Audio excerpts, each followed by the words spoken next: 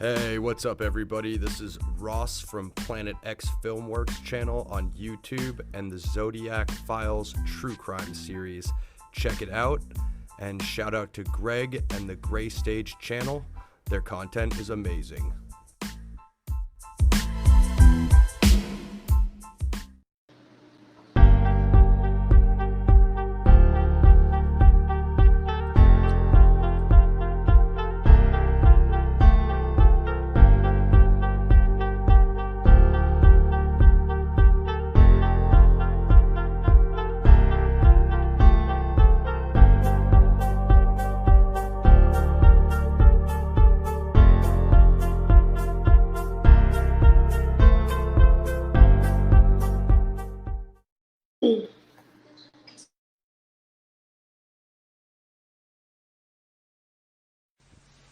If I were the devil, if I were the devil, if I were the prince of darkness, I'd want to engulf the whole world in darkness, and I'd have a third of its real estate and 4/5 of its population, but I wouldn't be happy until I had seized the ripest apple on the tree, thee. So I'd set about, however necessary, to take over the United States. I'd subvert the churches first. I'd begin with a campaign of whispers. With the wisdom of a serpent, I would whisper to you as I whispered to Eve, do as you please. To the young, I would whisper that the Bible is a myth. I would convince them that man created God instead of the other way around. I would confide that what's bad is good and what's good is square. And the old I would teach to pray after me, Our Father, which art in Washington. And then I'd get organized. I'd educate authors in how to make lurid literature exciting so that anything else would appear dull and uninteresting. I'd threaten TV with dirtier movies and vice versa. I'd peddle narcotics to whom I could. I'd sell alcohol to ladies and gentlemen of distinction. I'd tranquilize the rest with pills. If I were the devil, I'd soon have families at war with themselves, churches at war with themselves, and nations at war with themselves, until each in its turn was consumed. And with promises of higher ratings, I'd have mesmerizing media fanning the flames. If I were the devil, I would encourage schools to refine young intellects, but neglect to discipline emotions. Just let those run wild. Until before you knew it, you'd have to have drug-sniffing dogs and metal detectors at every schoolhouse door. Within a decade, I'd have prisons overflowing. I'd have judges promoting pornography. Soon I could evict God from the courthouse, then from the schoolhouse, and then from the houses of Congress. And in his own churches, I would substitute psychology for religion and deify science. I would lure priests and pastors into misusing boys and girls and church money. If I were the devil, I'd make the symbol of Easter an egg and the symbol of Christmas a bottle. If I were the devil, I'd take from those who have and give to those who wanted until I had killed the incentive of the ambitious. And what'll you bet? I couldn't get whole states to promote gambling as the way to get rich. I would caution against extremes in hard work, in patriotism, in moral conduct. I would convince the young that marriage is old-fashioned, that swinging is more fun, that what you see on TV is the way to be. And thus I could undress you in public, and I could lure you into bed with diseases for which there is no cure. In other words, if I were the devil, I'd just keep right on doing what he's doing. Paul Harvey. Good day. Good evening, everybody, and welcome to Rise of the New World Order. Actually, this is kind of a mashup tonight between Rise of the New World Order, the Gray Stage, Southern Sentinel, and Global Watchman News. So we are all simulcasting right now. Once Greg gets here, we can do the Brady Bunch thing. We can.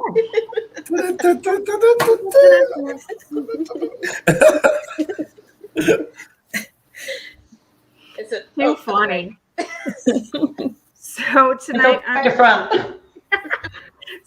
on the panel, we have myself, we have Eric, we have Jeff Hayes, we have Sophia, Catherine, we have Jamie, and we have Cass, and we're waiting on Greg. You probably all, if you're followers of Rise of the New World Order, or Eric or whatever, you know who Jeff is, you know who Jamie is, but and Cass. But Sophia and Catherine, you are actually from the Gray Stage, correct? Yes. The David Crowley group, yes. Yes, the David Crowley group. Catherine has her Yes. own YouTube channel too that she's been doing videos for the David Crowley series. So Nice. make sure to check that out, everybody. I will make sure that we put all the links to all the channels in the description below. I do want to welcome everybody in our live chat. We are simulcasting on 4 channels right now. We are live on Southern Truth. We're live over on Global Watchman News. We're live here on the Rise of the New World Order, and we are over on Facebook on Exposing Satanic World Government. So I want to take a minute just to welcome everybody. If you're new to this channel, take a minute, hit that subscribe button, hit that bell so you know when we go live. Where do we start, guys? I'm going to start in the chat room and just kind of check out who's over here. Sentinel Jeff Hayes, how's it going with the book sales as far as getting it on Amazon and getting your new book out there? His last book was Rise of the New World Order, The Culling of Man, which was #1 best-selling biblical prophecy in the UK and the United States, and also The Awakening. Third book just came out, and of course, we are going to be giving away a book at some point during this broadcast, and we'll figure out what the question will be at some point. If you were waiting on a book from me, they got mailed out today. So everybody should have a book now. If you have not received your book, let us know. We'll make sure we get it out ASAP. But I think we got everybody covered now. And we'll be giving away. Well, tonight, you know what? I mean, with this cast here, tonight we'll give away, just tonight only, I'm going to give away the first book, the second book, and the third book. But we're going to make the question really hard. And then we have to, of course, get... I tried to send books to Jamie, and they came back. I've got something to say. I don't know if that's an Australia thing. It's Australia. Catherine, Sophia, you guys are in the U.S., so we'll get you your address afterwards. We'll also be sharing that with the CIA, the FBI. Oh, I already have a clearance. They have all my info. Yep. There has also been some. Will have it, but you get a book. Yeah. There's also been a major problem with the Australian Post Service here in Australia. I've been sending out the cops to my audience for people overseas, and what's happened is there's been understaffed. They're backlogged for about 3 to 6 months. They're just piled up with deliveries and that. They're not getting out there.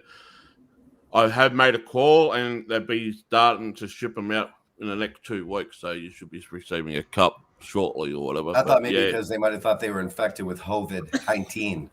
Well, I've got a 40-year-old. We've done this. We haven't gotten a strike in a while because we've gotten really good with using these code words, which we have to, as silly as that is. You had to say exactly. You had to bring that up, didn't you? We haven't gotten strikes. Yeah, I'm happy about that for now. Oh, because now they're going to be like, oh, we got to go.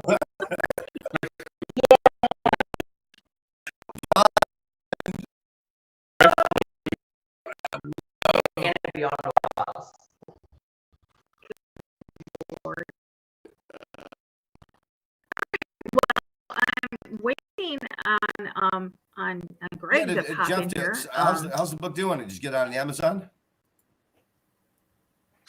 I'm still waiting for I hate technology and stuff, but the quote unquote metadata for the paperback is not plugging into Amazon yet. So that was the entire reason for doing that book that Laurie's holding, was to get it in a paper form. And Amazon really is the only game in town. It's just stupid. I hate them to death. So I'm just waiting for their stupid metadata to it's on there on ebook, which I've always had, and I have all the updates on ebook, but I'm just trying to get this dang paper book on there, paperback. And it's just not linking up. So I'm working on that now, but other than that, she goes. So Exactly. Wow. That's all any of us That's can all we do. do. So this show's going to be Just go kind of gently, about gently. the Gray the movie, or the Greg's research and all that stuff, though, because this will be All very the interesting. above. I love this kind of stuff. So Right. nice. And Catherine and Cass are both involved with Greg and what he's trying to do. So that's killer. I love that. Activist. Yeah, I know, Cass, you're with Jamie, correct? I know Sophia and I. Yeah. We do the same thing Greg does, Okay. so we kind of all work together. Okay. Yep. Gotcha. Now I got it. Yeah. Thank you. Right. I'm a Southerner. Now we same need as Jamie. Here, That's right. let me do this. So we'll put Awesome. we'll put Jamie and Cass together, and then when Greg comes on, the three will be with Greg is Sophia and Catherine. Speaking Yeah. of, what are you, Laurie- Here's the story. ladies That and must be gentlemen? Greg. Ladies and gentlemen, it's hot. Greg.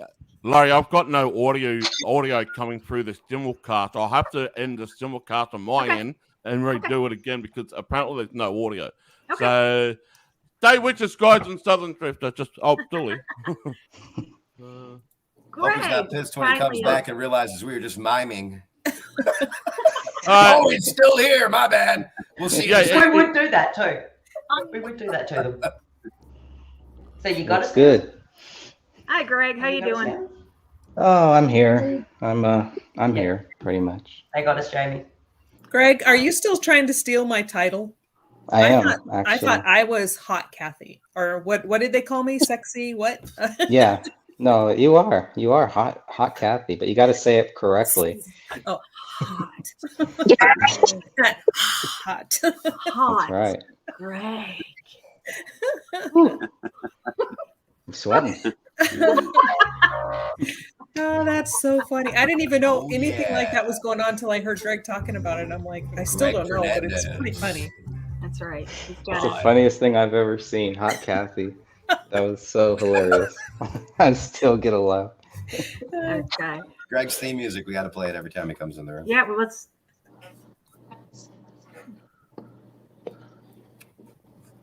Do you have it? I was just playing it. It didn't come through. No, it didn't come through. Come on. What's this craziness? Seriously. You can't hear that? Barely. Wow, we've had some craziness going on today. Oh, what's going on? Hi, this is Ron Jeremy. Oh, How about that? okay. Yeah. Welcome, everyone. Welcome to my show. Live. Live. Greg Fernandez, author of Gray Stage. All right. There's my fan club. There's your answer. All right. So for everybody that doesn't understand or who's not, I can't think of anybody who's not familiar with the death of David Crowley and his wife and his daughter back in December of 2014. But let's kind of I have the trailer for Gray State. Should I play that to start us off? Sure. Yeah. The trailer for Gray State. Sure. You know what? Probably not, because I've noticed that every time I play it, I get a strike. Really? Because I play it all the time. You do? Okay. So it's Yeah. probably just me. Then go for it. Well, of course. All right.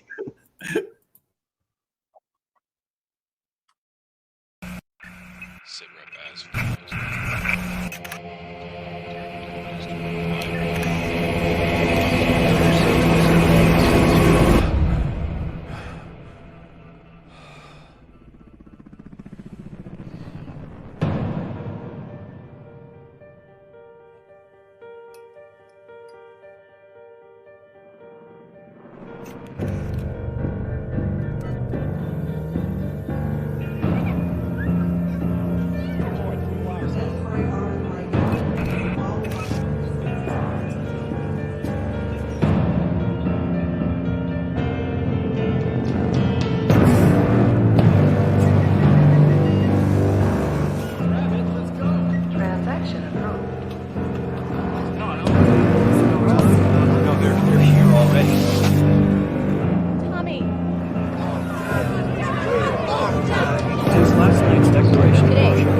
soldiers are moving in secure key areas.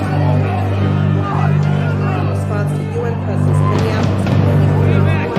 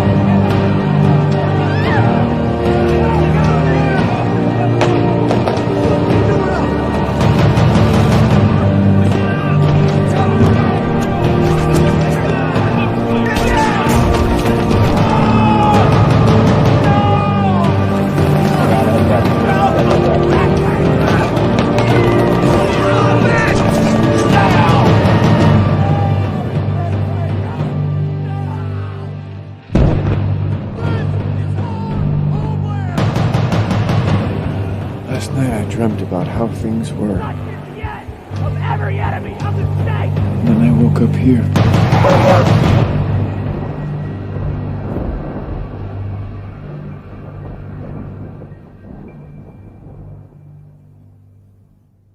That would mark the 1,500,000 in 55th Wow. time I've seen that. Yeah, still gives me chills. And you guys too, And right? it's- Right. Still gives you chills every time, doesn't it? Absolutely, Sure it does. Absolutely, it does. Yep. For different reasons now. question. But, yeah.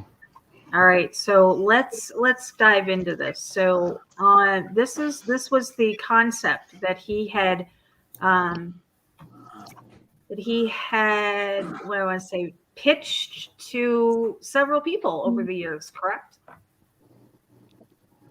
That's right. I'll have to end this simulcast on my end, Laurie, because it's not working at all. The volume is not coming in. Everything is plugged in. What's up with that, Jamie? What's up with that?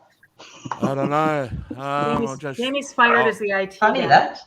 It's a conspiracy. I'll just have to upload it later on. So Okay. sorry guys on Southern Trish YouTube channel. It's just Give them the YouTube link. being Drop the link over so then they can come over into this chat room then. there's no one there really. No one there over here. They're not Okay. listening.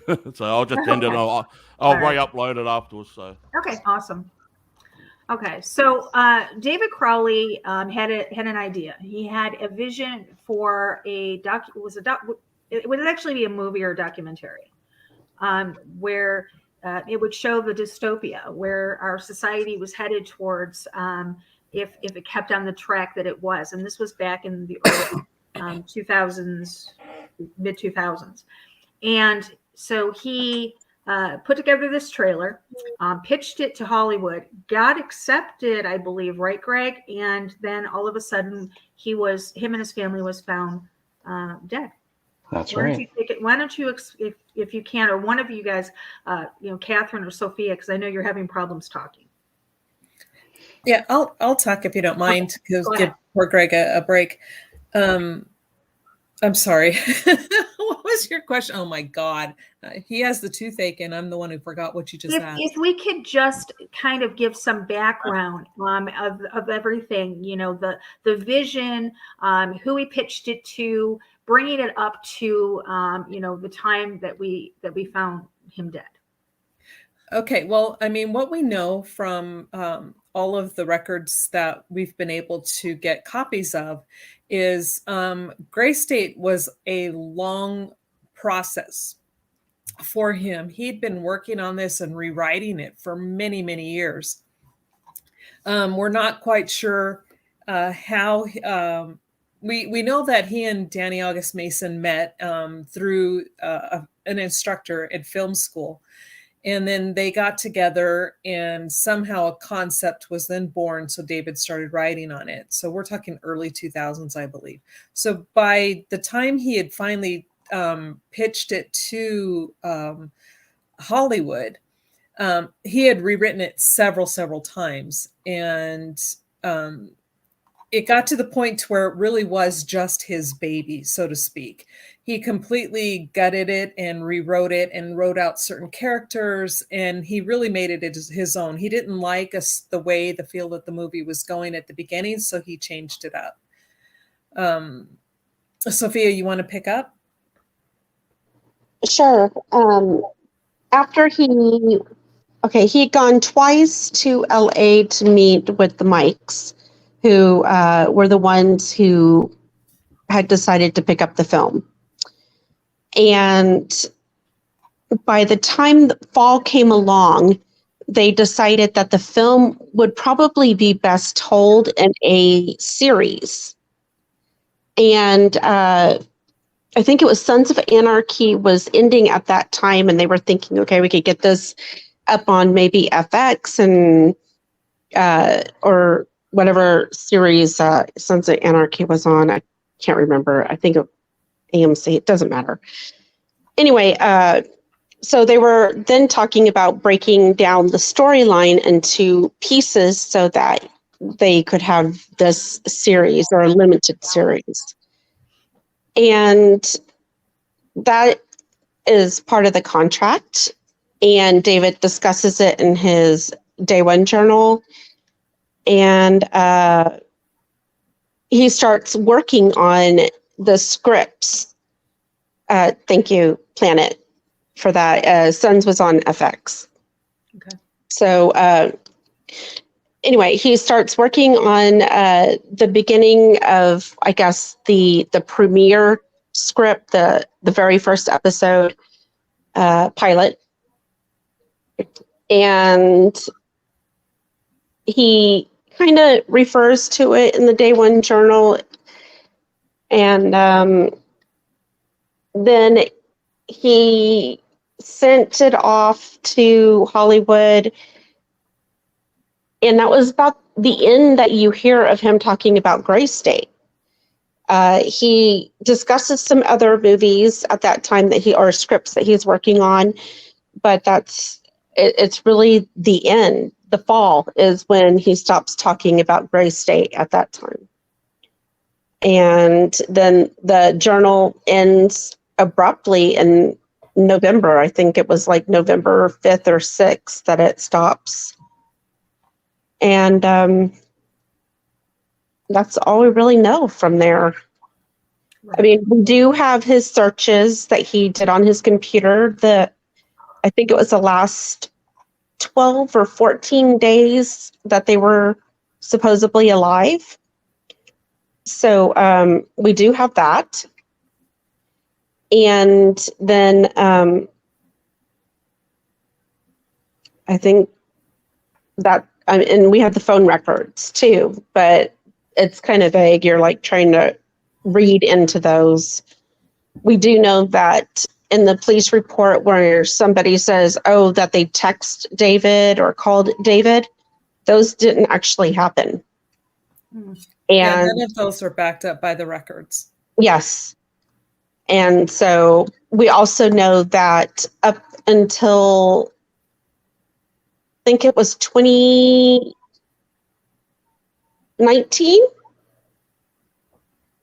or early 2020, the cell phone was still on. Well, it wasn't on. The account was still being paid for. And it was being paid, 2 lines were being paid for. And it was by a David Crowley LLC, I believe.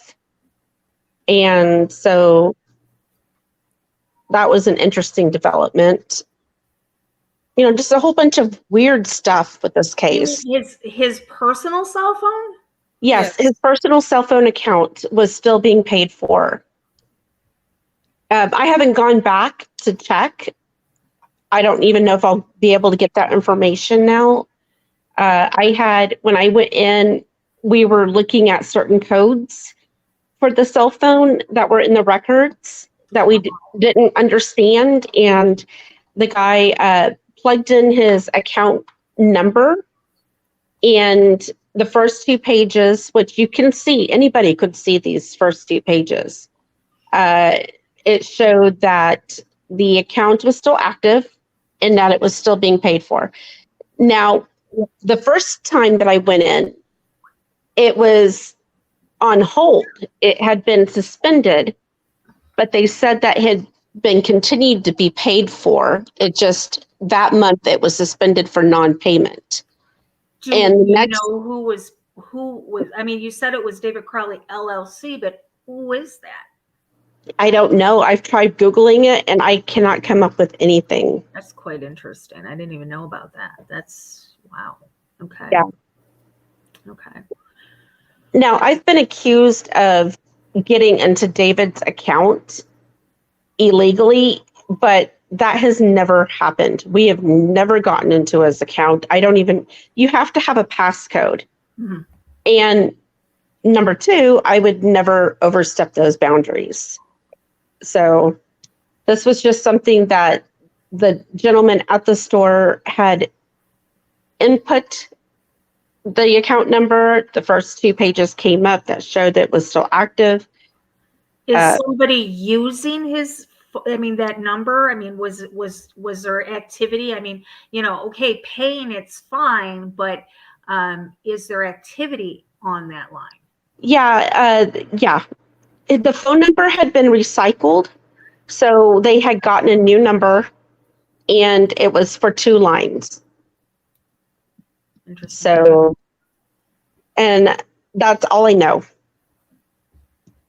And then the next day that I went in, it had been paid for overnight and it was back active again. That's crazy. So it was just really weird and never got the answers that I needed, but I did get that information. Okay, so what led up to we'll keep that because I think I want to go back to that, but let's lead up to the day that Sure. him and his family was found.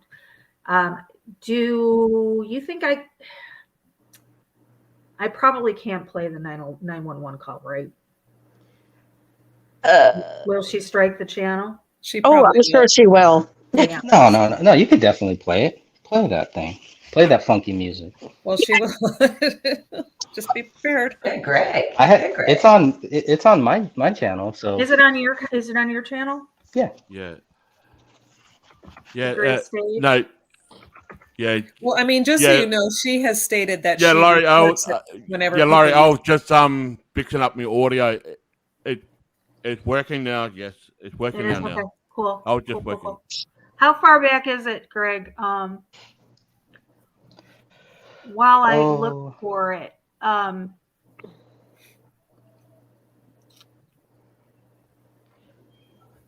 to find it here. Yeah, if you want, I can. Yeah, can you grab me the link on Facebook? Yeah, can you do that? Yeah. So while you're doing that, do you mind if I kind of toss something in here for a minute? Absolutely. Pick up on. Yeah. Okay. You're talking about leading up to when the bodies were found. We do not know when they died. We know that the police say that they believe it was somewhere around Christmas time. However, the evidence doesn't support that. We also know that the medical examiner lists the date of death as the day they were found, which is standard. If it's not seen or witnessed, it's generally the day a body was discovered is when they will list it as the date of death. Mm-hmm. But, all we do know for certain is that sometime in December, everything stopped from them. And then the bodies were found toward the middle of January. And so the only thing we have to go by are the autopsy reports.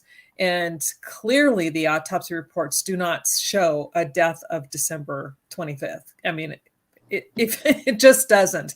Right. And that's the thing that kind of frustrates me with the medical examiner's office and the police department. The ME knows this, and I'm sure the police department knows this too, but saying that they died sometime maybe after the first, again, we don't know. That's speculation. But we do know that there were Christmas presents on the porch. Correct. And the majority of the people in that neighborhood said they didn't even see the presents there until January. Oh, okay. So, okay. And So, okay. But again, just because they may not have been seen and doesn't mean that they were dead. There's a lot of things that could have been happening within that house. So, it's just all pure speculation. However, for me, this is my personal opinion, for the police to say and give it a date of death in December when they know very well that is not the case. To me, that just they're building a narrative. They're sticking to a narrative instead of following the evidence within the case. And that's always bothered me. Gotcha. Yeah, because I know when it first was, I remember the day, like I said, a lot of us were, back in 2014, there was a lot of really huge pages, and the page owners, we were all in one group chat. And, that was the big thing that, the conspiracy theorists were talking about the gray state, David Crowley and all this other stuff. And then I remember somebody put in the chat that, what had happened. And it was like, it was so surreal. And we all just dropped everything we were doing, dug into it, and, tried to make some sense of it, because it was so it was all, you had the conspiracy theorists on one side saying that somebody else, did this to them. And then you had, other people on the other side saying that David was guilty of this, killing his wife and child, so, we had these two different worlds clashing for a while on social media. A while. It still continues. It's still clashing. Let's just put it that way. It's still, after all this time, it's still, and I wasn't aware that it was still clashing until recently, but they are clashing. We just ignore them. They're not worth our time. Right. Exactly.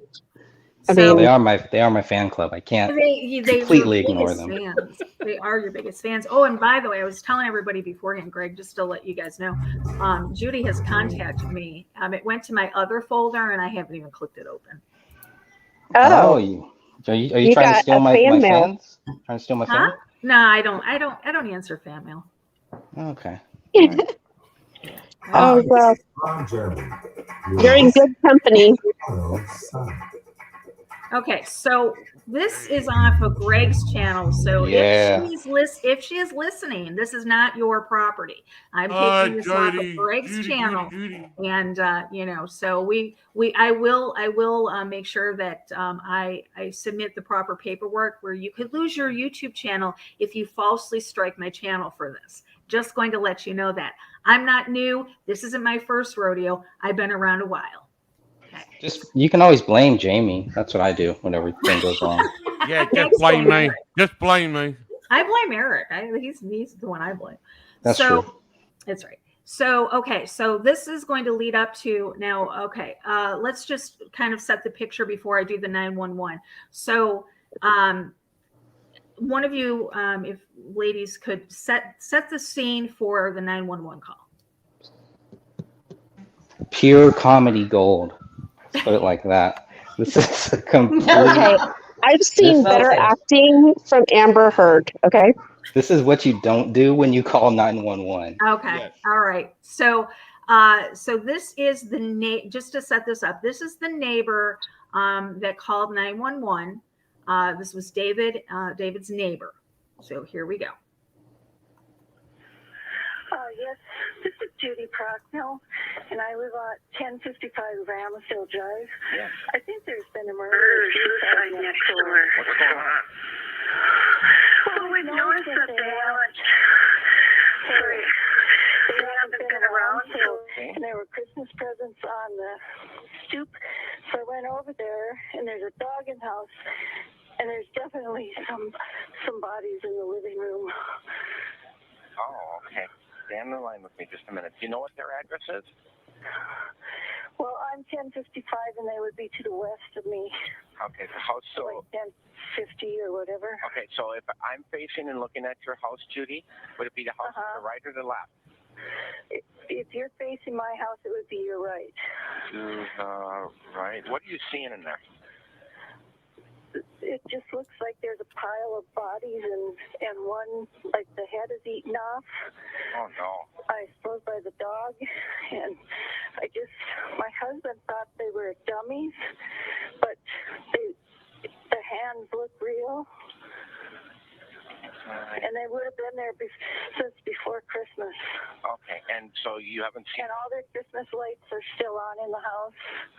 And my husband said he saw a gun.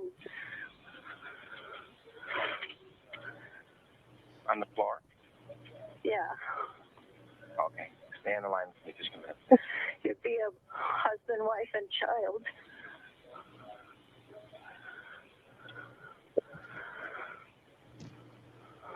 Stay on the line. I'll get some people rolling over there.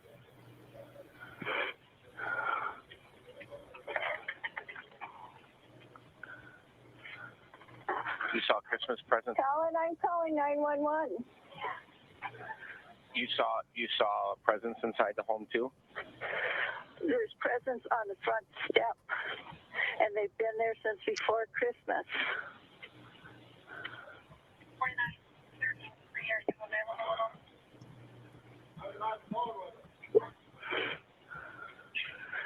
And there's definite. I just peeked in the front window, and it's gross. Colin, what's their address? 1051 Ramsdale Drive. Okay, Don't look in the window, Laurie. 1051 Ramsdale Drive. Okay. Right. And you said that. Laurie, don't look in there. No. So it looks Don't look in there. It looks like multiple bodies inside. Yes. And it looks like the dog may have been. Yes.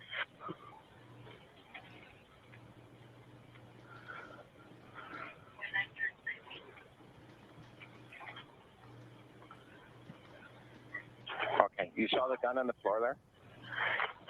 Yes, my husband saw it. He's not here right now. He's talking to the other neighbor. We hadn't seen any movement over there. We just thought they were gone for Christmas, and we came back from Florida this week, and we still hadn't seen, and the presents were still there, so my husband went over there to check. Okay. They thought they were gone for Christmas. Haven't seen any movement. So there hasn't been anything movement there since before Christmas. They haven't shoveled. Excuse me, I think I have to throw up. Okay, yeah, okay, ma'am. I won't keep you any longer, okay, Judy? Okay, I appreciate the call. I got help coming, okay? Okay, bye. Thank you. I think I'm going to throw up after listening to that. Okay, I 5 minutes of torture. have a few questions that I wrote down here as I was listening to that. Yeah, there's a dummy there, but dummy's on the phone, not a dummy on the ground in the house.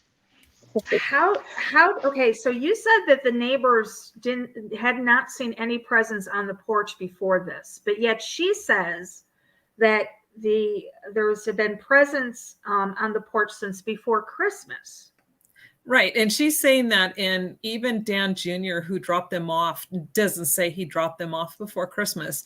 And like I said, the majority of people, when asked, when you read through the police reports, in fact, most of them say January 10th is when they noticed the presence on the front door. And she keeps pushing. Everything with her is before Christmas, before Christmas. They must have been there since before Christmas. Well, even by the own police's so-called investigation, they put their deaths after Christmas. And doesn't she say that she just returned from Florida? Yeah. How would she know if she was gone? Thank you.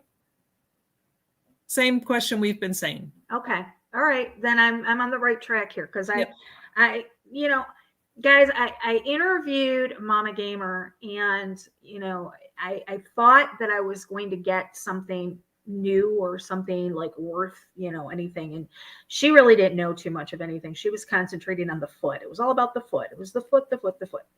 And so then I got in touch. She put me in touch with Judy. I was supposed to come on and interview them together, and then some stuff happened, and I distanced myself from that, and I wanted no part of it. So I didn't really listen or concentrate on listening to this, but she's contradicting herself entirely the way through this whole 911 call. she said she's gone to Florida, yet she's stating that this happened, it had to be before Christmas. She says she saw a gun on the floor. Where would she have had to look in the window to see a gun? Or let me rephrase the question. What would she have seen if she looked in the window? Do we know what she actually saw? She claims that she saw Camille's rear end, that she saw a hand. Okay. She doesn't claim whose hand it was, as far as I know. But there was only one on David and one on Ronnie, so she had two that she could have seen. So she could have actually seen from the front. Okay, because I'm going to stop this. I know the window looks tall, but Judy is, I guess, tall enough to look through it from what she says. Okay, I'm going to, oops, wrong one. Just a second here. Let me pull this up here.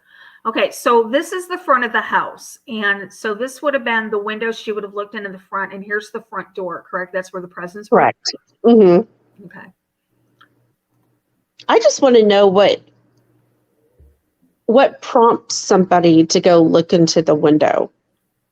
I mean, could you imagine if they had not been dead and they were alive and then all of a sudden you see a neighbor peeping? Yeah. I don't know. That's just always something that's bugged me. I mean, I think it was. I'm glad that dog. somebody. I mean, yeah, but my dog peeks through the window all the time. Thankfully, our neighbors don't peep in. My question has to do with the presents, because she's very adamant that says that the presents have been on the porch since before Christmas, but yet other neighbors are saying that they didn't see them at all until that day. And how would she know if she was gone to Florida for that period of time? Right. Well, the most of the neighbors, there are like maybe one who says that they saw them around Christmas time, but the majority of them say January 10th. Now, when Sophia or Greg, and I know Greg has a sore tooth, so I'm not trying to keep Greg out of it, but when did Dan Jr. gave two different dates of when he supposedly dropped them off. Do you guys remember which those dates? Now, Dan Jr. is who? David's brother. Okay. Yeah, so Dan Jr. told the media that he wasn't sure what day he dropped them off. It was either December 26th or December 27th. But in the police reports, it clearly says that he dropped them off on December 28th of 2014. But yet the neighbors don't notice it. The majority of the neighbors don't notice it until January 10th. So I'm thinking that people would notice presents sitting there for almost a month versus just a few days. Wouldn't the mailman notice that? I would think so.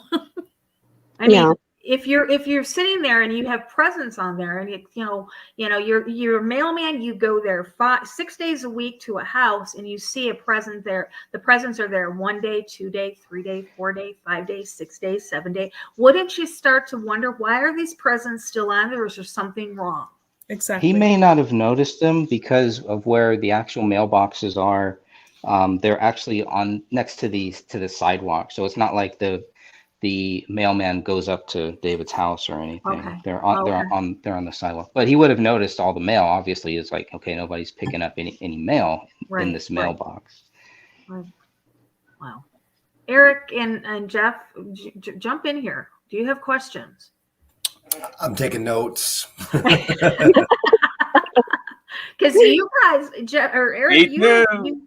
I always learn something new every time I do a broadcast with about the subject from any of these guys. That's why I always pull notes out. Gotcha.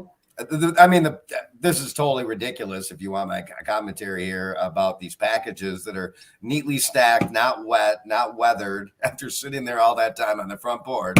If you believe that, then I got some freaking prime ocean front real estate to sell you in Wyoming. Exactly. Yeah. Would anyone want to buy it? Pretty brave. you mentioned a good point here. They're not wet. They're not weathered. They're not. I mean, if something we're talking How about. many weeks were we talking to? I think it was 2. We're talking Minnesota here, guys. There's. I mean, look These at were the sitting snow there, and look at them. I mean, they're not knocked over. I mean, that's ridiculous. That stood out to me definitely. Somebody says in the chat, "There's no way presents were there more than a day." Exactly. Well, we also this is not the way that you see them in the photos is not how Colin found them. Colin said that they were actually scattered, and so he picked them up. What you're seeing here is how Now, Colin who's stacks Colin? them here. So they were scattered Colin on is Judy. the wet, Colin is on the Judy's wet, snowy husband. ground. At that, Okay, Colin they is just Judy's miraculously ended up husband. looking Okay. like that. Okay. Come on, man. And I looked up the weather. I looked up the weather for Apple Valley, and in that time frame between Christmas and when the bodies were found, they did not really have any snowfall. What you see is what was really on the ground prior to that, and nothing really else, came down. So the fact that Judy was making the comment about, well, they're not even shoveling, there was nothing to shovel. Gotcha. At least according to the weather. And according to her, she was in Florida. How would she even know if they were out shoveling? Exactly. I mean, that's something that I keep going back to, is that she's portraying herself as having knowledge or of having, being some sort of, witness to this. Yet she claims that they were gone to Florida and they had just gotten back. Right. Very and interesting. She didn't even know the house address. So how much could she know these people? Right. Now, was David and his wife, were they like loners? Did they have a lot of friends? I mean, I'm sorry, but even if they were outside, wouldn't an animal come up to them or a dog? Come on. They don't even look like they're weathered. It's just really good paper. It's the best wrapping paper. Really good paper. That is not That's what dollar you need. store paper, let me tell you. Okay. You build a house with that. Withstand anything. I was really concerned about the fact that she was saying that the dog, it looks like the dog ate him. Like, how do you know? Have you seen dead bodies where dogs are eating them or something? To me, that was always kind of strange. Just blame the dog for the way that the bodies look. I thought was really odd. Well, if she only saw the buttocks of one person and a couple of hands, how would she know? Well, what was left of David's head, I'm sure, was probably visible. Okay. Eric, do you remember when we covered this back in 2016? And we actually looked at crime scene photos, and there was something that had to do with a toilet. And if I remember correctly, drywall. Do you remember that? I do. What am I thinking of? I'm trying to put it in my head too. The basement. Yeah, what was the basement? Yeah. Because I think what I'm remembering about the toilet was the water was the toilet hadn't been used in a while. And it was dried up, and there was I think there was dried urine in it. Yeah, like a paper towel. Yeah. The thing about the toilet was, did the dog need to flush it? And of course, the counterpoint would be, well, some toilets just run or self and fill, but that toilet, if it was indeed running and filling, it wouldn't have looked like that. Right. Exactly. Right. And okay, so now let's. This is what I want to ask you guys, and I don't know if you know it or not. Okay, so the dog was in this house with them for whatever period of time. Was there water available for 2 weeks for this dog? For it's 3 weeks, but 3 weeks. I'm not sure. Because a dog is going to need water to stay alive. Correct? Correct. And for their narrative, I would think that there was not enough water for their narrative, not for what the evidence says, but for their narrative. For their narrative. Because the dog, can survive. If he did consume parts of the body, that's fine, but he would still need water. Yep. And I we, think didn't Sophia, didn't you find like where there may have been like a water and food bowl by the rear slider? The rear slider is usually where they like the rear slider and the kitchen. There was the water cooler, and right by the water cooler is where they used to keep the bowls for the dog. okay. And I found that in the day one journal, but you had to like zoom in uh, really zoom in to see it. And for some reason, those bowls are not there that we can see in the crime scene. But there is dog food in that exact area. There's 2 bags. So he could have, I mean, he could have very well have fed Oh, himself to the dog food, and Yes. because I know, I mean, even my dog or my cat, if her bowl even gets a quarter of the way, she's over there, pawing at the bag. So I mean, they're well aware of where their food source is. Okay, wow. So the 911 call is made. The police come. Why don't you guys take it from there? I'm going to send you the full 13-minute video for that too. Okay. So the police get there, they look through the window, they secure the scene. They notice that the rear slider is unlocked 1/4 inch. And so they also, 2 of the officers, I believe, they report some type of a very foul stench related to dead bodies. They search around the whole house. They notice that the dog is there. And so they have to call a special police officer who has a catch pole to take that dog out.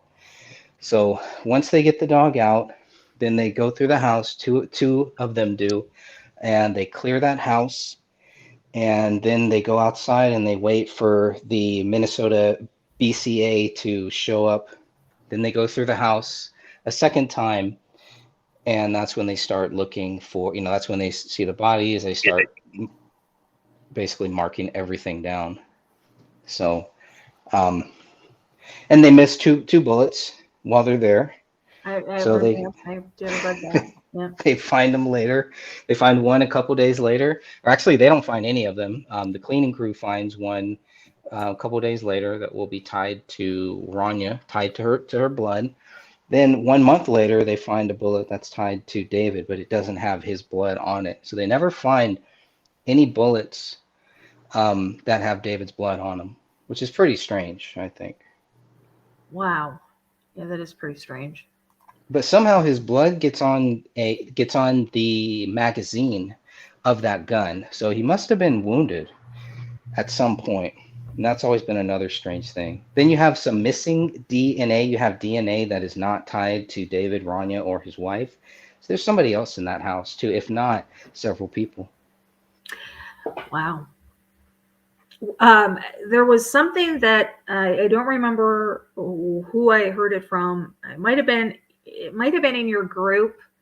But there was something that David, there was like a 3 written next to him that somebody is maybe saying that he's trying to tell people there was 3 people in there. Maybe the way that his fingers were. It was something. It was a number 3. And here's the thing with the fingers. In one of the initial photos, it shows the index finger and the thumb touching with the other 3 fingers up in the air. But then and that was in a later photo. But in the very first photo that they took, all 4 fingers are up in the air and the thumb is out to the side. Huh. I've done a video on this. So that tells me that someone was manipulating to get the other photo done. So why are they manipulating the hand? The hand is not going to move. The initial photo shows the hand open, fingers up. Wouldn't it be almost impossible to move the fingers through rigor mortis? No, the rigor was done by this point. Okay. Yeah, that's true. It would have been. Okay. Yeah. Gotcha. So that, and this is the problem with the initial drawing, it shows that Rania is lying on her left side between her mom's legs with her head up toward the crotch area, and in fact is described as such. But then in the photo that we have, her body is now moved and lying on top of her mom's legs close to her dad. So someone is moving things. We have proof, and I did a video on this as well, proof that someone was moving the scalp piece on the Quran. Several photos, and I show the progression of this movement of the scalp piece. Why are they moving it to take photos? It Right. just makes no sense. There's complete manipulation of evidence within that house. Right. And guys, I'm going to make sure that all of the links to Greg's channel, so that you can see, Catherine, Sophia, and Greg's videos that they've done a fantastic job putting all of this together for you, on the channel, and spent a lot of time making videos. And you guys have. When did you start researching this? Straight out of the bat? I mean, what made you guys start? Was this? I started, with Sophia, I started December 2017, the end of December 2017, when the documentary hit Netflix. And Greg was years ahead of us. Yeah. Sophia and I started about the same time. And Greg, when did you start? I started January 19th, 2015, so 2 days after the bodies were found. Wow. Okay. So, I mean, this is something that you've watched the progression of everything happening here. So the police go in, and I Definitely. want to stop it right here. This is something that everybody has a question about. This right here on the wall. Can you give us an explanation? Because I know that his wife, she was Muslim, correct? Or her family was. That's right. Yep. Okay. And I'm trying to find the reasoning behind it, because David I don't even think he was converting to Islam. So the fact that this is written in blood on the wall, I don't know if you guys can see it. What does it say? Allahu Akbar. Okay, so that would be in relation to the Islam faith. So what is the reasoning behind? I mean, it doesn't, to me, this part does not make sense. Nope. I believe it was the police chief that stated he felt that it was David's final slam against Kamel and her religion, and that makes no sense. He's never, condemned her or her religion. Well, and they have no proof that David wrote that. They do not know who wrote that. They know it was in Kamel's blood, which kind of goes against the whole pack theory, aside from her being shot twice. But they don't know who actually wrote this. So why are they just saying that David did? It's not their job is to find out who wrote this, not to just guess and then run with it. Right. So yeah, because that's very interesting. All right, guys, we're going to take a couple-minute break, so you guys can go to the bathroom, get some coffee. And when we come back, I'm going to pull this over to Eric, and he can take over the rest of the time. Are you ready for that? I also want to hear from Jamie. I want to hear his chat with my fan club. We got to get to that too. I don't know if Lukewarm Eric's ready to take over everything, but I'm scrambling now for something to play during the break. No, I got something. Unless you guys got something. Just sing. I was actually just sing to us. I was going to play music. I was going to play music. So, Do it. All right. You gonna play some Phil Collins for me or what? No, I was just actually going to play the StreamYard music. So. I just So we time don't- already. Yeah. Time So flies. Do I So need everybody, to think can about everybody it, Greg? mute out and be back at 14 after? Cool. Okay.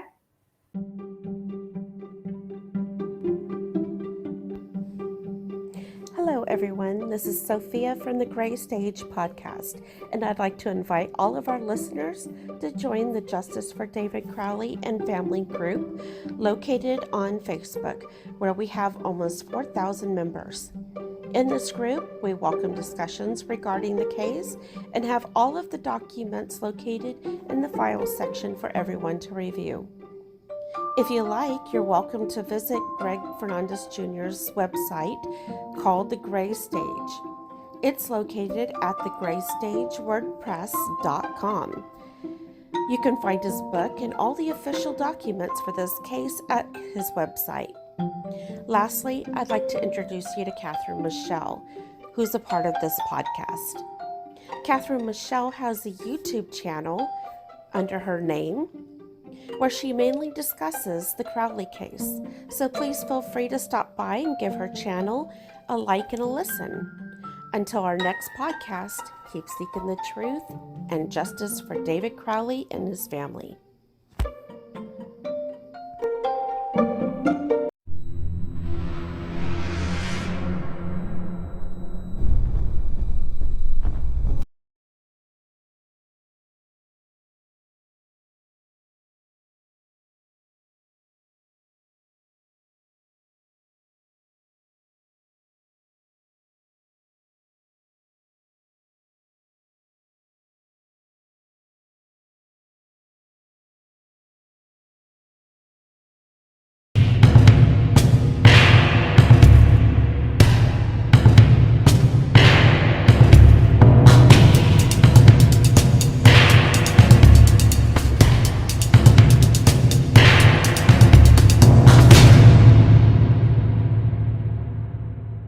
All of them are missing with no explained reason. For all intents and purposes, they've just vanished.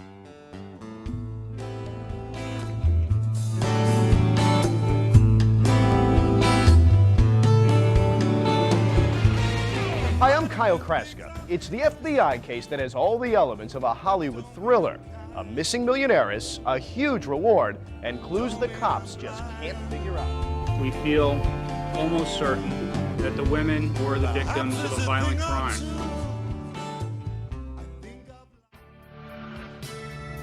The car was very badly and totally burned. It's been positively identified by dental records. Second victim that was in the trunk of the burned vehicle. DNA testing has been done. People responsible for the Yosemite murders are behind bars. The police interest in the ex-cons heated up. They were getting locked up on parole violation. But at that point, they were focused really in the wrong direction. Our final guest of the program is a former police officer, Steve Sanzeri. Everyone on all the message boards have all been talking about this case and debating it and saying, hey, man, there's something more here than meets the eye. But I wanted to visit with an expert on this, and Steve obviously is. Steve, thanks for joining us. How are you? Good morning, Scott. Thank you for having me on. Mr. Sanzeri, are you there? I am. How you doing? I'm doing pretty good. Like you don't know, we've just been talking all day. The massive manhunt, all kinds of resources, multiple of SWAT teams and sheriff's offices and highway patrol and helicopters and infrared technology to find him because of a screw-up. I mean, I was just hoping I wouldn't get shot at the front door. And the curtains moved, the sun's breaking, all of a sudden, Candler came out like a wildcat right at me for my weapon. This is a fascinating story. You were crying, you're so scared and all alone. Hangman is coming down from the gallows, and I don't have very long. Yeah! His dig is up, the news is out, they finally found me. The renegade who had it made, retreat from the bounty.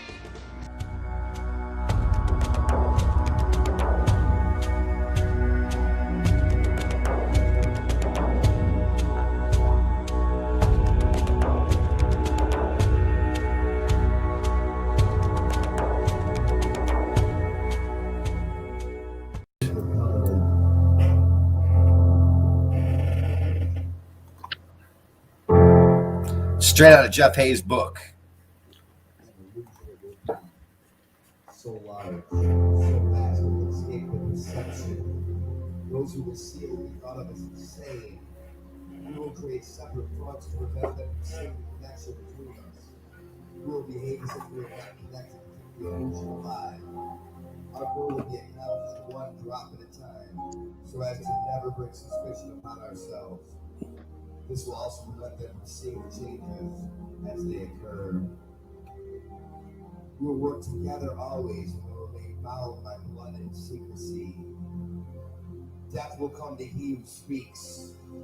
We will keep the lifespan short and their minds weak while pretending to do the opposite. We will use our knowledge of science and technology in subtle ways so they will never see what is happening. We will use soft metals, aging accelerators, and sedatives in the food and water. Will also put in the air. They will be blanketed by poisons everywhere they turn. Poisons will be hidden in everything that surrounds them.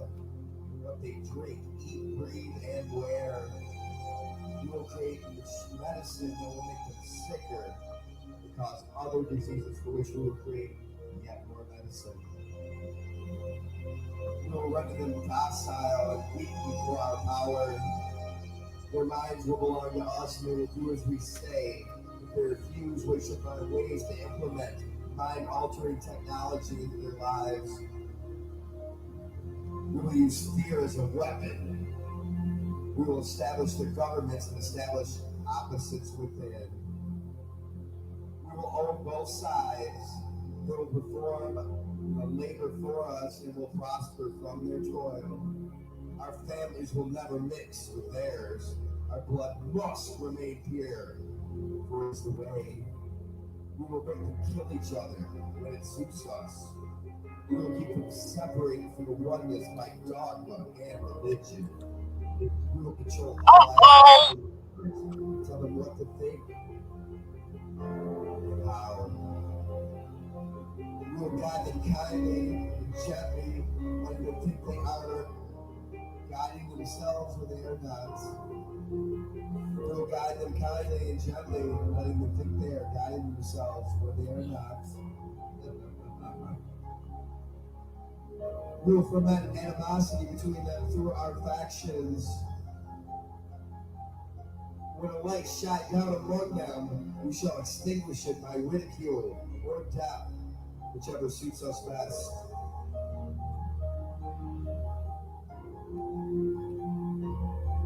We will make them rip each other's hearts apart and kill their own children.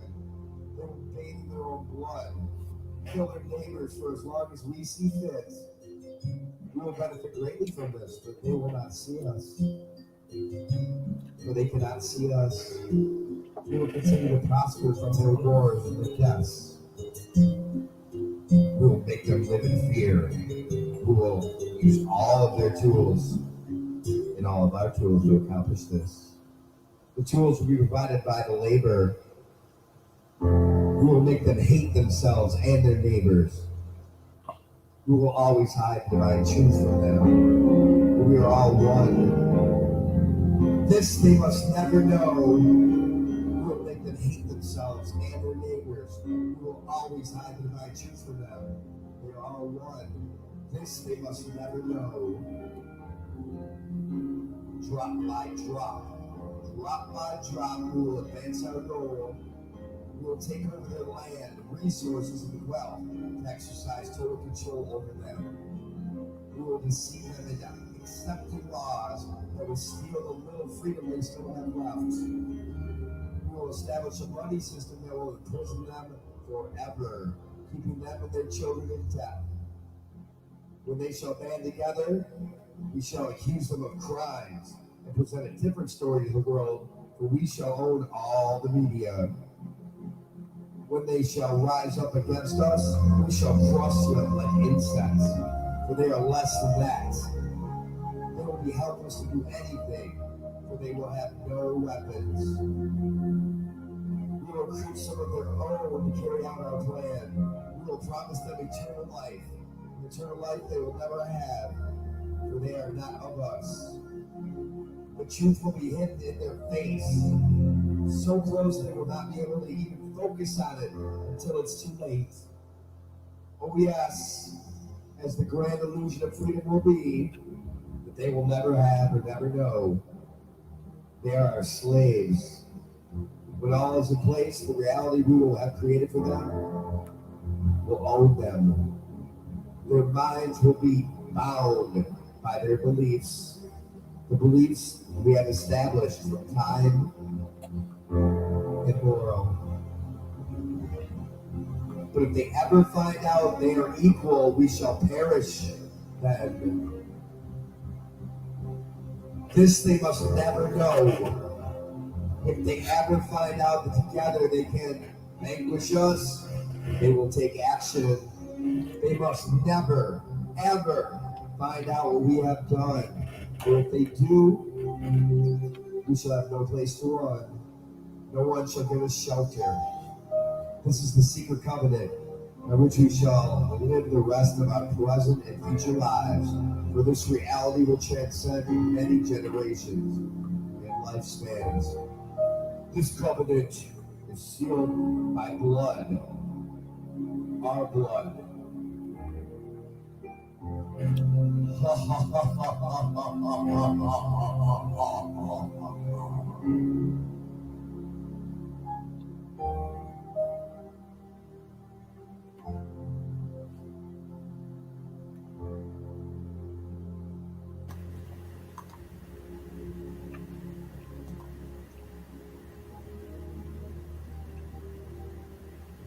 None are hopelessly enslaved.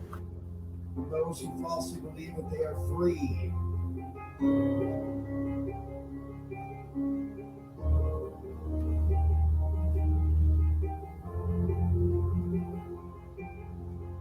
You as an individual are so handicapped by coming face to face with a conspiracy, a monstrous conspiracy that no one can even believe it exists. The American mind simply has not come to the realization of the evil which has been introduced into our mindsets.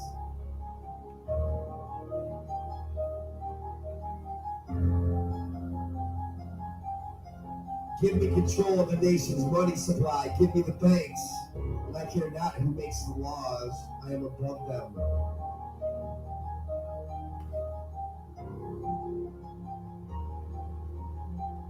We shall have world government, whether or not we like it. The only question is whether world government will be achieved by conquest or by consent.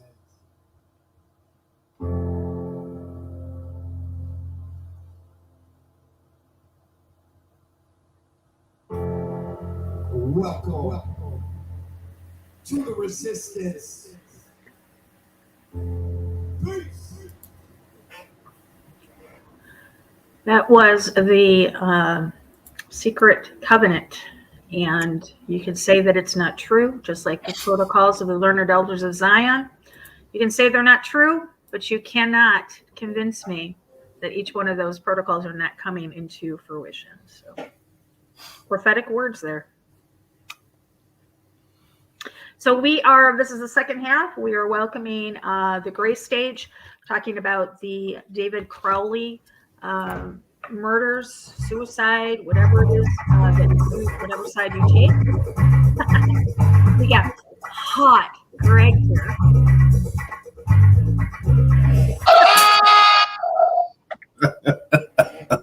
Too funny. All right, so you mentioned Greg Fernandez, hot Greg. So hot Greg. Anytime you mention hot Greg, that's what you're gonna get. Hot. Cat calls. All right, so it's so funny.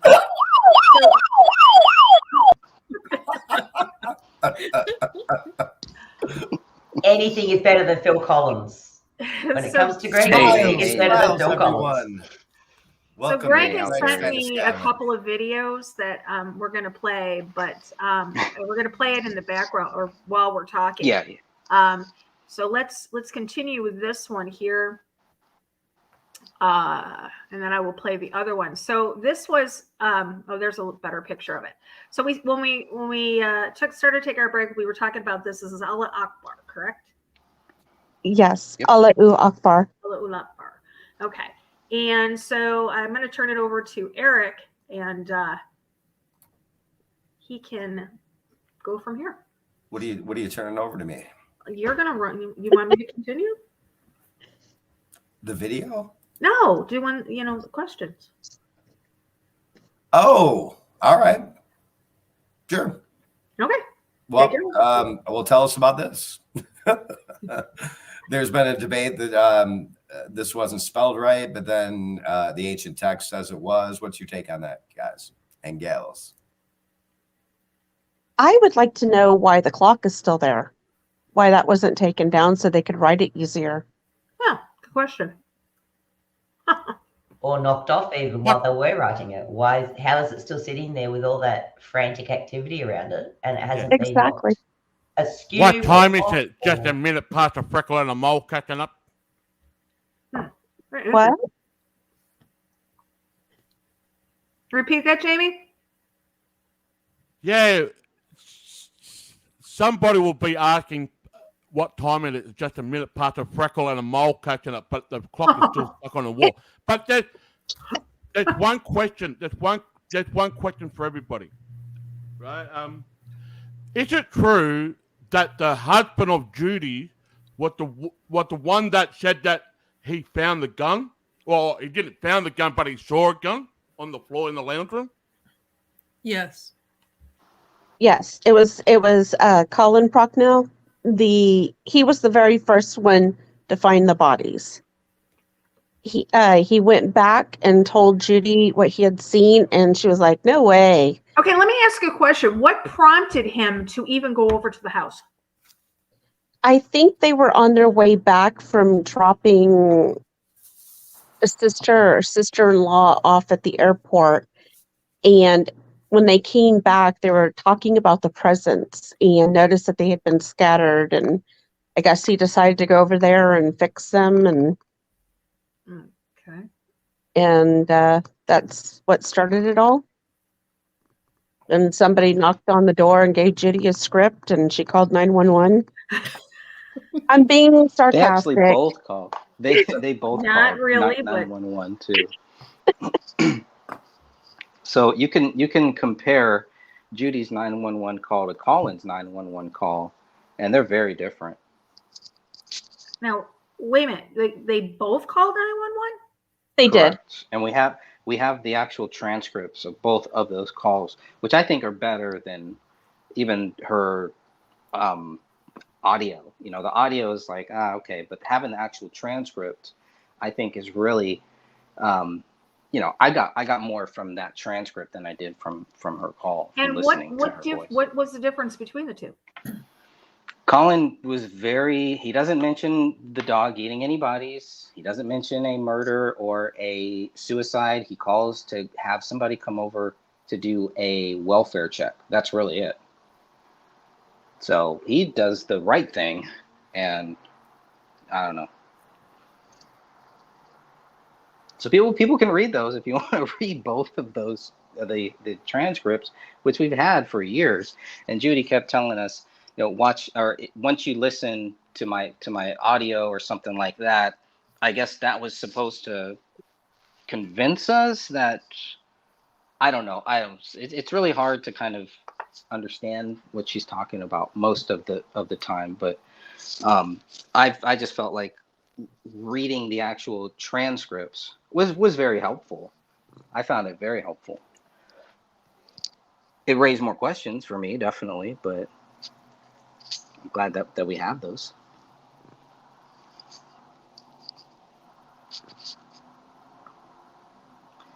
So here we have a lot of, this is just this video, by the way, we just got recently too. We didn't get this until last summer or something. And I think we played it on Eric and Jamie's show a while ago. Once we first got it, we played it there and kind of went through it. And the 911 call, but we could not really get past the first few minutes of the 911 call, if I remember correctly. But that was pretty funny. There's the Allahu Akbar, or not? There's the submit to Allah, which is spelled Submit to differently Allah here. now. Some So it people must be say the that that's the content. first suicide note. Yeah, they were But there's, calling that a suicide note. I mean, there's no way to know when that was written Right. or And who wrote it. if you read his journal, he was making future plans for him and his family. All the way through it, he was making future plans. So this wasn't a journal of somebody who was introverted, depressed, beside himself, planning on ending it all. To me, and this is just my personal opinion, after looking at all of this, if David had plans on doing something this tragic, he wouldn't have taken his daughter and his wife with him. Right. He's not only planning for he would have gone somewhere else, done it himself, and that would have been it. Yeah, he's planning for his future. He's planning for his daughter's future 20 years down. So he's not planning short-term future. He's planning long-term future for all of his family.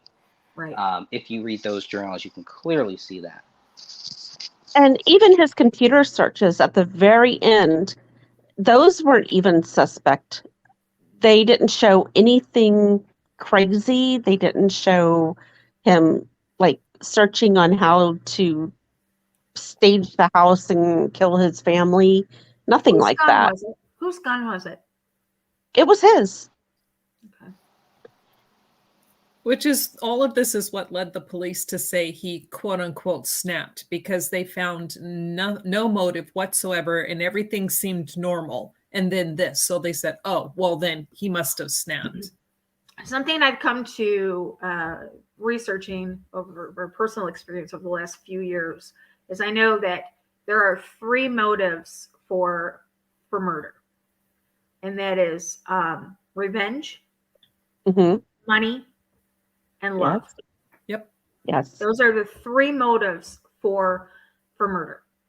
And to me, this doesn't, it wasn't for money. If it was money, it had to do with the video, with his script. If it was for revenge, it would have to do with his script. I don't see it happen. I don't see, either one of them having an affair and, having it be for a love or anything like that. It just seems so weird that all of a sudden, this he gets the okay for this to move forward, and all of a sudden he decides, well, that's it, I'm going to end it all. Right. It makes no sense. It's years of hard work. And he's poured his soul into this, and all of a sudden they're going to just call it quits. I don't understand that. I have 2 more I'm going to play. Go ahead, Eric. Get out your notebook. What would you like to talk about now? I'll talk about me.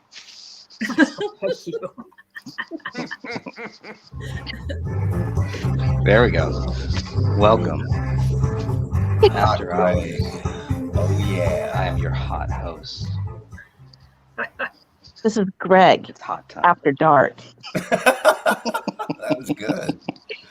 Fans only. Perfect. Hot fans Sounds only. like a wow. Send me your money. I'm waiting for some proof that this actually went down the way they said it did, because there's thousands of pieces of evidence that say otherwise. Yeah, you and me both. What was the final seen deposition any of what was the final deposition of the police? What was their conclusion? Their conclusion was that it was exceptionally cleared, that because there was no struggle, that there was no forced entry, and that they couldn't find anybody else to be a suspect, that David was guilty, and that it was exceptionally cleared because he couldn't stand trial. He was dead. Yeah, they couldn't find any evidence that anybody else did it. So they just tried to make it seem like, well, because we couldn't find any proof that anyone else did it, it must have been David. What they leave out, the real key is that they never found any evidence that David did it. Yeah. So they have no idea who did this at all. And they didn't look at anybody else. They only looked at David. Didn't they think it was awfully suspicious that here he has a video or a script or a planned movie, whatever you want to call it, for this dystopic 1984 New World Order video to come out to show the elite and what they have planned for us. And then all of a sudden he ends up dead. Well, that was why they had to basically sell it. Certain people were selling it that the deal was dead. So they needed to sell it to the cops that there was no deal. It came out later that yes, there actually was. Yeah, so there's people that still think there was no deal. Right. It's that, and the fact that they say that him writing the script kind of drove him crazy and into depression. So therefore he just kind of, went one day and killed everybody. But I want to go back to the, they had no proof and there's no evidence whatsoever to show David did this, but there is evidence that someone else was involved, but they didn't follow that through. Like Greg was saying earlier, we have a questionable DNA. We have David's prints missing from everywhere, his blood missing from the scene, with the exception of the magazine, which was inside the gun. Ranya's blood missing from the scene. You have what do you mean by missing? It's not there. The only blood somebody cleaned it up. We don't know. No, we don't know if it was cleaned up. We don't know if there was something put down. We don't know if they were killed in we don't know. All we know is that all of the blood they tested belongs to Kamel, with the exception of the blood on the magazine that was inside the gun. All that blood you see was Kamel's. Correct. All the ones that they tested. They took other samples, and more than half of them weren't even tested. So where's David's blood? Where's Ranya's blood? They were both shot in the head, but it's missing from the scene. There's no blood spatter patterns that show high velocity. We know according to the autopsies, there were 4 gunshot wounds to 3 heads. And there is yet not one section of evidence that shows high velocity blood spatter from any head wounds. And they don't even question this. So there was evidence to show that it wasn't David. They were killed somewhere else. We don't know. I mean, that's just it. The gunshots probably. I mean, we know Kamel was injured in that living room. Her blood is on the floor. Her blood's on the wall. But as far as David and Ranya, where were they killed? Where's their blood? Yeah, and Deb in the chat room, she said head wounds bleed a ton. Yes. Absolutely they do. And not if to mention you the spatter, the splatter of it would have been all over. It would have literally, if 3 people got shot in the head. You just said 3 people. 3 people, 4 gunshot wounds. Okay, so 3 people get shot in the head. That it would have looked like it would have been unbelievable in that room. Yep. Yeah. And you would have seen high velocity gun spatter, but there's on the wall, whether it be on the walls, whether it be on the floor, whether it be on each other. Correct. The ceiling. On the ceiling, on the furniture. Correct. Eric, what do you think about this? I think it's all BS. I mean, everything you see. You've been looking at this. You want to know something? I have a dog. Just personal experience. Very smart. Border Collie mix, and he can open doors and locks, which she can, I should say. Sorry, Veda, I misgendered you. But I digress. But she can open doors. If a dog's in a panic mode like that. Anyway, yeah. I mean, there's so much fire a gun here. And forget open the doors, but the back door was opened a crack. That dog surely would have got out, especially if it's starving. Even though there was a bag of food, dog food, unopened on the counter. But I digressed again. I mean, this case is so frustrating. And that's what I have a huge issue about with the back door being, even if it's 1/4 of an inch open, it's still open. and the police are saying that there's no forced entry. How can they say that? They don't know. That back door was broken. And the dog would have got out. Straight Yeah. up. I honestly don't believe that the dog was there the whole entire time. No, me None neither. of this, Glad you brought listening that to up. this now, none of this makes sense to me. Absolutely none of it, because you've got so many questions. I mean, just us alone in the last 15 minutes have raised 20 questions in my head. Yeah. But see, you don't get this side of the story when you are talking to the others. No, you don't. No, you don't. And they shut you down if you have any type of questions. Yeah. Right. And I don't even think it's cognitive dissonance. I think that some of these people are just there to freaking shut down the official story because it would have been that big. Other ones, it may very well be, but just the whole thing is, there's so much. Like, we looked at the crime scene photos a lot of times, all of us have, and there would be an unbelievable amount of dog feces and pee from the dog everywhere, and there wasn't. Correct. I mean, right there is just you cannot debate that. Correct. It's common sense. It doesn't take a genius to freaking make that observation. This is the first time. I mean, I've looked at. I mean, Eric and I, we've looked at shootings and things and crime scenes since 2016, and this is the first one that I've looked at where I literally have more questions than answers. Yeah, I have actually researched quite a few other cases, and you look at the police reports, you look at the photos, and you're like, oh my gosh, yeah, this is totally what they're saying. And then you look at this case and nothing lines up. Not the DNA, not the photos, not the police reports towards the photos. I mean, I can't even get my bearings when you look at the photos. I get so turned around and I have no idea like how big the house is, the living room and stuff, until you like pan out or watch that video. Where other crime scenes, I don't have that issue. Mm-hmm. And Case Smalls has a question. She says, I have looked everywhere for the interview of David actually stating no when he was asked if he was suicidal. that is with Alex Jones, and I think it was him and Danny August Mason. Right. I think Greg has it on his channel. Okay.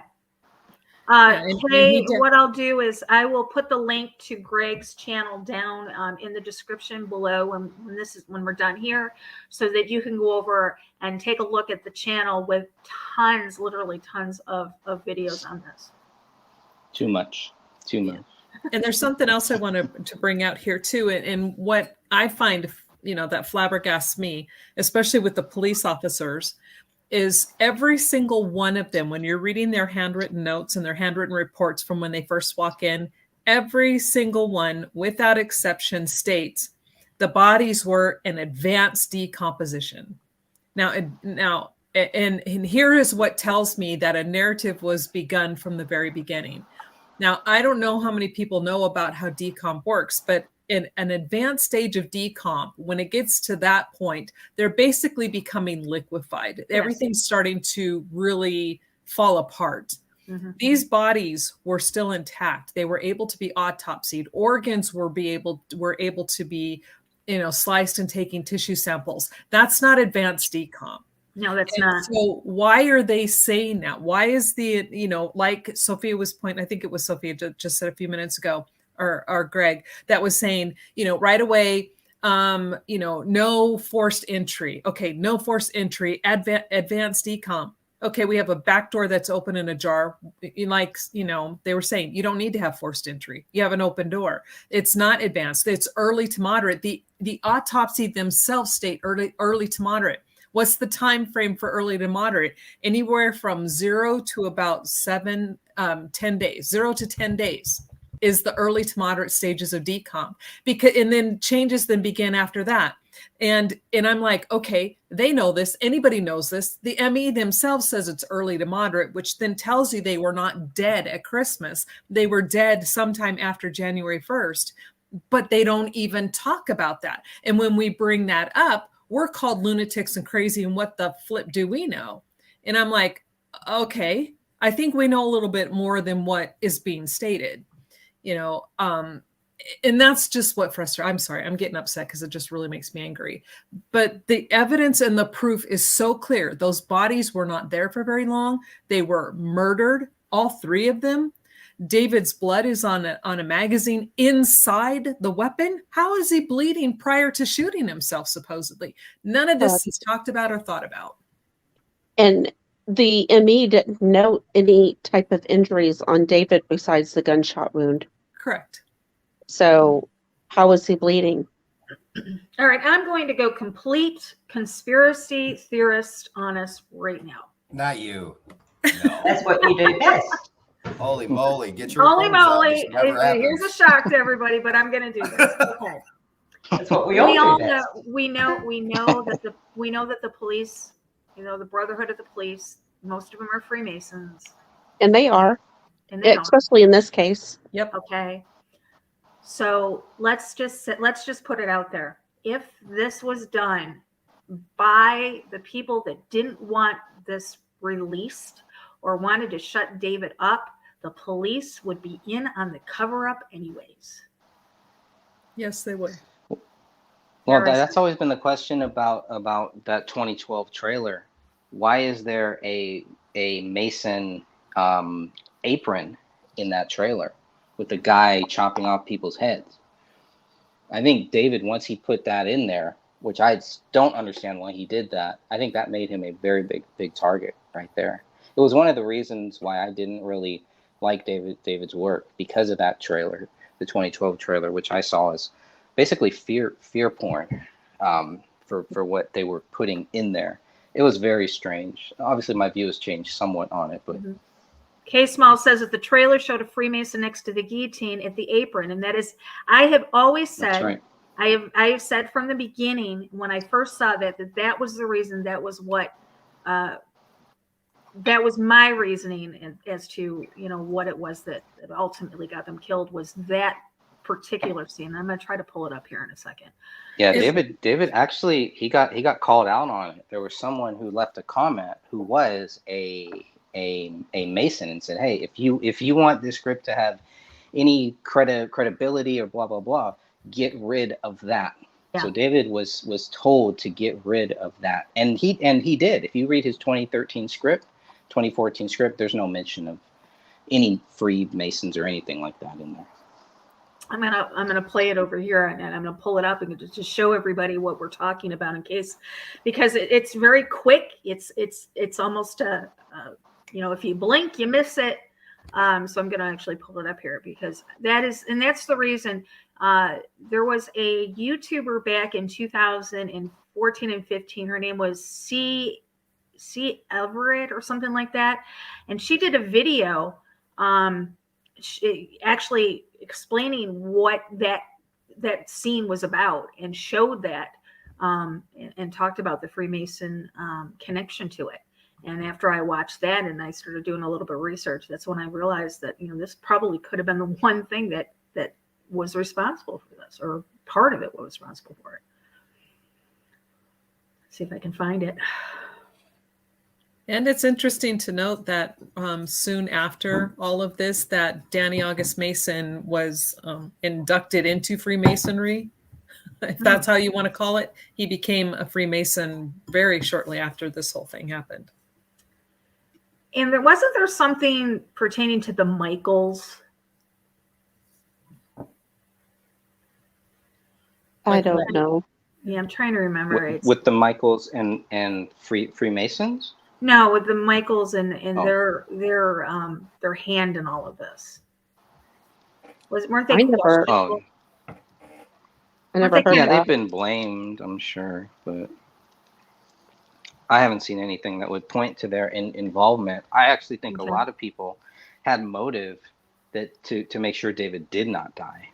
And that would include some of these Gray State goons too, because with David dead, the whole project is dead, and the people that were trying to actually mooch off of David, now what? They have nothing.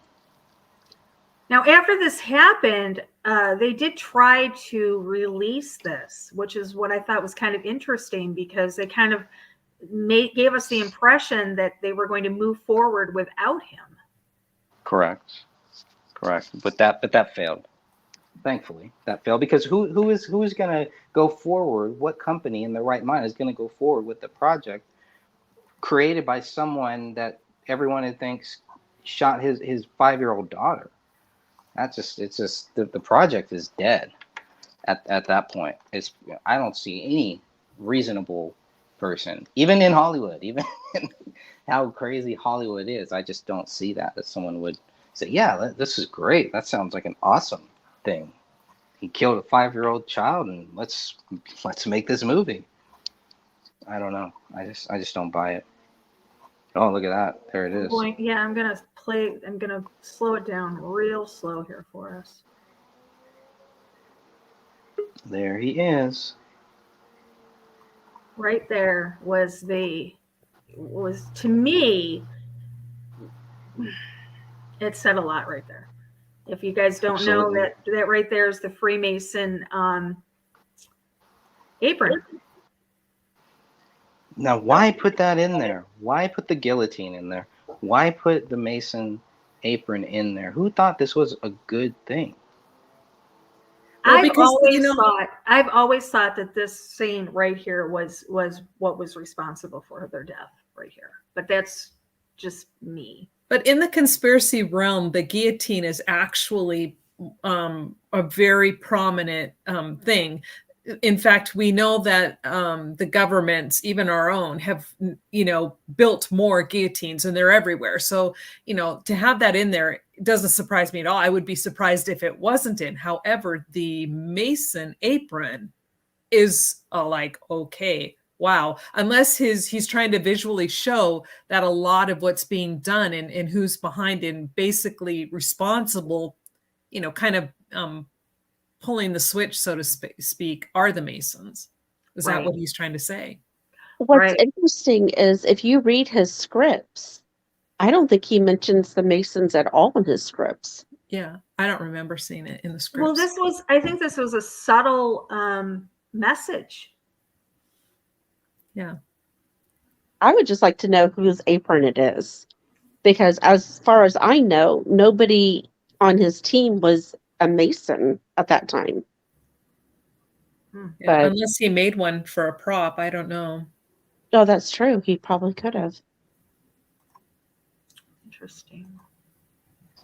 Speaking of props, in David's office bedroom, there's a Bohemian Grove statue in there too that I thought was kind of interesting, and I didn't understand what that was until I read David's 2013 script, and it's all about going to the grove and child sacrifice, and it's a pretty interesting the two script. scripts are different, correct?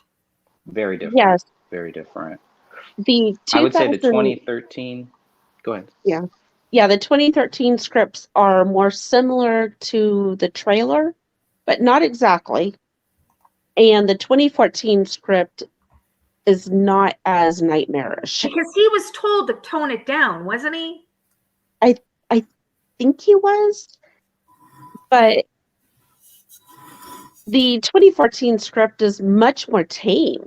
And so the whole narrative about him spiraling into darkness because he was so involved with the script is just BS.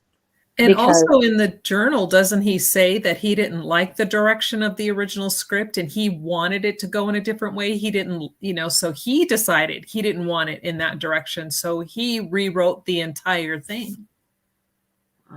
Yeah, we definitely know that he rewrote it. Yeah, and because he stated that he didn't like it. It was just not where he had originally wanted. And in fact, I do believe, now don't quote me, but I believe I remember reading that it was Danny August Mason that wanted all of the conspiracy stuff in the original script. And that's why they kind of wrote it that way. And then he's like, no, I want this to go a different way. So he completely rewrote it.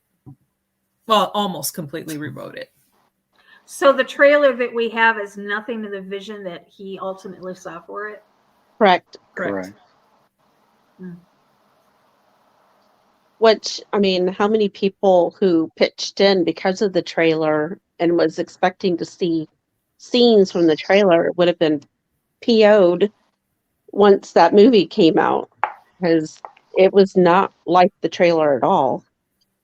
No, and they took out Danny Mason's character is not in the 2014 script, so it's not. Correct. Yeah, it's everything is gone, including Danny August Mason. And let me tell you, you read the 2013 script and you see what's going on today, it's scary. I mean, just almost how spot on he was and how things could be. And I've had nightmares since reading that. So, Can I get a copy of that? yeah, I think it's on Greg's. On my website. Mm-hmm. I'd like to see that. Have you read it? Have you read it, Eric? Jeff? Jamie? Well, Nope. There's only one question on the chat room over on Southern Truth. Is do they believe that David Crowley is related to Alistair Crowley? That's That's a question that comes up a lot. Yeah, no, nobody believes that. Mm-mm. But it's interesting. He's mentioned like a Crowley curse, but I think that was just, the family thing, him being creative. And he did look up Alistair Crowley right before they died. But wow. He Yeah, has and David acted, does talk about that. and he's acted really, really, God, what's the word? I can't think. If somebody asks him on camera if he is related to Alistair Crowley, he just gets really disgusted by that question. That must come I up can't a think of the lot. right word. Annoyed? Offended? Yes, annoyed, I Offended? guess, would be a good one. Yeah. Wow. Okay.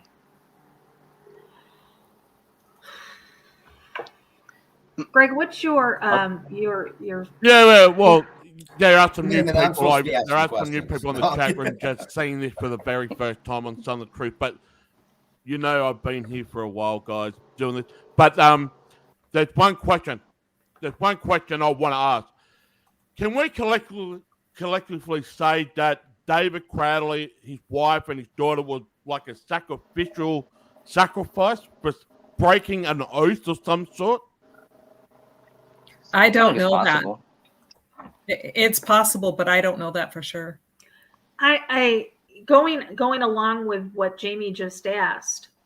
We have a situation here in Chicago that's just unfolded in the last couple of days, and it is a man. He's a father of Muslim faith who just murdered his daughter because she shamed the family. And it is it's what they would refer to as an honor killing. An honor killing, exactly. So I think Jamie, is that what you're asking? Could she have possibly done something to the family where this would be an honor killing? I'd rather It not seems answer. it seems like in like every one of those cases though, the father or whoever does it, they take credit for it. Yeah, Right? they do. That's so. I mean, that would be the big difference. And they probably don't tear up a Quran, as far as I know, either. That's very disrespectful to to Muslims, I'm sure. Okay, well that definitely answers the questions then. Thank you. An honor killing is always claimed because it's restoring the family's honor. Okay. Right. Now maybe they do it privately, maybe I don't know, but I thought it was always public. Every case that I've seen, somebody steps up and says, "Yep, I did this, and here's why." Right. Okay. I wanted to ask that question because it's a couple of people have. It's a great question. Brought it up, so I'm trying to No, recall, it's a great question. Yeah, I'm trying to recall questions that people have asked in the past. So, But and these are all Laurie, questions that we need to ask. We need to ask these questions. Mm-hmm. Now, what if it was supposed to look like an honor killing? And they messed up, I guess. And didn't do it as good as they thought. yeah. Yeah. Wow. I mean, look at everything that's at the crime scene. You got the Allah Akbar on the wall, but it's written in blood. And I don't think we ever see that written in blood. And then you see the Quran, but it's torn up. Why would anybody tear up a holy book? Right. And then you have the submit to Allah written in the notebook. We don't know when that was written, though. It could have been written months ago because that notebook has things in there from years before. So, Yeah. and they And it's in a flipped whole to that different room. page. Yeah. So, and Well, you have the thing about that Quran. What I found kind of strange about those pages is the pages are everywhere. So it's like they're not just in one spot. So they're basically saying that David tore up these pages, but he happened to tear some pages where he ended up shooting himself and then falling down too, which doesn't make any sense. That doesn't make any sense at all. But And you also have three writings, like you talked about. You have the one on the wall, the one in the office bedroom. They both mention Allah, but the one in the kitchen does not. The typed up note, which they don't know if David wrote that either, but it does not mention Allah or anything. I like was that. just going to say there was somebody, Cave Smalls again. She said the handwriting on the Post-it notes do not match the notebook. that is correct. Wow.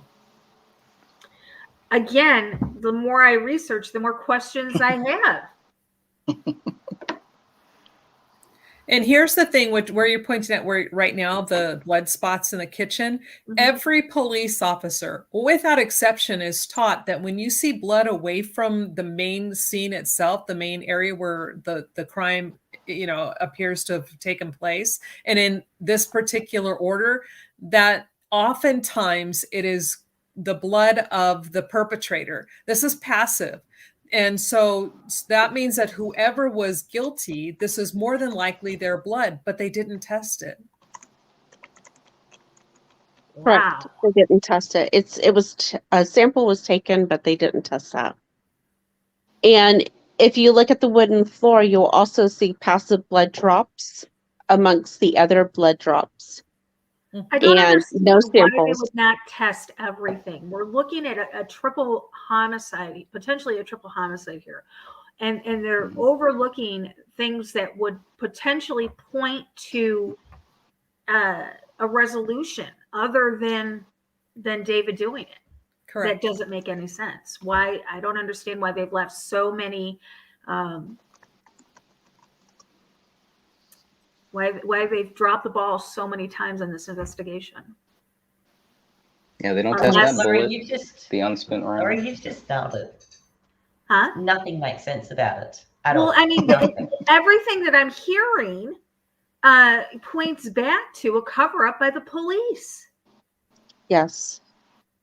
I don't come up with any other logical explanation at this point. And the knife is another piece of a weapon that was in there, which, really doesn't even fit the scene. If he's just going to go and just shoot everybody, why is there a knife? And why is it blade open and locked in place? And why is it on the floor with the blade pointing up toward his head? See right there, you see the fingers? Can you pause that real quick? Yep, hold on a second. Oh, okay. Hold on, I got it. Not only that, There it but take a look at that carpet. Yeah. 3 people just got shot in the head. It should be soaked with blood. Yes. Yeah. Like literally like saturated. Yeah. And it's not. That should be the next Yeah, one it's coming up here pretty soon, because this is what I want to point out. Because there's the knife and it's blade up pointing toward his head. And a knife wouldn't end up like that. Why? Why is there a knife at the scene? And they don't question it. Wow. And it's covered with blood. It's camouflage. Oh, it's yeah, I see it. Yeah. It's camouflage. Yeah. I got it. But there is It blood should on be- it, I believe. Yeah. Well, they swabbed it and found some DNA. There's some blood, but it's minute in 3 separate areas. Mm. And here it's coming up, right? I think after this. There it is, right there. Got Now it. do you see where you have the index finger and the thumb touching and the other 3 fingers up? Yes. I have I did a video on this, and I have it where I took the photo of them where they're on the floor, and I zoomed in and I ran it through filters and got it, cleaned it up as best as I could. And you clearly see the index finger pointing up. All 4 fingers are pointing up with the thumb to the side. And here, it's not that way. So this is what I'm saying. Somebody had to manipulate that hand to do that. Why? It's like a white power sign, I mean, it's multiple things. It could be just there's a lot. It's a Freemason sign. It's a peace sign. It's an okay sign. It's a Freemason sign. It's a Buddhist sign of the Om. It's there's quite a few different symbolism. It's a gang sign too. Yeah, throwing up the B. Maybe he's blood. So, and the only people in the house at this point is the BCA and the police officers. So that narrows down who could have manipulated that hand. So my question is, why did they do that? Yeah, Star says it's the 666. Yes, yes, that's another one for this particular sign. Yes. Wow. So that, and again, and this is why I question the police officers. Which one of them was doing it? We know that little Rania her body was moved. We know David's hand was repositioned. We know the skull piece was repositioned and multiple photos taken. Why? What was the purpose of this? Yeah, and if anybody doubts that any of the bodies were actually moved, just look at the recliner, because there's a huge blood stain there, and that definitely proves that at least at some point somebody's body was moved. Right. I think it was before the police enter, obviously, but even that is just strange. I mean, everything just looks staged. Right. The whole thing just looks staged. Like they rolled out this red carpet. It almost looks like 3 different crime scenes too. If you can even see that. Like in that photo, that little blue tube is down. In other photos, it's up. There's a lot of things that are moved. It's just weird to me. There's so many strange things about this. The blue tube is up when the police enter the house, but they knock it down as they walk through. And they leave it there. Yeah, they do. Now this is pieces of the Quran, correct? Yes. Yeah. Correct. Right by David's hand. It's actually under his hand, so he would have had to have ripped the Quran next to his body then I see his hand. Died there. It doesn't. This is his arm. He's got a bracelet on his wrist. Yep. And here's his one of his fingers, and here's his arm, guys. So yeah. Which is weird that the dog eats, according to the official theory, the dog eats the other hand but doesn't eat this one.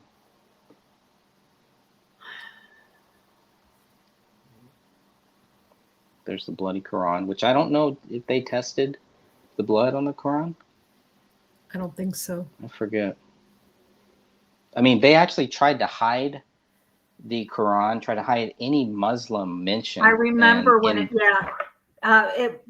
writing on the wall didn't come out until a while after as well, correct? Correct. Yeah. They were trying to hide that. They were trying to save Laurie? that for Eric Nelson's film. Yes. Okay, can you pause it right there and while he asks this question? Jamie. Yeah, Laurie, I've got one question that came in the chat room on Southern Truth on YouTube. Didn't the Nazis use the OK symbol too in World War II? I did not know that. Did not know that. Actually, yes, I did, because about a couple of years ago, they were utilizing the OK symbol as a white supremacist symbol on social media, and it was Facebook put out a notice that said that they weren't going to allow it anymore. So yeah, I guess I did realize that. 4chan put that out as a joke. It's really not a Nazi symbol. Was that what it was? I don't recall it. Yes, it's just a joke. They were trying to see how quickly the MSM would snack or would grab onto it. Okay, because it made it circle around social media. Facebook. I remember that was a couple years ago. People still believe that it is a Nazi symbol and everything. Of course, anything people make the that, right people does. make that You know how we see these photos of all of these famous people where they have like one eye covered. Yeah. People make that hand sign. I've seen that too. They make the hand sign and put it up to their eye. What is? Can you what is pause that it there? I about? wanted to talk to you about this real quick. Okay. Yeah. I'm sorry. And especially if you can go back just to the previous slide on this, the previous one, Mhm. on the floor, the floor one. We're getting up there. Yeah, like right. Yeah, right there. Yeah, right there. Perfect. Okay. Now, if you're looking at the stains on the floor, you know how it has that huge like swipe spot where people think like that's where maybe where David's shoulders were or whatever. Okay. That's where that's not where his body was. Right there where your cursor is. Back where it was. Yeah, right there. And right above that is where his head was. Right at the very top of that stain, his head was right there. Right And then when I did a filter on this, and Sophia and I will be bringing this out because we're doing more videos on this, but since you're pointing it out here, I did a filter on this particular rug, and I'm pointing at my screen like you can see, right? That's so stupid. Oh, geez. I love it. But there's some smear marks on that actually will make the compass sign of the Masons. Shut up. I'm not kidding you. I'm and again, I wish to God I could. If you see, I'll send it to you. If you send me your email, I'll send you. But again, Sophia and I will be covering this in an upcoming video. But these are not the marks of where their bodies were laying. So again, the bodies were not in these positions where these smears are at. So who smeared that? Who moved the bodies?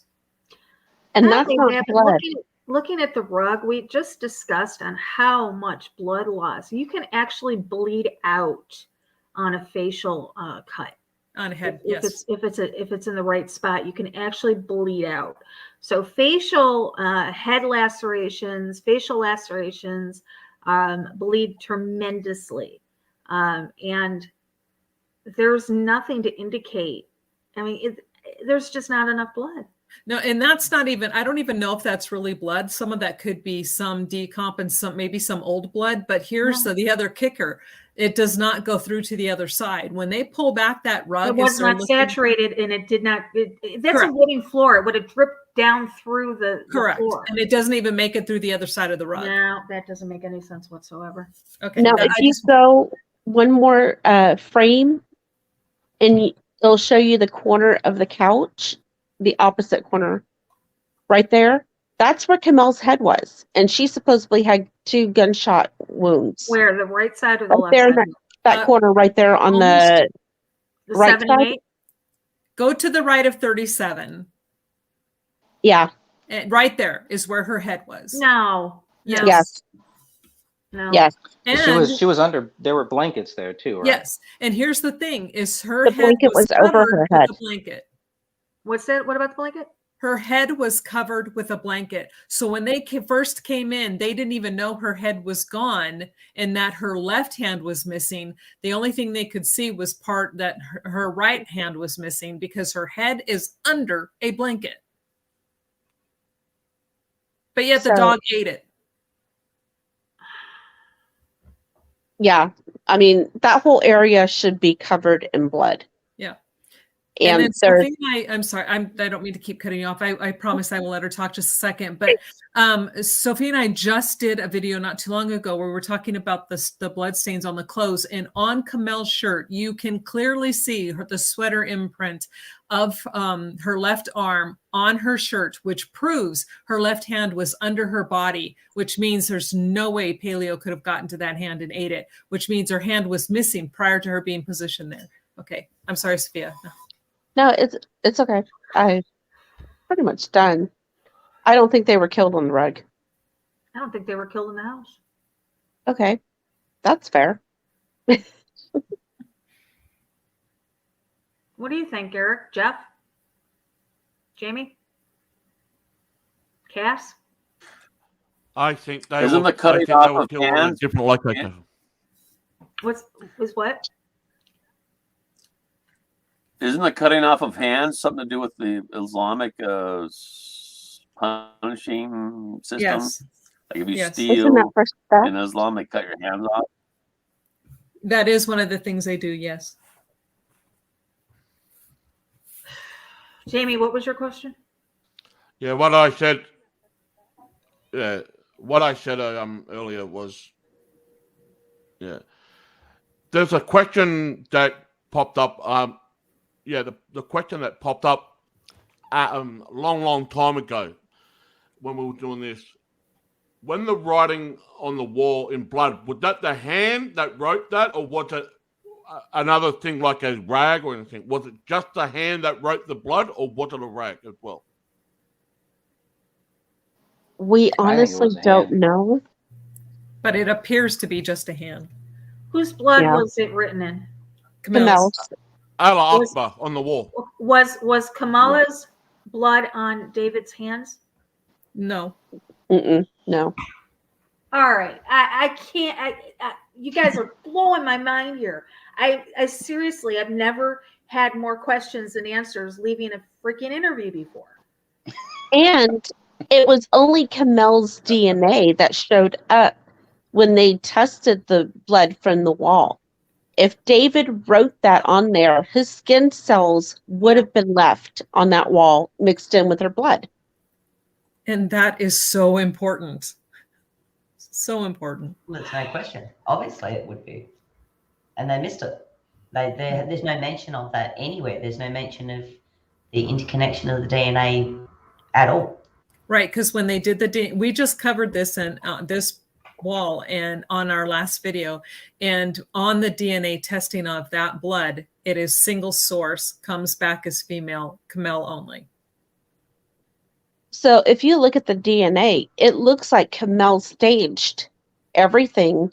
But the problem is she has at least 2 gunshot wounds to the back of her head, and she has 3 bullets that are connected to her. Only her. So it would be impossible for her to kill them and stage it. Correct. We got a comment that says it's clear they use their belief to throw it on on her people. Someone took them out of the house and put them back in. Yeah, I think so too. And then the police just ruled it a suicide. And this case is closed, correct? No. Yeah, and when No. being was it exceptionally cleared? Correct. Okay. Yeah, and that just generally means that they don't have anyone else at this point in time to blame it on, so they've come to a decision, so they're just going to close the case. That's really all it means. Does that mean that if they've closed the case and they're not further they're not further testing anything, correct? We don't actually know. Yeah. I've received a couple letters from the city attorney, and the last letter that I received basically was calling this homicides, not murder-suicide, and that they were talking about any future court cases. There could be an issue because somebody faked evidence and tried to pass it off as police evidence. Somebody from the other group did that. From my fan club. My fan club did that. Wait a minute. You are kidding me, right? No. Mhm. It's not very hot either. Yeah.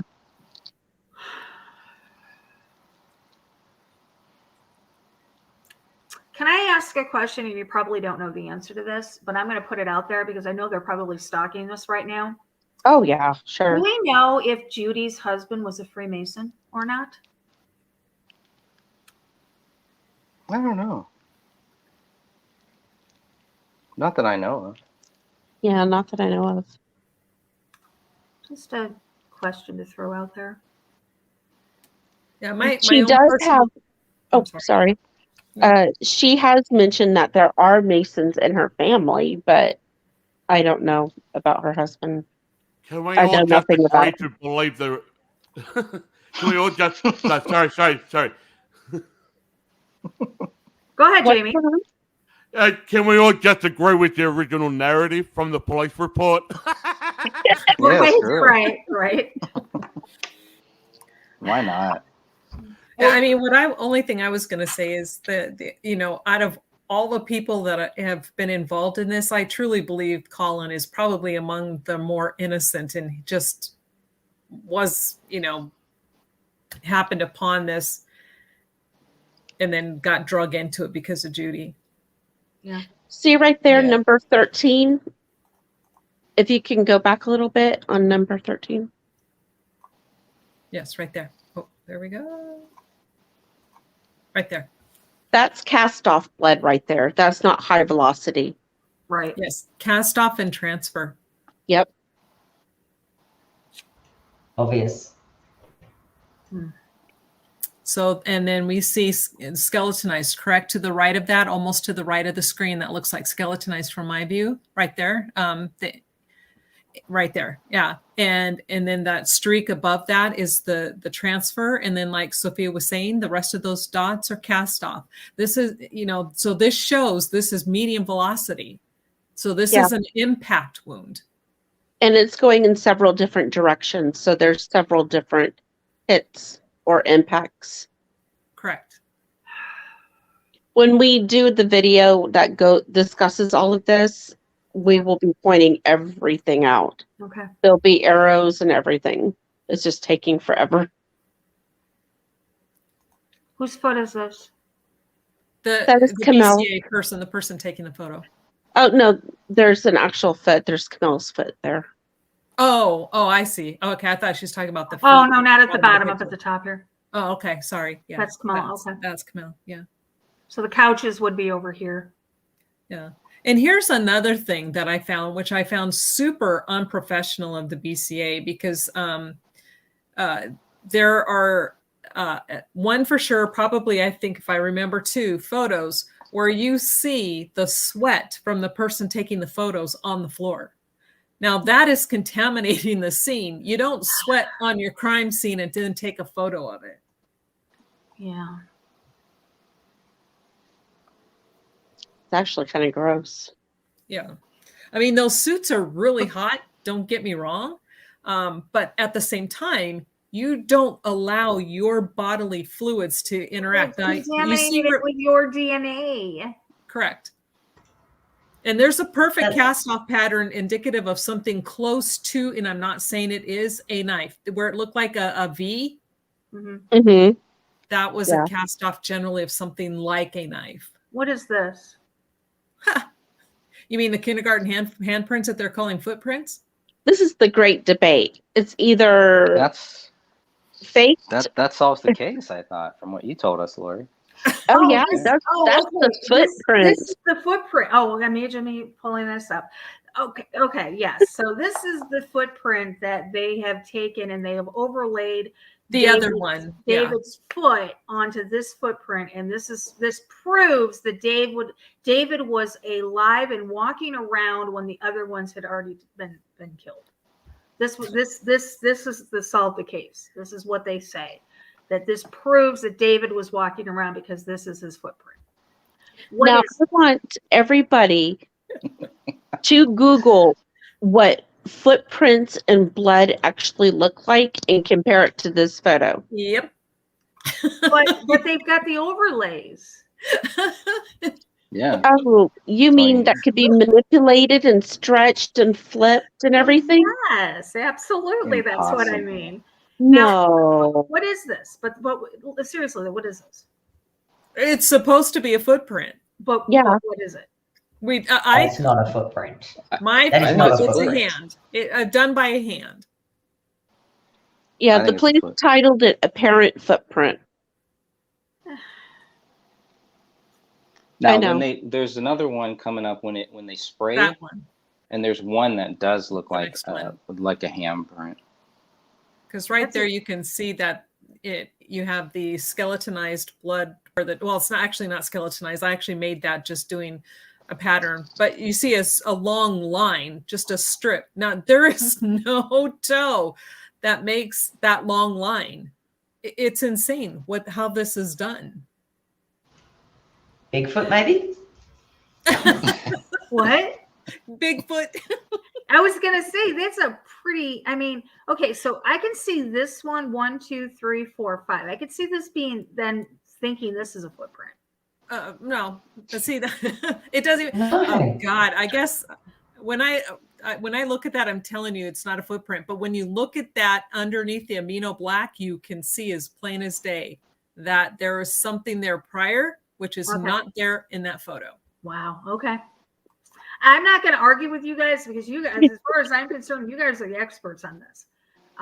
You know, I'm right there. You see the sweat. These prior.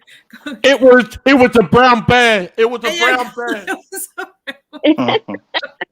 Brown bear. Oh boy, not the bear again. Oh my gosh. Okay, which one? It's the one. It's coming up on the next. Okay, the next one, I think. It was the professor in the study with the candlestick. Right there. Stop. I got How does that look like a foot? And it's right at the bottom, right where the red line is, right below that little red line is that sweat. Oh yeah. How dear Exactly. God. It's right here. Are you kidding me?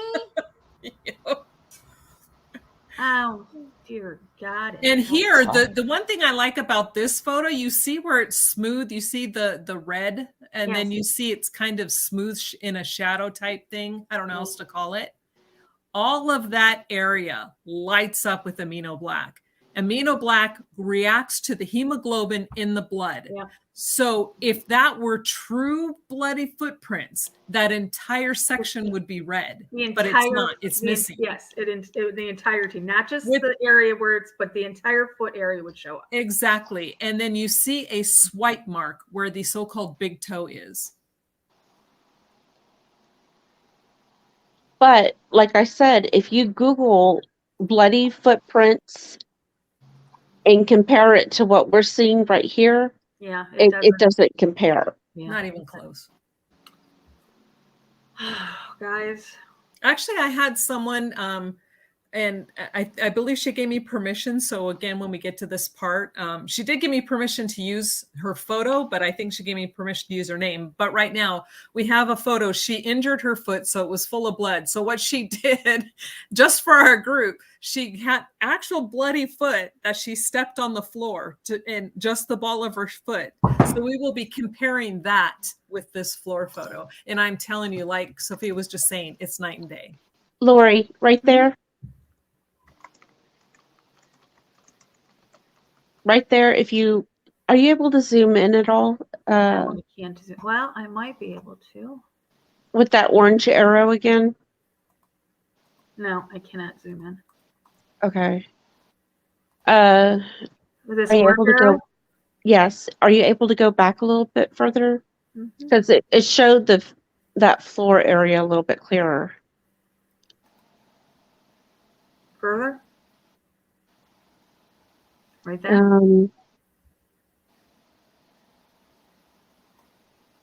No. Okay. It's pointing to cast off. And then you see that little white thing right there with the number on it. Yeah. Right behind it, that's all clotted blood. Right here. That doesn't happen from gunshots. That happens from beatings. And we will show you, because we're going to compare this area right here. And again, it's like, I hate to be giving away everything we're working on, but that looks, when you compare it. Actually, you saying that is going to draw people, because I'm sure the heck I'm not going to miss that. Well, hold on. You didn't hear what we had to say. It actually looks like handprints on that floor. And we will show that. And we have an excellent photo of a bloody handprint that matches very closely to what you see on that floor. And again, it, like she was saying, that blood. And then right here. Oh, sorry. Yeah. Right there, that is cast off again. Right. So, I mean, and there's so many different directions. I'm seeing when that. you look at this photo, that's what's taken us the longest, are those two areas, because there's so much movement in so many different points of impact that we're just, it's hard to point it all out. And so, I'm sorry, Catherine. Go ahead. Oh, no. It's just, it's again, you have actual bloody handprints on the floor, or appear to be bloody handprints. And again, we have a photo we're going to compare it, and they're almost identical. And so you have that, and they completely ignore it. You don't even see, they don't even label those two areas with the clotted blood, which is highlighted right there. Look, stop right there. And then you see the 18, and right to the right of the 18, where you can see looks like fingers and a palm. Yeah. And clotted blood. So that was, that's a lot. That is a lot of bleeding. It takes about 15 to 20 minutes for that to go from wet to start to clot. So that means it was an extended event. This was not just a simple gunshot to the head. And Kamel was shot in the back of the head. She was the side of the head. She has an entrance or exit on the parietal lobe. But this is on the exact opposite side of the living room. There's no way that could have made it that distance. Correct. It doesn't travel that far. Lead doesn't, especially when it's that heavy. Correct. So whatever happened right at the edge of that rug. Again, I've never been left with more questions than answers after an interview. This crime scene is not what the official narrative is being sold as. Mm-mm. Oh, and one last teaser. I have to tell you, because this was something Sophia actually pointed out to me recently, is on that rug. And when we were, as she said, we are still working on the second video of our blood part, is when I zoomed in on the area. She's like, look at this area. See, okay, pause right there real quick. But when I zoomed in on the area she asked me to zoom in on, you can clearly see the drops of blood are heading under the rug, which means from the direction that the blood was flowing, which had to mean that the rug was not there when that blood hit the floor. And here, this is what I'm telling you about. You see a swipe pattern where the so-called toe is. Yeah. And all of that's lit up. That's all picking up the hemoglobin, but you do not see that in the other photos. Right, you don't. So we have proof, according to, and it's by their photos, that the rug was almost on top of blood drops and the multiple directions of the blood. Now, does that look like toes, or did that look like fingers? Looks like finger. That looks like a small handprint. Mm-hmm. Could that be the little girls? Or it could be like a partially closed fist. Partially closed, yeah. Like they're crawling. I don't know. I honestly don't know what it is, but because you look into the right, does that look like a little toe and then a next toe? I mean, those don't look like toes. No, those are not toes. Those are fingers. Yep. That looks like a hand. Yeah, like a right hand. Yeah, right? Because from here to where the floor stops and the grain starts to the tip. There we go. This is the knuckle to the tip of the finger. Knuckle to the tip of the finger. Knuckle that makes sense. Finger. Knuckle to the tip of the finger. So how did Christina get David's foot to fit? And here's a palm. This is a definite palm. And here's the web, and here comes over into the thumb. Yep. So that bloody footprint and the match to David's. Yeah, that kind of blew it out of the water. Yeah. It's kind of BS now. Kind of BS, yeah. I'm glad I... Yeah, and again, right where the supposed toe is on that main one right there, and then you see that huge swipe pattern going, toward the left, but that is not visible on the floor, only highlighted by the amino black. And I don't know how long we have been trying to beat this into the heads of those other people to get them to see this is blood that had been cleaned up. It is not visible on the floor, but it is definitely chemically visible once they spray it. Right. And it's like, if this doesn't tell you somebody freaking cleaned the floor, I don't know what will. Sounds like somebody cleaned a lot. Yes. And nobody saw it. None of the neighbors. Nobody else's DNA is there that we... Help me out here, guys. Eric, Jeff, help me out. Make it make sense to me. I wish Can't I could help do you, that, but I'm sorry. incapable of doing that. Makes 0 sense at all. Wow. We are coming up on 11:35, 2.5 hours. And we could probably go for another 6 hours. Oh, this case is not easy to describe to Yeah. anybody. We want 20. We want 24 hours. We want 24. You want a marathon? Anybody bring the Red Bull? He fell asleep on their computers. I saw him. I did not bring Red Bull, but Solo I on did that bring a whole lot of crack. Give me some crack. Keep going. Keep going. Little crack, little meth. Good to go. A lot of meth. Good to go. I'm going to Give me some pull crack. I'm going to pull up the Gray Stage here for you guys. I'm going to put the link in the description because I want to have you guys back on. If Eric doesn't want to do it here, we can do it someplace. I would love to have you guys back next Wednesday to continue because we cannot. I have so many more questions. That would be awesome. Would that be okay to have you guys back next week? Let's ask one or two more questions. Okay.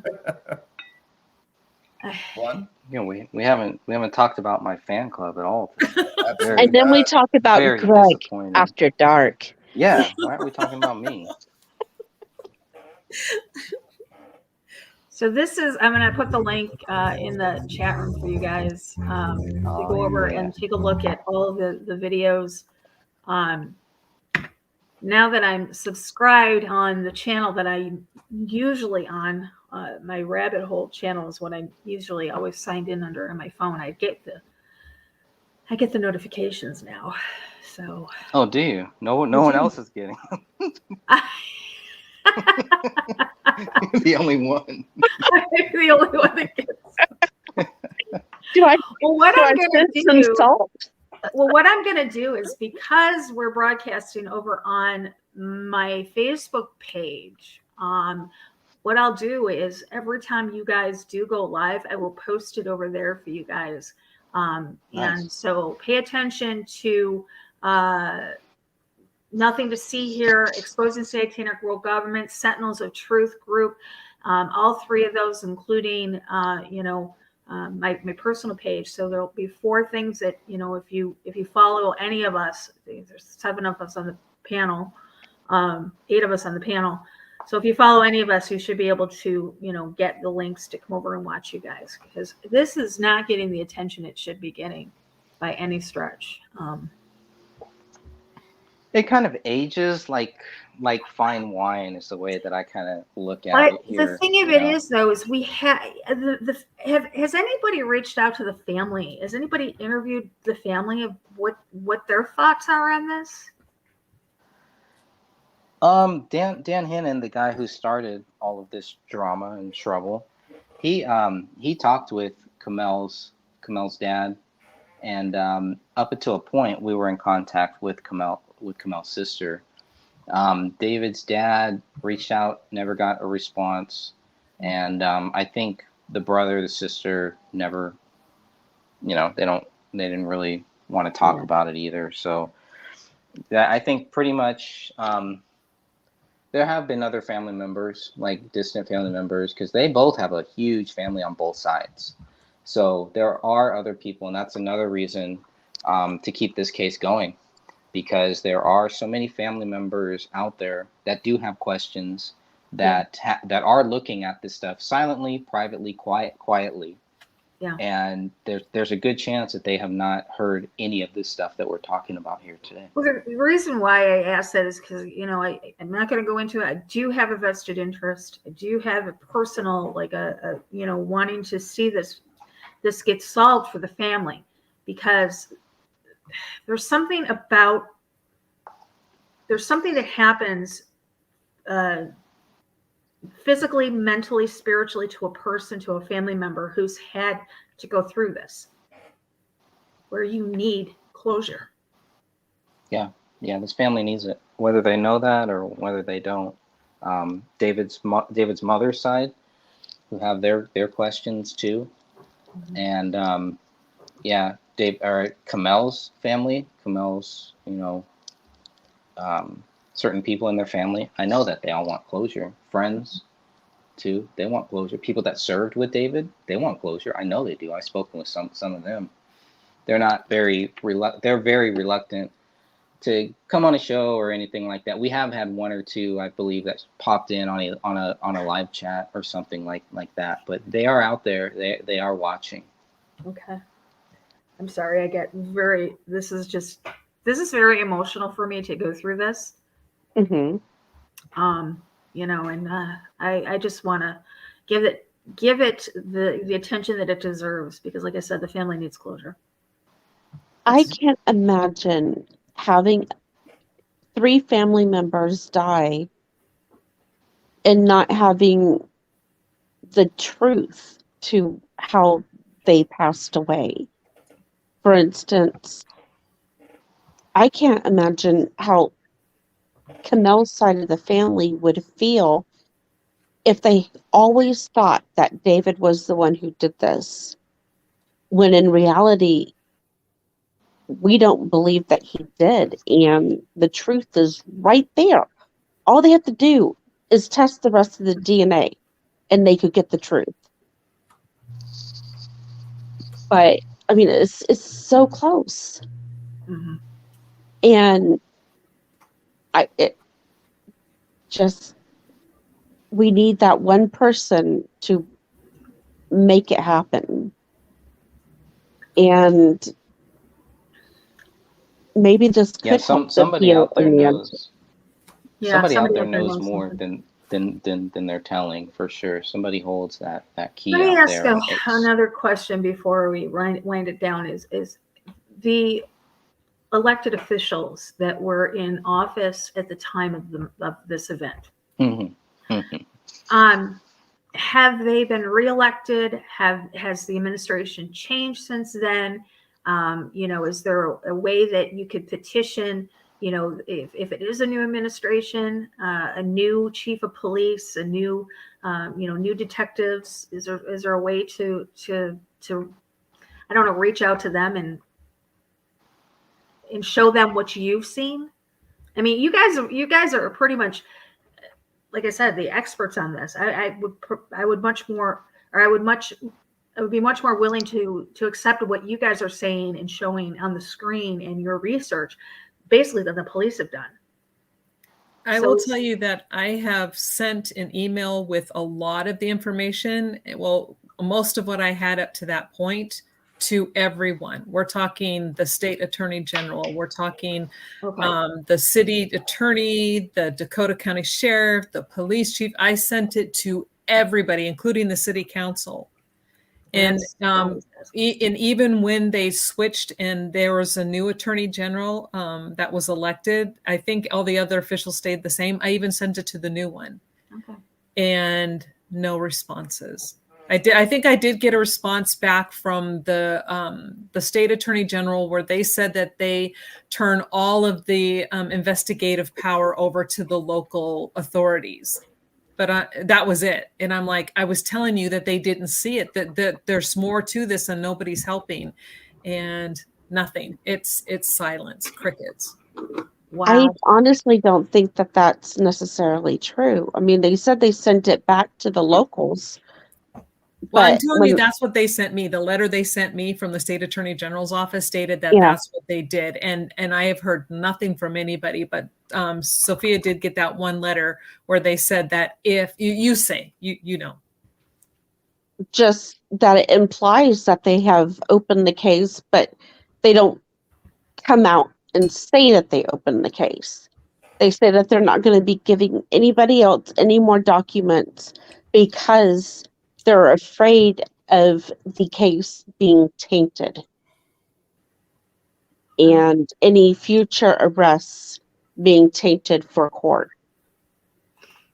So, and they also stated that this type of case is never closed. So, just all the everything that she implied in that letter without actually coming out and saying it points to them looking at everything again. Can you address this comment?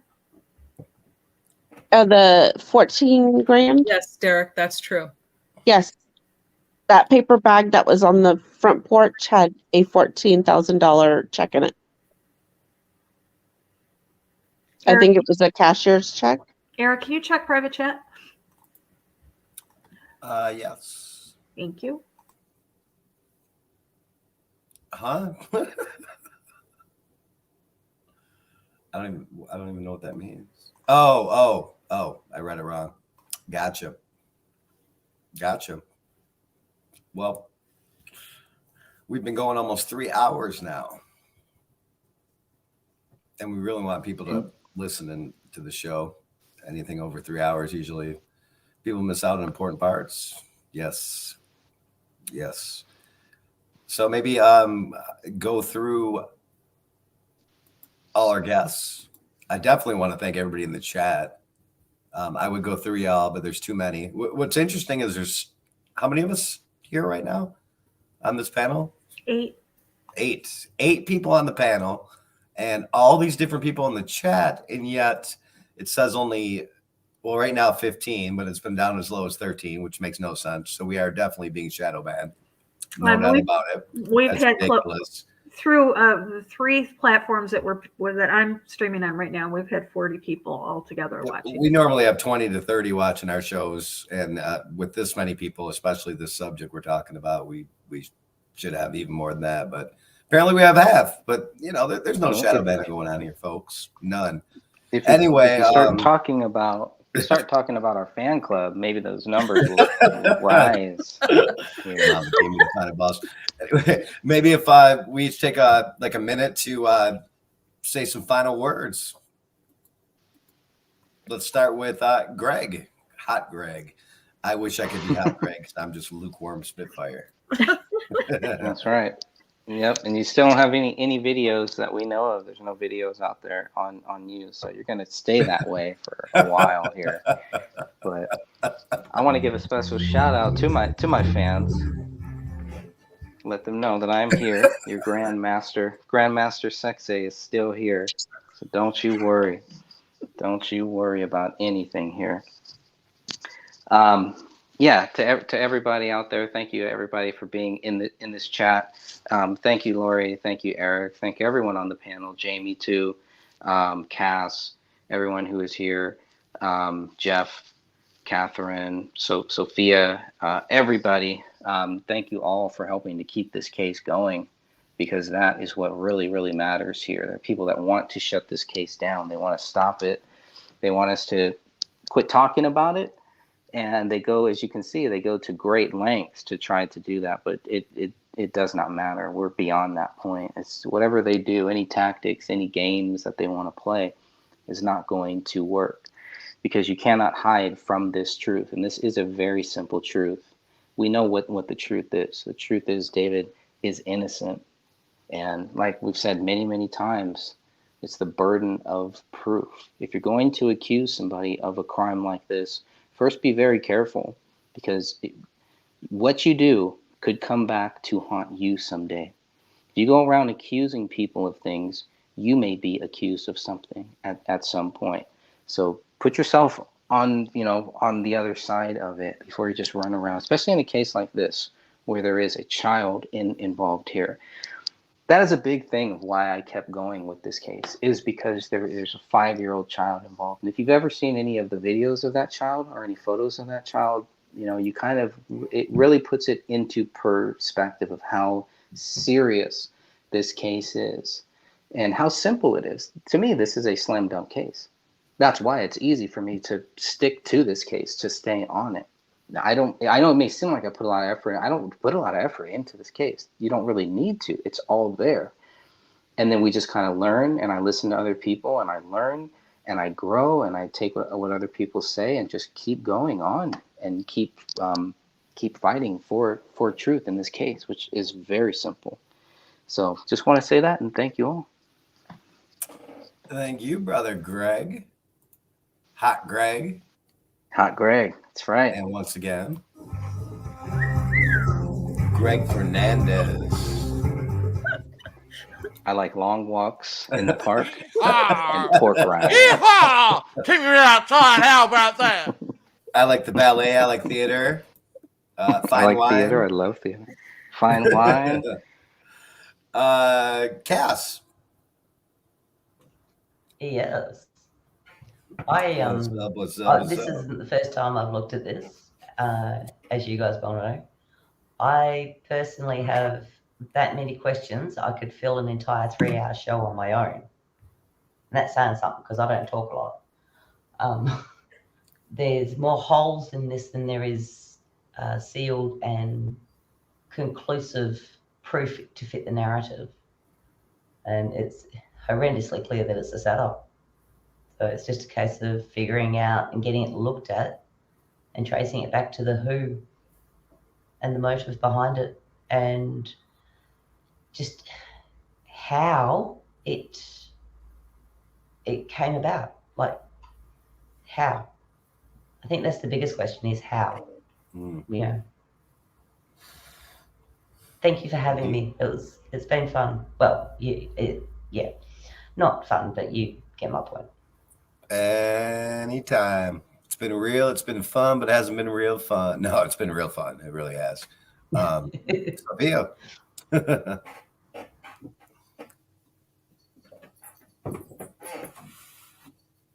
Bueller.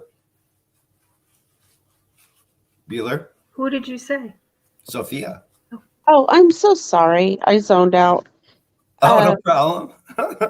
Cass, if you ever have some questions that you'd like help with for the case, feel free to hit us up. We'll be happy to help out. Not a drama at all. Not a problem. I do look at it occasionally, so in my spare time. But okay. Obviously not as in-depth as you guys. It's a passing interest for me in amongst everything else that I go through. Yeah. Of course. I just would like to thank the panel and thank everybody who joined us tonight. It was a real pleasure, and thank you for letting us just share our views on this case and spread the word about the David Crowley case. And hopefully one day we can get some justice for this family. Excellent. Perhaps, maybe one day.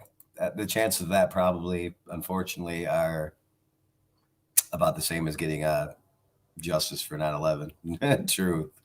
But we will continue to fight the good fight. It's what we do against the top bosses like Mama Gamer. She is the final boss, folks. Make no mistake. Jeff Hayes.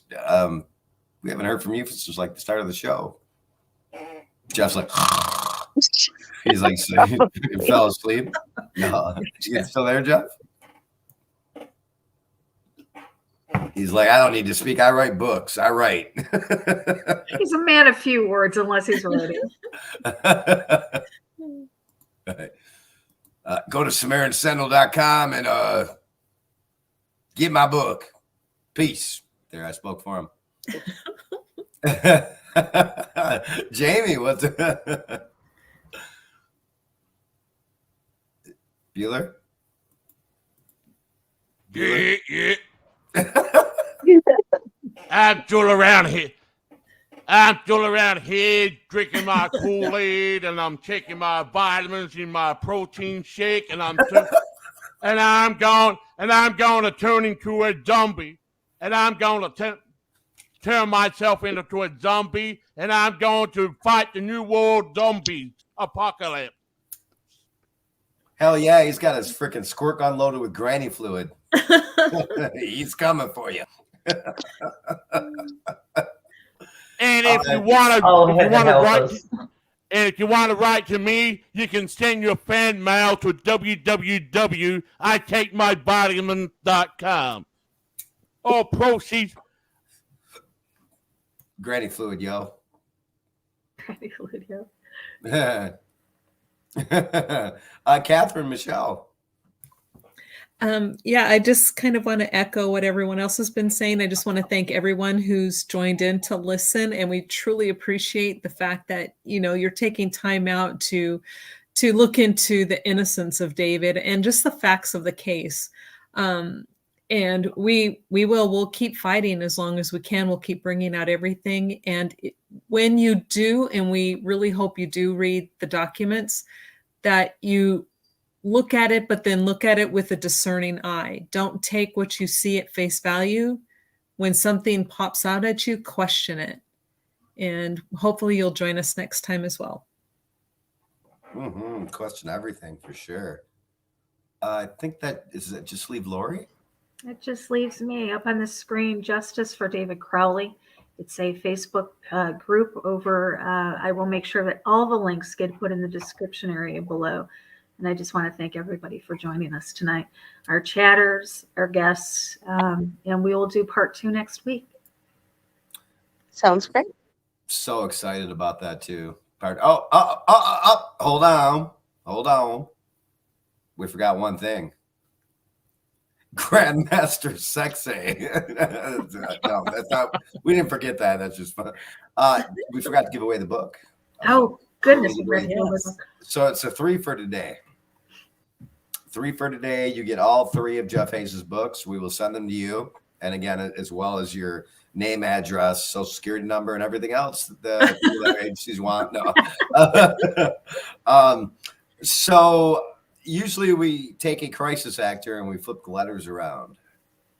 So I mean, it's really not that hard to think of a one of them. I am going to use this one, and if whoever gets it first wins all 3 books. Havid Dog.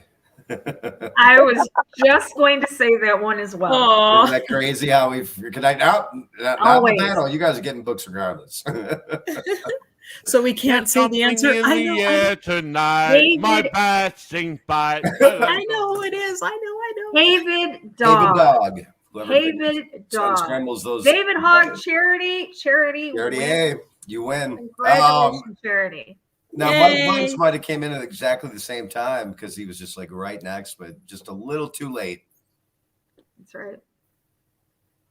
Ken, I've got your books going out. I've already got you on the list. Mike, if you want, give me a shout over on Facebook. I have a couple of books left, and I can get them out to you as well. Red Pill Truth doesn't have a book yet? No, he doesn't. Well, I mean, we got 4 hogs in a row. Red Pill Truth, send your info, and I'll get the book to you. So we're going to send out a bunch of books. Yeah. Mike Bites, Charity, Ken, Sarah. I've got Sarah. Yeah. So we'll get those books out to you. Congratulations, so Mike winners. Bites, Red Pill Truth, Sarah, Ken, Sarah, Charity. We will get you a copy of Rise in the New World Order. And Charity A, you get all 3. Sarah, I can talk to you in text message on my phone. Ken and Mike, you can contact me through Facebook. Charity, I'm not sure if we're connected over on Facebook or not, but go ahead and give us a email at Rise of the New World Order. Oh, wait a minute. What is it? Hold on a second. I gotta pull up our email, Eric. What is it? It is New World. It's New World Order Rise of the at gmail.com. Mm-hmm. Yes, absolutely. So New World Order. Awake Veteran 88. Where do you get this book? Well, there's 3 of them, and you can get 2 of them at Amazon. Correct, Jeff? Bueller? No, Jeff. I think we lost Jeff. Yes, you can go to spiritsentinel.com on Amazon, pick up my 2 books. My 3rd one is not available there yet. He's abandoned me. But if you stick around long enough, we'll send you a free copy of his newest book. Yeah. So basically, the best way to get a copy of his newest book is come to our show. That's right. Yeah. So, Charity, go ahead and give us an email, New World Order Rise of the at gmail.com. I will make sure I get your email or your address, and I will get those out.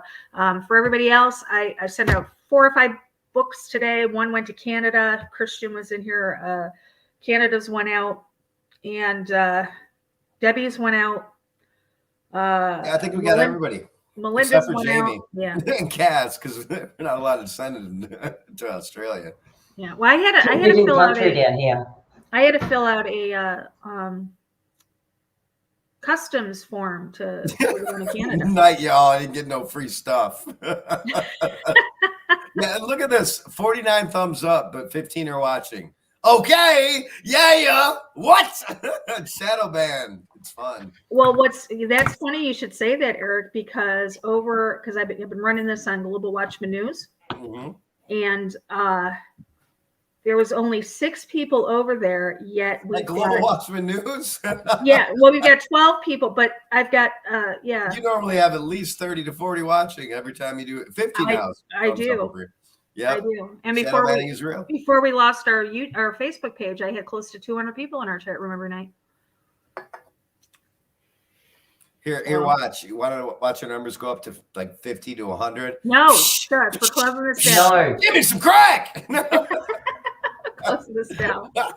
When I walk down the cracks, I want the water in my nostrils. When I'm all right, everybody. Hey, big crackhead. Good Lord. I want to thank all of our panelists, and I want to thank all of our chatters. We will do this again, part 2 next week. I'll make sure that the link is up for us. I'll make sure all the links that we talked about or reused on this broadcast will be in the description area below as soon as I'm done here. Eric, take us out. Expect me. Welcome to the resistance. Peace. Peace.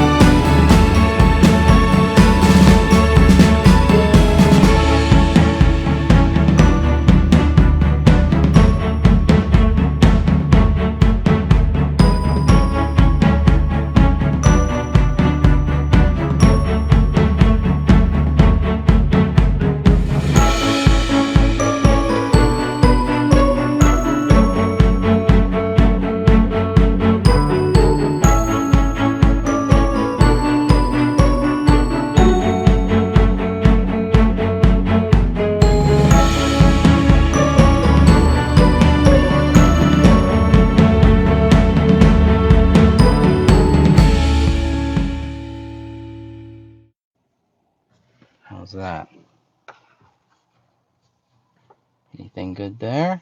All right. Well, what do you know? Welcome, welcome, and welcome.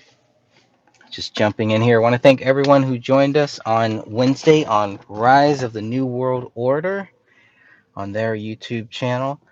It was fun. We had 8 people on the panel. That was pretty cool.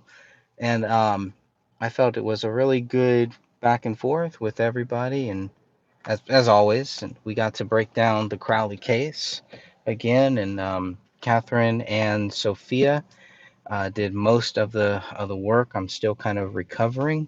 Had a tooth yanked out. Tooth I've been putting off for about 10 years or so.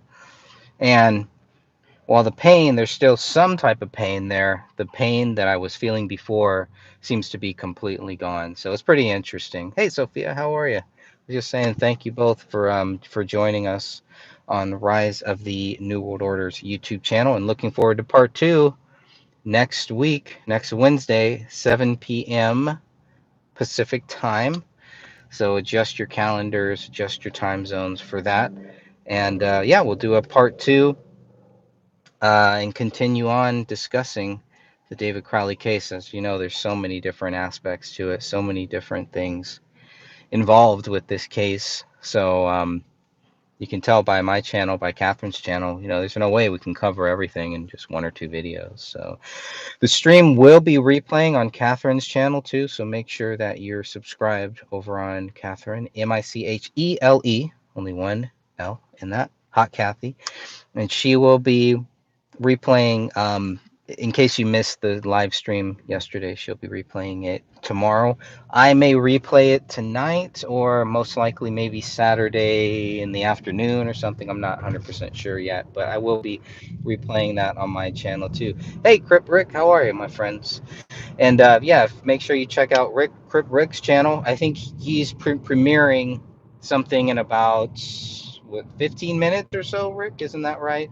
Rick, you may be an admin. You should be an admin here, so please drop that link here in this chat so people can go back and if they're not a subscriber to Crip Rick, maybe this will encourage them to do so.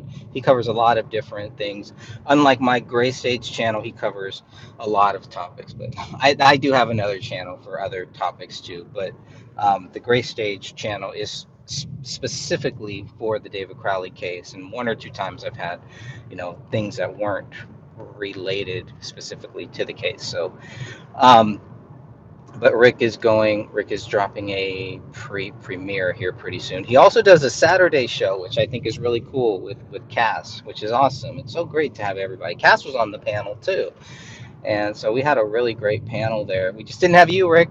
You're the only one missing from it, but these Canadians and their time zones and all that stuff. So all that is a work of wonder, a work in progress. But we will be back on Wednesday, and I don't think I'll be doing a live show in between then. Maybe you never really know, but if you missed the Sunday show that we did, so Sophia, myself, and Mr. William Rail did a show too. We're jumping on the timeline and going back through the timeline, so the David Crowley timeline. So between all of this, we're just kind of hitting it at every different angle. That's what she said. And just making sure that we cover this case because people want the facts. They don't want all of the speculation and this and that. We know about the burden of proof. The burden of proof is always on the person who is accusing. So if you are accusing David of being guilty of this crime, that's why you're trapped in this. You backed yourself into a corner where you now have to really prove it. And we know you can't. So thank you, Rick. I appreciate that. So because people cannot prove David Crowley is guilty, we remain the winners, victorious in this, and justice lives on. Justice will continue to live on. Now, obviously, the ultimate justice is to keep pushing this forward in many different ways, which we are doing. But as long as we don't give up, as long as we keep on it, that's it. Justice remains. And that's what we're going to continue to do going forward, as always. But the show on Wednesday was really fun. We went over a lot of the crime scene photos, and we were just going to play them in the background. And all of a sudden, everybody just kind of started talking about some of those crime scene photos. We listened to the 911 call by Judy Prochnow. We compared that a little bit to Colin Prochnow's 911 transcript, and you can see that they are very, very different. You know, one of them is what you don't do when you contact the police. What Judy Prochnow did, you do not want to do. It's one of the worst things you could ever do in any type of case, is to assume there was a murder or a suicide, to assume that the dog had eaten anything. All this stuff just makes absolutely no sense at all. And then to try to kind of, try to explain away those actions, just like, wow, you'd be better off just keeping your mouth shut. But you'd have to be a smart person. You'd have to be a person who has some intelligence in order to do that. So we're not dealing with a very bright person there. So that's why not too much attention is really paid on Judy Prochnow, on my fan club. Every now and then it's fun to kind of joke about it and everything, but it's really not that much to offer. Not that much attention is going to be paid on them, because they don't bring anything to the table, and it's very, very simple. Again, the burden of proof is on the ones who are accusing David of this crime. And time again, many people have given them chances to produce something that shows David Crowley did this. The thing is, it's a losing battle for these people. So you can't be the brightest person. You really have to be dumb. You have to be stupid to even go there, because you can't prove it. The police couldn't do it. So these armchair quarterbackers or researchers or whatever they are, weirdos, retards, they are not going to be able to do it. So it's better for them to just keep their mouth shut and not even go there. They're fighting a losing battle. They're never going to win, because they cannot prove David Crowley did any of these crimes. And we know that, as we talked about on Wednesday. They can't prove he wrote anything on the wall. He wrote anything, really. So anyways, that's the whole thing. The whole gun. Easier to connect David Crowley to his own gun. But how do you prove that? How do you say, oh yeah, David Crowley shot himself, when none of the bullets have blood on it? How do you prove that David Crowley shot his wife and shot his daughter, 5-year-old daughter? And if you can't do that, it's better to not speculate, because it's a serious accusation, and it's unfortunate that the family has not chosen to sue some of these people who are accusing David of this, have not gone after them. I would, if that was my family. But everybody's different. Everybody has their own path, their own journey, and what they consider is important, worth researching, and what is not worth researching. So, and like I was kind of explaining, is I really don't spend, I know it may seem like to some people I spend a lot of time in this case, but I really don't. It's just such a slam dunk case. So very easy to just say, look, he did not do this, and to keep saying it. And that's what we're going to continue to do, is to continue to keep saying he didn't do it, because he didn't, because there's no proof of it. If there was, boom, that's all we've been asking for 7 years now, and it's the one thing that people cannot do. Can't produce it. You can't produce evidence that is not there. That's just the way it is. Some things will never change. So we did have a great show on Wednesday. I think Sophia went about 3 hours. I believe about 3 hours, which seems to be typical. So I'm not exactly sure what we're going to fully cover on part 2 this coming Wednesday. But I mean, doesn't matter. There's so much that we could cover, so much that we didn't get to as well. But I always try to cover some of the more basic things, just the basics, for people who are kind of new to the case. A lot of people on that channel had heard of David Crowley, but I'm sure some hadn't, and some people that have gone back and watched the replay may not have heard about it. But they may have some very strong opinions about it too, which is always interesting to see all of the different views on David Crowley and what people think, right, wrong, indifferent, I mean, it's not. To me, at this point, unless there's some solid evidence David did it, it's in my mind is not going to change. And the more information that we get, the more data that we get, it just reinforces what I thought years ago. So that's been interesting to kind of see how everything has just continued. The more documents that we get, we would think the more we would understand why the police were so quick to assume David Crowley did this within 24 hours, and it's just not there. So that'll be fun. We'll continue on that, and there's always something going on. There's always something more to research. I'd like to get back into David's search history and really take a deeper dive into that too. There's a lot there, and even from time to time, go back and revisit some of these things that maybe people have not really heard about or have not focused too much on. But there is so much data that we have, and all of it points to David Crowley being innocent, right? So if the question comes up, how do you prove David Crowley is innocent? You just say, well, because you can't prove he's guilty. Case solved. Boom, done. Another victory, another win in the win column. And even though it's not about winning or losing the truth, but that's what makes us winners and other people losers, because the truth is on our side. David Crowley did not do this. So if you believe that, you are a winner. If you don't, well, what's the opposite of winner? Need a tech talk tonight, Greg? Yeah, cool. Probably, yeah, maybe, what time is it now? 5? So about 3.5 hours or so, maybe earlier too. But send me a message on Skype, and we can definitely make that happen. I feel like we're the only ones who really use Skype. Who uses Skype anymore? I don't know. Us, I guess. So the last of the Skypers. But whatever tech help you need, I'll do my best to help you out.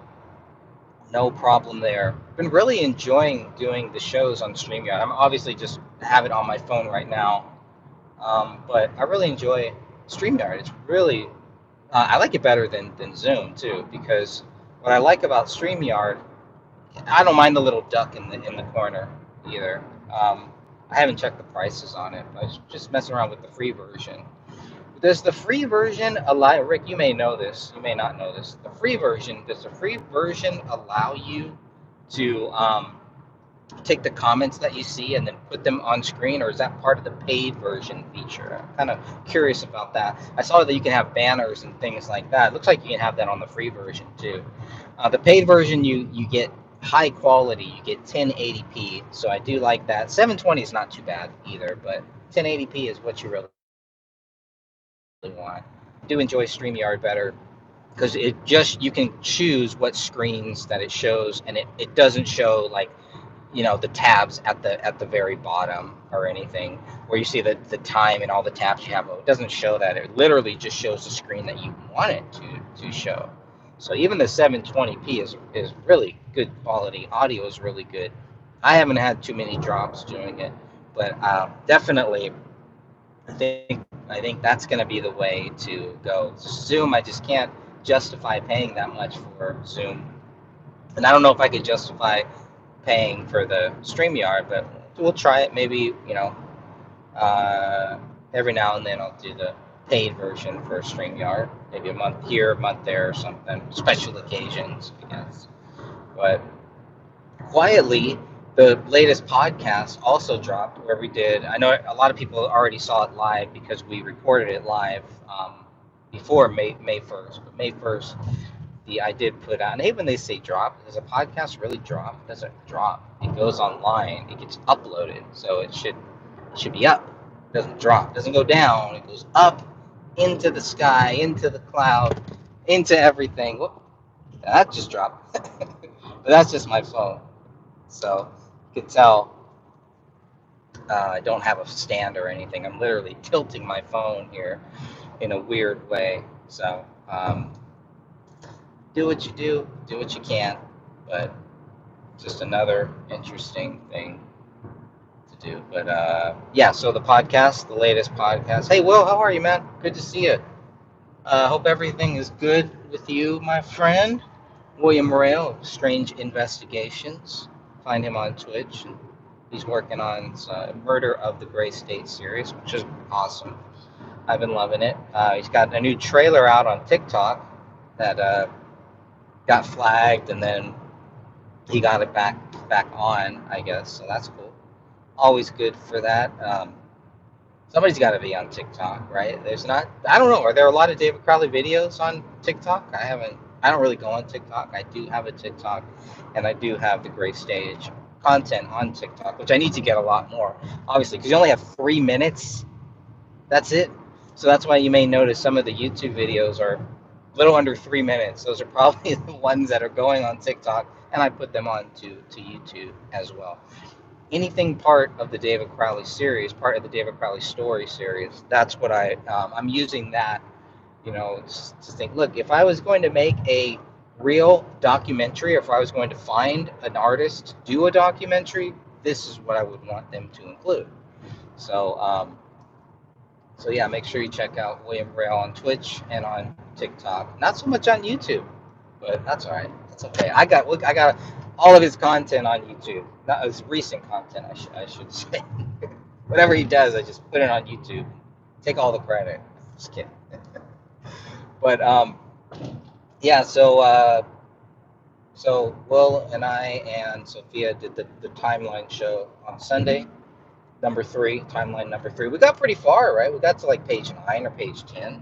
So that's pretty far. Still have a lot to go, but we're getting into the summer of 2014, which is some of the most important stuff here. It's going to get pretty crazy as we go on here. Literally, I mean, one of the big BCA PDFs that we have is literally all of David's like Facebook posts and things like that. So about 20, 30, 40 pages of just his posts. I don't know if they're still on there, if they're still online or anything like that now. I'm assuming they are. I don't know. But the police downloaded all that stuff, and it's very interesting what the police downloaded too, and who they were looking at. Interesting stuff there. So all of that is good stuff for this timeline, and we could probably, once we hit September, David does a lot of questions and answers for September. I have a lot of screenshots too, so if we need that, we can always put those up on the screen. I haven't been as prepared as I should have been, as concise as I should have been with with the timeline stuff. But for me, it's kind of like a refresher to go back through this timeline. And just because there's no time for the timeline. There's not enough time to look at everything in the timeline. So, but yeah, so increasing amount on TikTok now. Oh, interesting. Okay, that's good to know. Did not know that. I think that's good. The more content, the more places we get. We got Rumble too. I never talk about the Rumble. I did the Day One Journal stuff on Rumble, and this summer I'm looking forward to doing more stuff on Rumble, exclusively on Rumble, or at least, first premiering on Rumble. So once the weather gets better and I can just sit outside and kind of chill. That is another goal. So I had just working on some other projects too, some pet projects with my music, doing a whole lyric book, and then the Kyle Rittenhouse book. I got the first draft there. So, but it's just been, there's just not enough hours. There's just not enough time to get to everything. And slowly but surely, we get to it. We get to all this stuff, and we will continue to. Today is the 5th of May, and apparently it's a big day for some people. I don't know. I don't know what it is. It's a American holiday celebrating Mexicans or something. I don't know.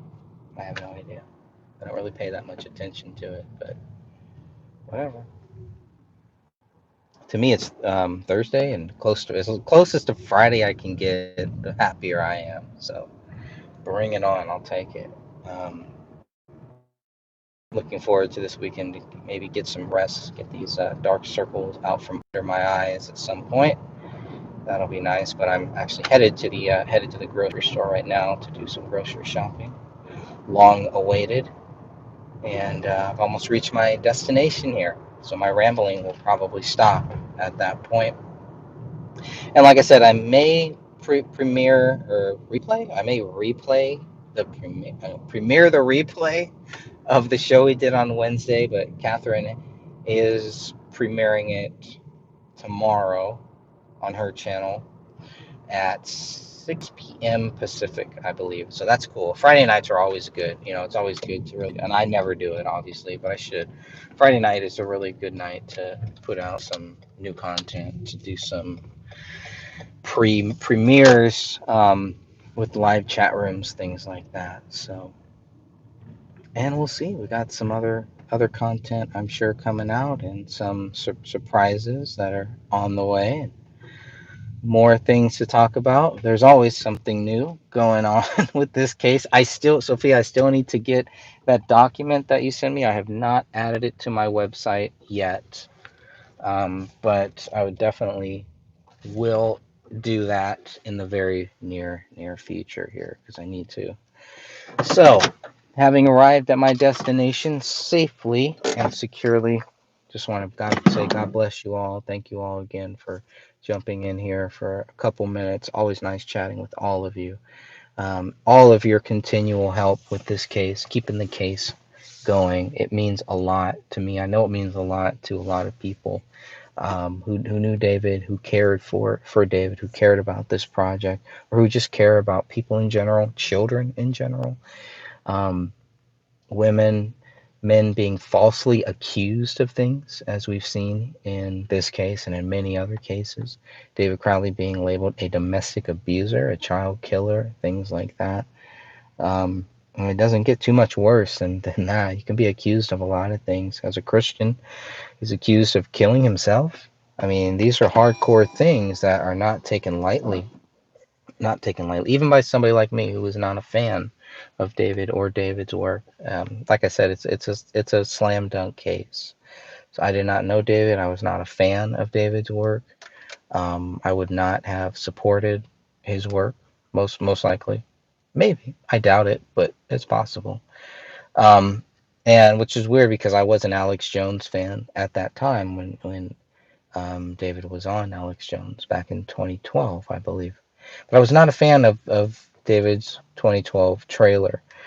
And sometimes I feel like I'm the only one, but I think Dan hinted too, he was not really a fan of David Crowley. So we're not fanboys in this, because David, it's just such an easy case. It's a common sense case. And it really does frustrate me and bother me when there are people who are so adamant that David Crowley did it, but can't give you any reasons, can't give you any factual data. And I pray for those people because they're either mentally ill or there's something wrong with them. That's not the way that a normal person would act, especially a case like this. And then some people have so much hatred towards David, which is a bias, I think, And the bias that I have is that I just was not a fan of his work. So that's my bias. That's the way that I came into this case, with a bias, but not a hateful bias.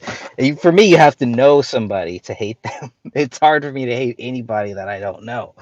It doesn't make any sense. And why would I put so much energy, so much into hating somebody? Because hatred it requires a lot of work, and it takes a lot out of you. So don't hate people. It's not worth it.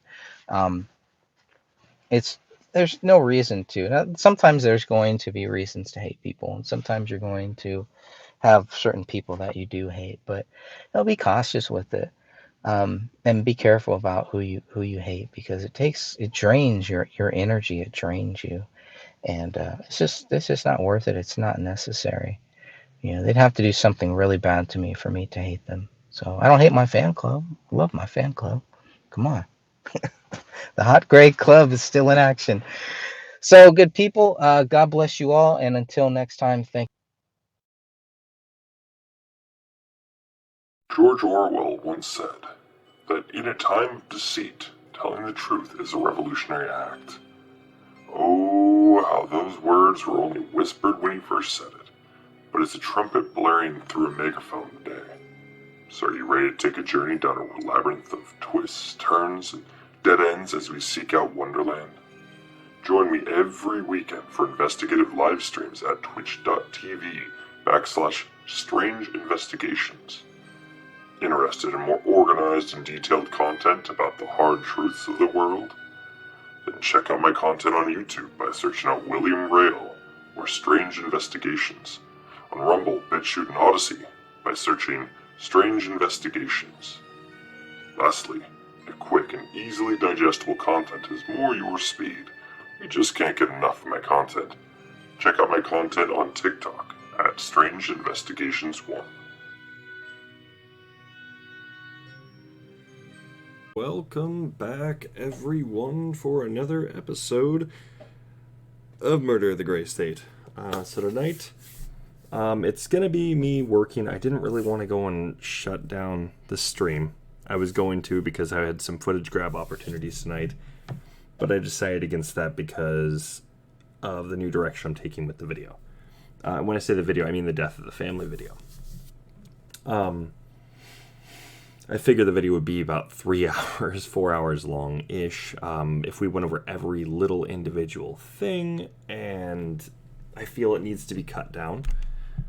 So I'm actually going to be going through, and there will be videos about every single thing, but they're going to be individualized videos to kind of cover, so that way the big death of the family video, you can basically just view the segments, which will be discussed throughout the video. There will be specific spots throughout the video where I actually will reference said segments. I'll have links to all the videos in the description of YouTube or of the YouTube video itself once it's completed. And anybody else involved with the videos will also be in there as well. So, including, Greg. I think Sophia is going to be a part of it as well. I think Catherine is. Hopefully Dan, maybe a few others, but that's basically how this is going to go. So it'll be some little narration points, areas where they've, where we both feel like they've got a very strong knowledge base on the topic.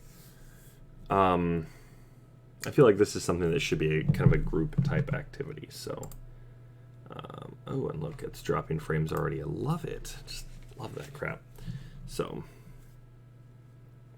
Tonight we're just going to be kind of going over some things, so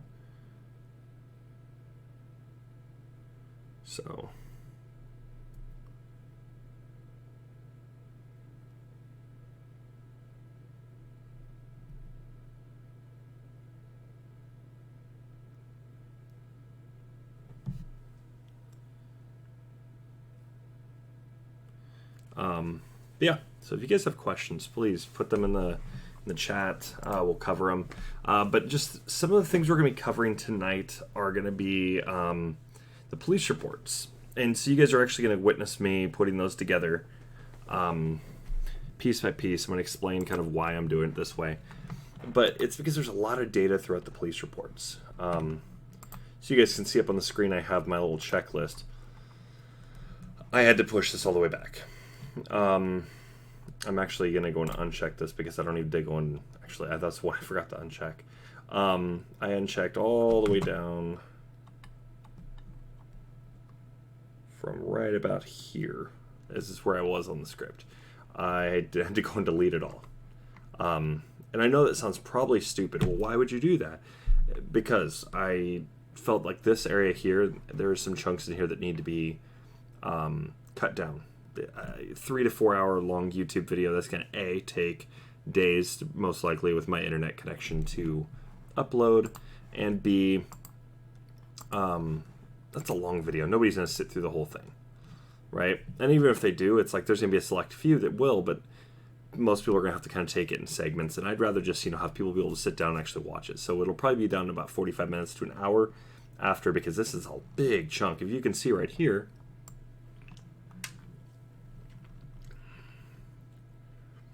this is a total of,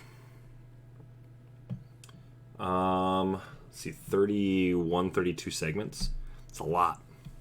So if you guys were to go over and listen to all that. It would get very, very boring, very repetitive real quick. And I don't want that. I don't want to bore anybody. But there's a lot of stuff in here that's valid. It has a lot of substance, but I'm going to make segments on every single one of these things individually. So any statements these people have made, we're going to go in depth in these videos so that way people can kind of go and watch. Okay, well, what is this friend statements that Danny August Mason? What is Danny August Mason? What is his connection to these statements and all this? What do they mean? What's he talking about here? We're gonna go through and just kind of talk about what those statements mean, how they connect into the case and all this, and why they're important or not. And if there's any relevancy. And that's what we need to have. So that way when you watch a video, like a long video, and after you've watched all these other ones right here, it makes more sense. And that way you don't have to go through. So that way I can just kind of go and cut right through all the fat and just go right to the meat, right? So we can just get to the good stuff. So we can kind of see, okay, well, who's saying the big chunks here that that they're probably being covered up, right? They're not I don't want to say covered up like, a cover up, if you will, but they're not really being, what's the best way to describe it? They're kind of being overlooked. That'd be the best way to describe it. So, but there's some things in some of these police reports. There's some things with neighbor statements. This comes down to time, a lot of it. How this kind of goes into the whole timeline and what it means for the murder. Because we know it was a triple homicide rather than a double homicide suicide, right? We know that's not what happened. Mold already disproves that. Lack of blood proves that. There's a lot more. But those are the two big ones that are going to go and disprove it right off the bat. Really, really easily. Even tell you that the time is off. So, just some things to go and cover. There might be some here as well. I'm still looking at it, trying to go and figure this out. So you guys won't see me figuring this out tonight, but some of these here, take this right back. The script analysis, those are going to be shortened, severely, because those are long ones anyways. I can talk about both scripts for probably a good at least an hour each. What everything means, all this, so we're going to be, these will be their own big videos on their own, and what those things mean. Going over the phone records, I'm going to go over relevancy when it comes to the big video, but I'm not going to go in depth. Let's see what else. Might as well just go through right now. Screw it. Notepad handwriting analysis, don't really need to, but I might. This might actually get pulled out. This I could probably get 15-20 minutes at least, so I'm not sure if that's going to be its own individual video or not. I'm going to see if I can get this shrunk down, rather. The blood smear, the hallway and office, now it's relevant, but that does need its own video. So some of these things in here, they'll need their own videos, of course. So mold analysis might actually be getting its own video because of all the stuff that goes along with it. It's not going to get into time of death or anything, but this will go over relevancy, the different types of molds it could be, right? But we already know, because we've already talked about it on here, right? It's only one type of mold we know it could really be, but I'm going to go more in depth. I'm actually going to study up on it a little bit further, but that's the only mold I could find was that one. So you'll see all of this will definitely be talked about throughout the video, but I just want to pull out the ones that are going to be a little longer so I can kind of reduce the amount of time. So that way I can just refer to the segment, go to this video here, I'll have a video of it. It's not an end credit, so I'll show it. It'll probably pop up through like a television set or a phone or something. You'll have reference to it. And then you can go and actually take a look through the links, or you can just go to the YouTube channel or whatever, wherever you're watching the video at. So if you're watching on YouTube, everything will be on YouTube. If you're watching it on BitChute or Rumble, it'll all be on Rumble. They're not going to go and keep going back to YouTube. The main videos will reference each other, or the channels, but they're not going to reference said videos or things like this. The other one will probably be these. They will probably, I might actually be taking these out of the video themselves, because they really, honestly, they deserve their own analysis video. So these different theories will probably be removed from the video itself. Because could I potentially put anything in likely scenarios? Yes. So I'm gonna, I'm gonna leave that up to that. So could it go in likely scenarios? Yes, it could. So it's gonna be kind of condensed, and then combined. But everything else, yeah, it's most likely just gonna get its own. All these things right here, the reports, statements, all that, they're all gonna get condensed throughout the big video.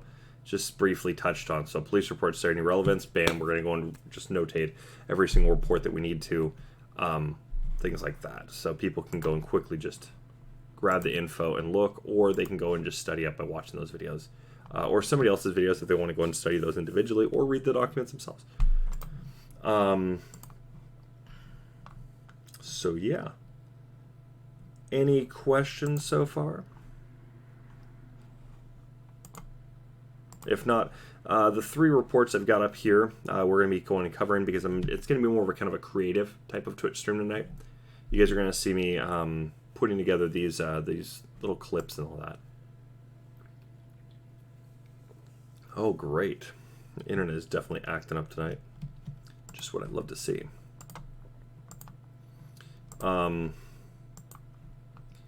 Yeah, so without further ado, let's get right into that.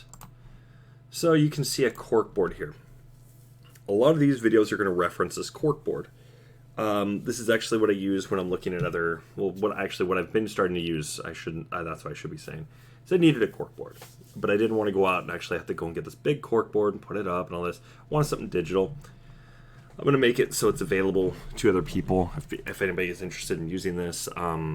It's not going to be like it'll probably be free to use, but I don't know yet. But I'm going to be having this this corkboard be used for other cases, so that way you can see how everything connects and how it connects and why. So that way I don't have to keep referencing. I don't have to keep going back and going turning through my notes. I can just see it directly through this corkboard, how it's connected. Put a little information there, and bam, I can always refresh. And plus, it's great for So yeah. So the first one we're going to be doing is going to be Officer Becker. Now you might be wondering, why Officer Becker? Is there anything there? There's some things. There's definitely some things there. Because she spoke with some people, some of the neighbors. If I'm not mistaken, I could have sworn she was like the first officer there. Her and Broughton were.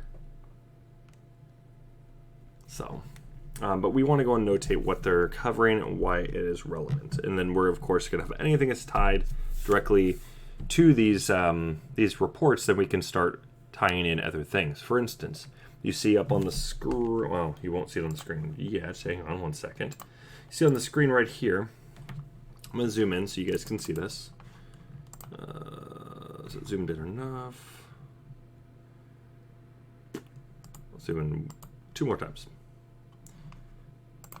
There we go. Perfect. You should be able to see it now. On the screen, you'll see highlighted right here. The caller, Judy Prochnow, okay, stated that there were dead bodies on the floor inside of the residence and that she saw a gun on the floor. Okay, so we can actually reference the 911 call, and we can actually see how this all ties together. Okay.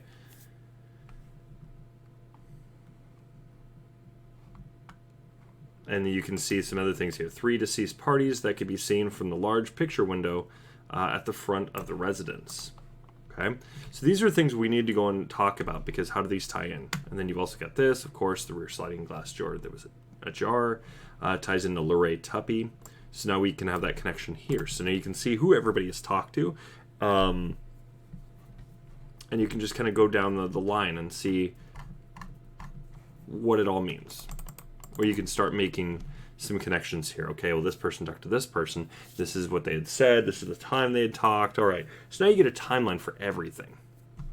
And it's really crucial when you're investigating cases, as you guys have seen me do through Hunt a Killer. Building that timeline is a really, really strong, effective means to solving a case. Not always is it, but it's it's usually at least a very, very useful tool. It's never not helpful. But there's times where, for instance, maybe time is of the essence. So, like, you know, if you're dealing with a murder, then you can start seeing patterns. Is this a serial killer? Then you can start seeing if, you know, let's say this person's got, there's 2 dead people, right? In the same vicinity, or even not in the same vicinity, but you're seeing the same pattern. You notice this person was killed with this type of means, and then this person right here was killed with the same type of means. Now you're seeing a pattern here. And you can start figuring things out from there, okay? What type of person are they singly? Now, serial killers usually have a type things like this, but we're not necessarily looking at a serial killer here. We are looking at, it looks like somebody who had just come in and they had killed this family, but we just don't understand everything. So, once again, comes down to means, motive, opportunity. Same 3 things we're going to always go back to. Oh, and there it goes again. It's really screwing up tonight. I'll have to definitely go and restart the router again. Getting tired of that. So, we're going to be doing some things like, for instance, using snip and sketches. I don't feel like copy, paste. We're just going to go and rip directly from it. So that way we can just go and do it that way. I don't want to go and convert it into an image file and then, you know, go into that whole shebang. It takes way too long. But by breaking it down this way, we're able to let me see. Should be good enough. Let's go ahead and let me go and copy this one real quick, this little quick snip.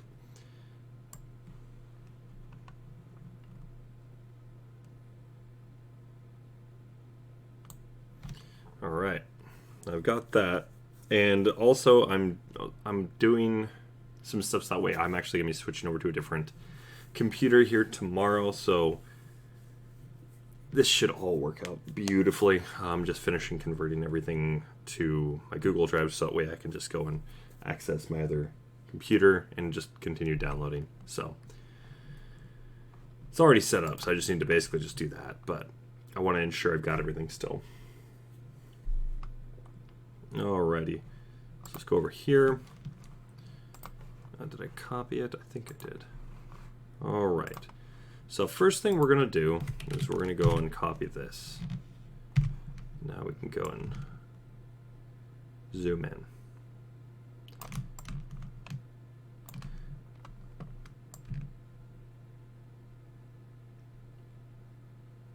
And I want to make this kind of artsy looking still because, well, entertainment value. We still want people to enjoy the video. We want them to enjoy the content. So my belief is getting all getting all of the reports together, make it look like it's stapled and then maybe like pinned or even just pinned to the clipboard. Gives it that nice little look, so people can go and be like, oh, okay, that's kind of cool looking. It's just like a clipboard. We're actually viewing, the quote, the stranger, his clipboard. Okay. So we're gonna do the same thing here. Whoops. Oh, I forgot to go and do it on this one. There's 3 sheets. I forgot about that.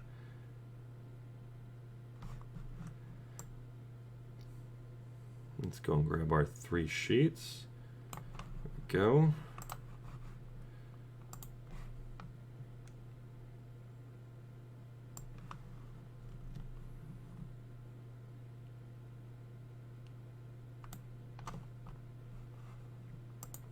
Copy that. I'm going to copy that.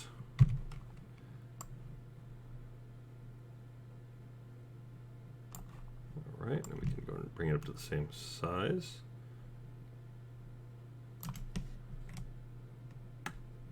Looks like it's a little bigger. Should we get it right about there? All right. What we're going to do is we're going to go and layer this just like that. So we can go like this.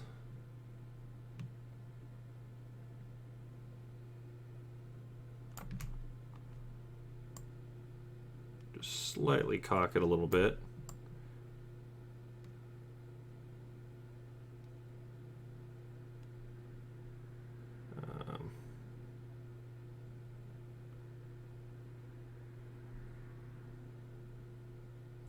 just to give a little artsy value there. Want to make it look a little, you know, disheveled, because like I said, we're still playing an entertainment value here.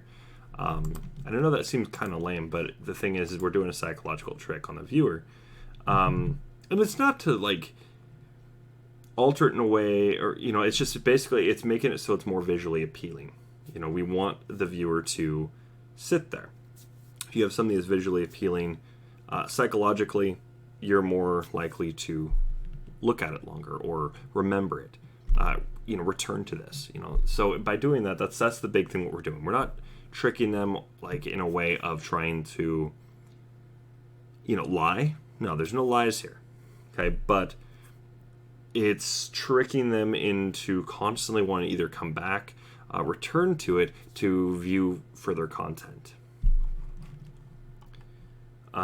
So that way they're actually seeing what's going on here, rather than, you know, that is, we want them to go, you know, keep viewing the police reports, right? We want them to see the bigger picture on this. So by convincing them, if you will, that would be the better way to actually really describe it. Be convincing them this is worthwhile checking out. So it's in the bag of tricks for a graphic designer. It's all about the visual appeal. Okay, we're gonna go here. Same thing, line it up here. I think that's up there.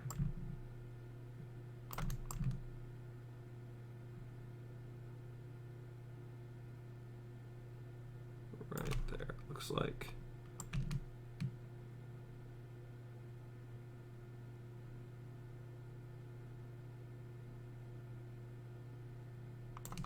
There. Then we're going to take this one, and because it's the third page, we're going to cock it out that way a little bit so people can see that. And there we go. And all we have to do is just put the pin right here in the middle, and it makes sense. Or we can put it off to the side. So we're going to do that.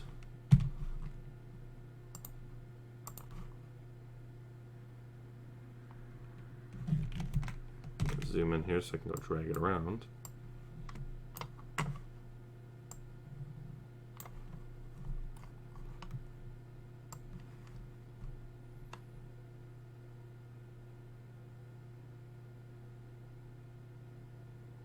There we go.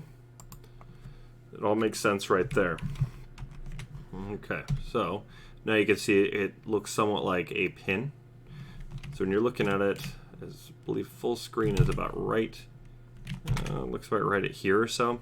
If you were to go and do full screen, then we're looking at something like at this view here. So looks pretty decent.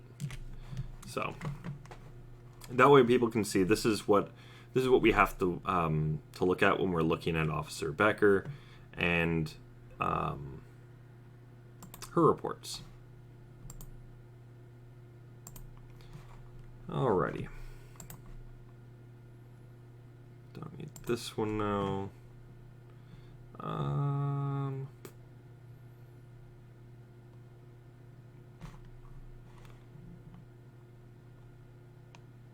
I don't need to save it. Alright, perfect. Alright, so that's just 3 of these reports. Or just 3 pages on the one report she's got. So let's go to our next one, which is right here, which is just a single page.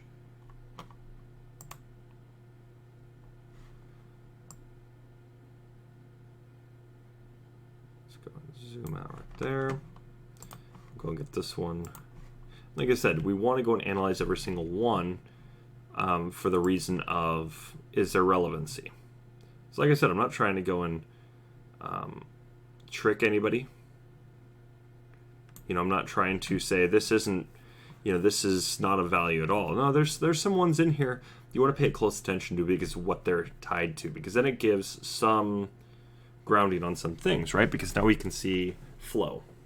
Flow is nice to see when it comes to cases like this. All right, so next one is going to be this one. Same thing. We're going to bring this up. We want to make it look like it's an actual sheet of paper.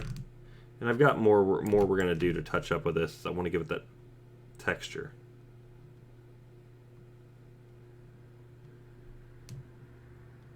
There it is.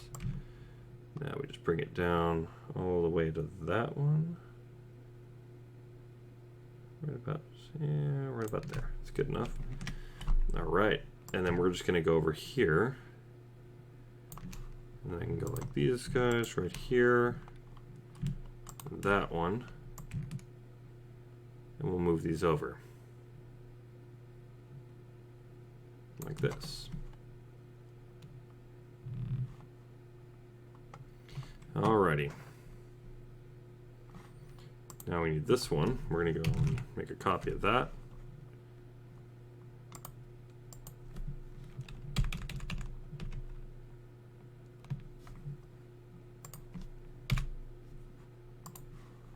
And we change this name too. It says pin, not pins.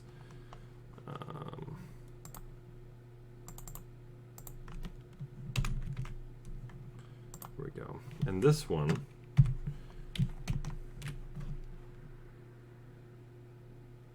it's going to make me zoom in even further than that. Yep. Oops.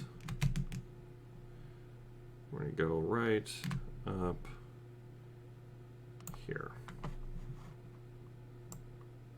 Which, because it's going to be a little off, should have counted for that too. Whoopsies.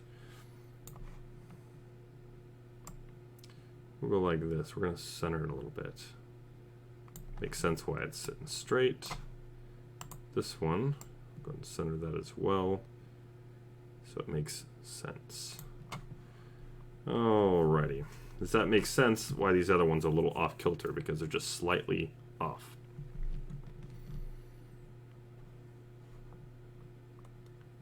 Alrighty. So let's continue. So this one over here, we're going to go and change the color on it. So we're going to go with, let's go with like a, we'll go with a green. There we go. No, I'm going to just say screw it. We're just going to keep it orange. Makes sense. Now that I'm thinking about it, kind of does make some sense here. All right. So this will be kind of like the intro we get into it. It's going to be more like a slideshow, but there'll be sound effects. You know, it'll be fun to watch. It'll be a little entertaining, which is exactly what we want. You guys got any questions or anything? And I know that my stream is definitely having some trouble tonight. Every couple minutes, it's definitely been dropping frames, so I do apologize for that. That is definitely my router for sure. So,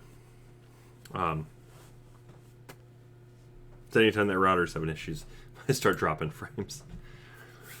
All right. So what we got to do too, because I like to also develop a script, is that'll come later. I'm not going to go over that tonight, but when I usually make my visuals, so my infographics, slides, animations, things like this, I like to have the script there so that way I've got something to work with. However, this is just going to be going off of a clipboard, or not a clipboard, but a corkboard. So, you know, it'll have its effects, you know, giving it that kind of retro look and all this. Give that kind of vibe of The Stranger.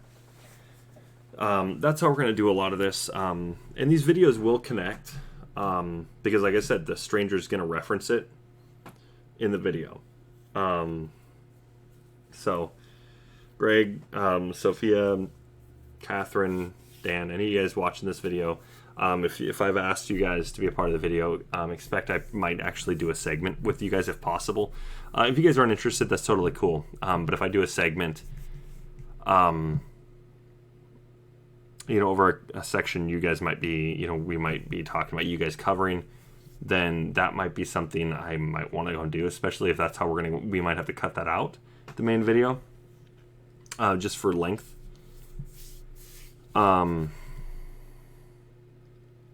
But like, you know, things like item 57, no, that won't. For sure that will not have to. But like mold, I mean, that's going to be something I'm going to be covering. There's that is going to be me covering that. So, but there's certain sections, like I said, I might ask some of you guys to, you know, cover, you know, join in the video. If there's other people that I might have asked, we might record. You know, maybe it could be other people that aren't even going to be in the main video. I might ask them, see if they want to do a collab on it and jump in the video and be a part of that. You know, just because I think getting the people involved from the community, the Justice for David Crowley and family, any of their YouTubers or TikTokers, streamers, you know, whatever, getting you guys involved probably be the best. Isn't it really? It starts bringing more people in. We want people to be viewing these videos. There is entertainment value, yes. There is trying to get more and more attention on this case, but the thing is, enough people already have. I mean, I would argue there's been enough people to, you know, they should have been reopening this case entirely. You know, I can definitely argue that pretty easily. But Apple Valley, for whatever reason, doesn't look like they're going to reopen it. But who knows? Maybe in the future, maybe it'll end up being a federal investigation because they didn't do their job right? They didn't analyze the evidence well enough, I should say.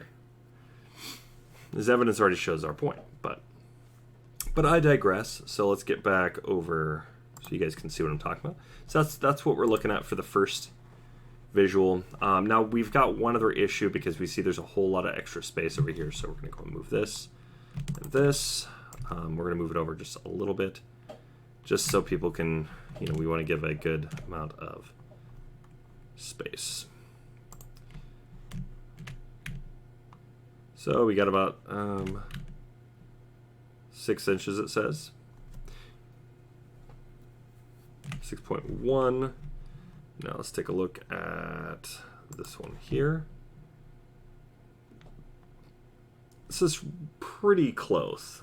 Is it going to be visually unappealing by being off by an inch like this? But even then, you look at how big this is, and this comes down to like a little over 53 inches long, or wide, and 30 inches tall, if you will. So, but this will get condensed to the 1920 by 1080 or 1080. Yeah, it's 1920 by 1080. So that way it'll fit on the screen a lot easier. People will be able to read it. It'll work. But all right. Any questions so far? Do you guys have questions about this report here? Why we're looking at this one specifically at the moment?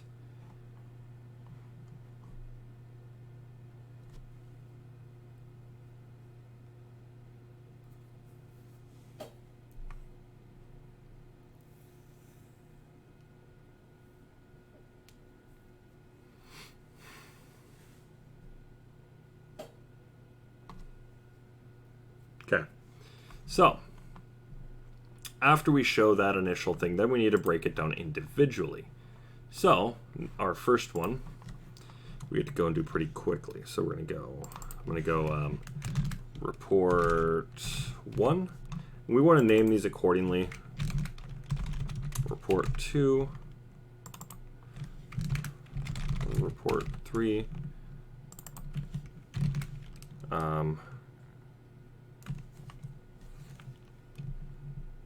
report, actually this would be report 2, so we're going to do 1, I'm going to do it by 1-1,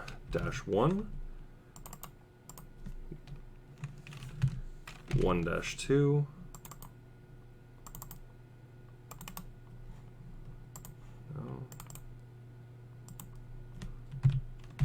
1-3, and then just 2 by itself because, well, doesn't make any sense to go and say 2-1 when there's only 1 page. Okay, and we're going to put these in a group. This is Becker. All right. So now we can go and I'm going to save this.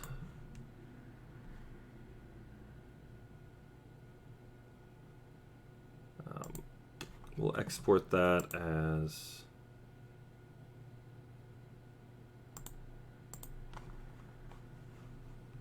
a JPEG.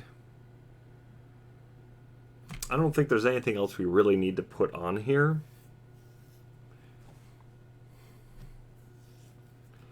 Because I'm also not for like doxing officers and things like this, but I almost kind of want to put the picture of this officer.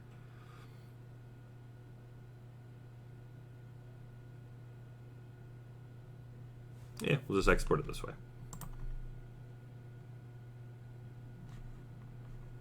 No, cancel that. We want to go on canvas size. It's going to be 1920 by 1080. Ah, okay. I see. That's an issue. You want to export that again. That's not good. But that's fine. I can export it at a later time.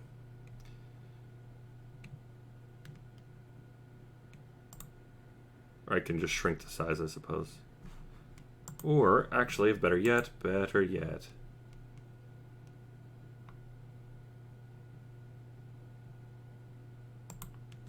we go. And we'll just do it by pixels. 1980. Oh, wait.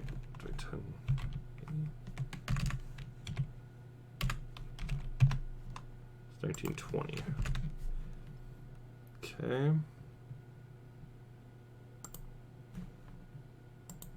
So now we're just going to have to go and take everything and just shrink it down.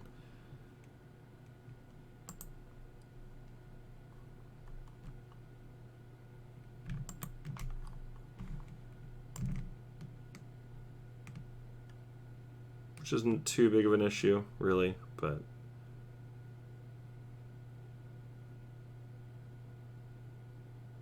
there we go. All right. So now I can go and just export it as is. And I'll export that, and that's going to go and be in here. Cases. Can you guys see this? No? Okay.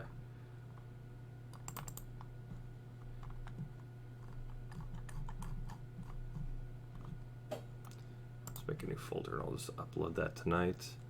And this will be Becker reports video.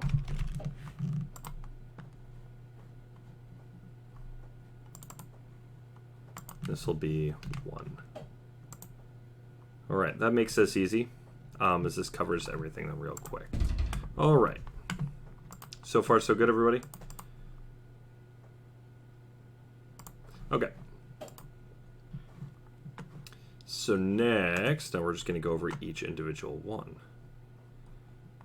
So let's go over this one, and we're just going to go and this is going to be a big file, so I don't really care too much. I'm actually going to go and just, I don't want to move everything around.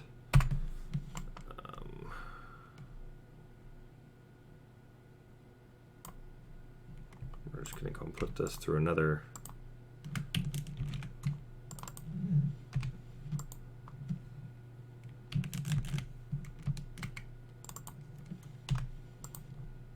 So we don't have to keep shuffling through.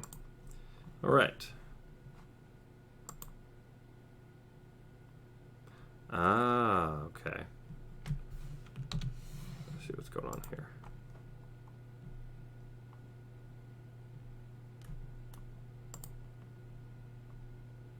So we don't need that one. Ah, okay. Did put these in order. So that's 1, 1. That's 1, 3.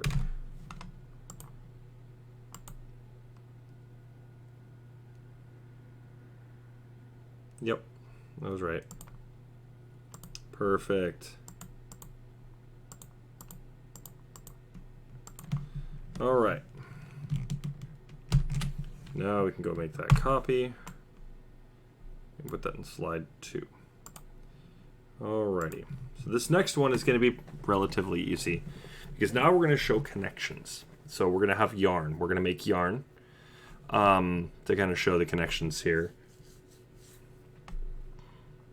So we won't need pin 2 quite yet, but we do have to make yarn. All right.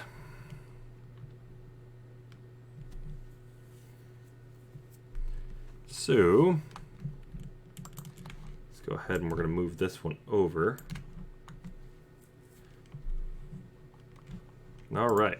So first things first, what are we connected to? So we're going to make those individual little pieces. I forgot to give texture to the pages. Dang. Whoops. No biggie. All right.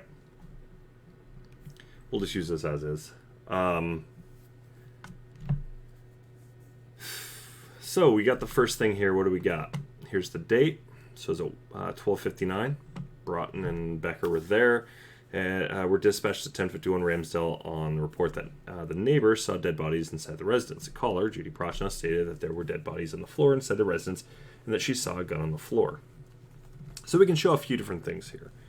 We can show what the view would have been like from the window. Okay, we can go and calculate height of the window. Why? Because, well, we've got photo proof. Hey, how's it going, Greg? So yeah, tonight it's gonna be a fun one tonight. Yeah, let me know what you guys think on, or definitely let me know what you think on this. On how I'm gonna be breaking this up. So just because Greg just got here, I'm gonna go ahead. I'm gonna show this off real quick. So I want everybody to see this. I had to go and tear apart all the way from I think it was either body or bullet casing location relevancy, or it was firearm location analysis. I had it down pretty far. I had to remove that all from the script because I'm ripping all of this. The police reports will be condensed into one little thing, so I can go over each individual one, real quickly. So what Becker had to state. If you guys want more information, go to this video here. Have like a link right there in the description. You guys know directly where to go and all that, yada yada yada. And just so we can just quickly go through this, so that way I don't have to cover everything and analyze every little detail. That way these videos themselves will actually be able to run a lot smoother. But as you can see, this is what I've got so far. I'm still figuring out more things to add in here. Some of them are broken up, just like financials analysis, or day one journal analysis, or phone records. There's more to it. There's the old phone numbers timeline, then you've got the calls and you get texts. This goes a lot more. This, like I said, that's what I'm saying, phone records, financials, things like that. They are another one. They're more than likely going to get their own individual videos just because there's so much there, and I don't want this video to seriously be like 4 hours long.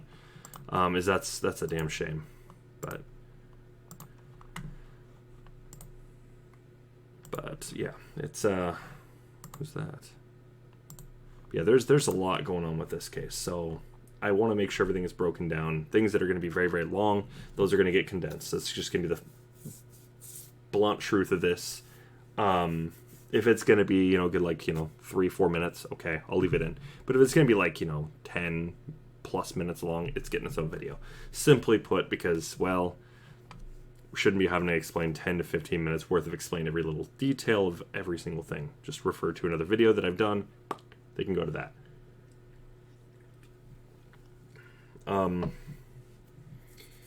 Like I said, I will link to other people's channels, but individual videos about said things, probably not, unless they are covering the topic and we can quickly go over it in a video. And there's not, if they'd like a little extra info, then we might just shoot over to somebody else's, but for the most part, it's going to be here's their channel, go check out their stuff, but, refer to these videos I've got on the playlist over here, so.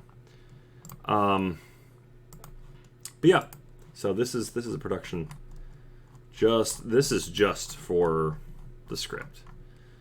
So I've still got a video list of things I need to go and still put in. I'm still inputting things, which ones I have completed, which ones I don't, which ones I do need to complete still, which visuals I still need to slap together. So But all right, so we got this first. We got the Judy Prochnow stated there were dead bodies on the floor inside the residence and that she saw a gun. So having the residence is going to be very crucial. Plus, on top of that, having a visual of the home, which I've got right here. So you guys can see this. I put this together here. This will definitely be over on this one over here. So you'll see this will get referenced a lot. But I'm also going to be having things, for instance, like dimensions on some of them. Why does this matter? Some might wonder. Well, position of people. Like, for instance, with this case here. When looking at the report, I'll bring that up right now. When you look at this report here, it says Judy Prochnow stated that there were dead bodies on the floor inside of the residence and that she saw a gun on the floor. So this is where we would go over... whoopsies, you guys didn't get to see the image of the Crowley case, or the residence, the one I put together myself. So there's that one. Do apologize for that. But all right, so let's get right back in, and we're going to take a look over here, because now we're going to go ahead and we're going to go and start going through all the other little things in here. So you can see in my Google Drive, I've got everything broken up by the detective or officer or whatnot. They did their police reports, so we've got that. I do need to do the same thing for the people. So for instance, Danny August Mason, all of his stuff from the police reports, bam, they're going to be in there. Everything connected to Danny August Mason, bam, I can just go and reference it. Everything connected to Sean Wright, bam, I can reference it. You get what I'm saying? Or the family, same thing. So there's that. But we also want to go and reference things like, photos. Oops. So we're going to look at the crime scene. I believe it's BCA'd to the extensive amount from the inside out.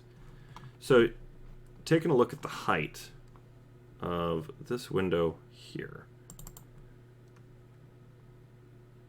I mean, that's a decent height. So then we'd have to go and calculate things out. I was able to go and get the entire dimensions of the home calculated, except for the height. The height, I don't. On a 2D plane, I can tell you how wide the living room, all those parts of the living room throughout the kitchen are, roughly. So you can actually get that directly through the 488-page report. It tells you directly like certain measurements. So from there, now we can go and calculate some data from there. You don't get every last measurement, which I will show you right now. This is crucial. Having that is very, very good to have. If we can break down the crime scene, which we got the 488 page, which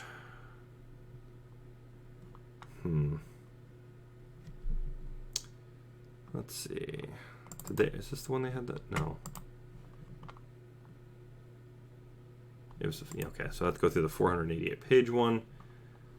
So this we're going to go through the PDF 488 page, which is I believe this one. Nope, that's 94.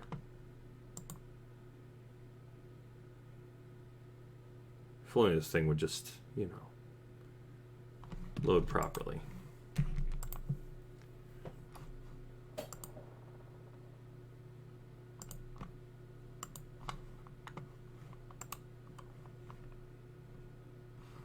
The internet is definitely acting up.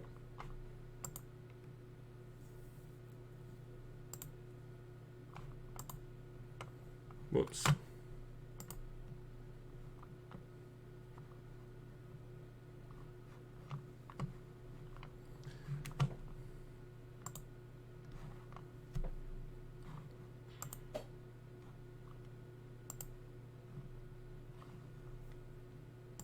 Alrighty.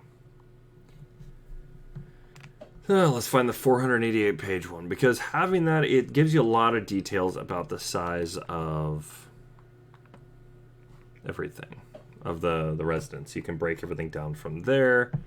So if this is this wide, then how much room do we have over here? We can get decent analysis and everything. And then you can go engage it on the rest of the home. where I put that. There it is.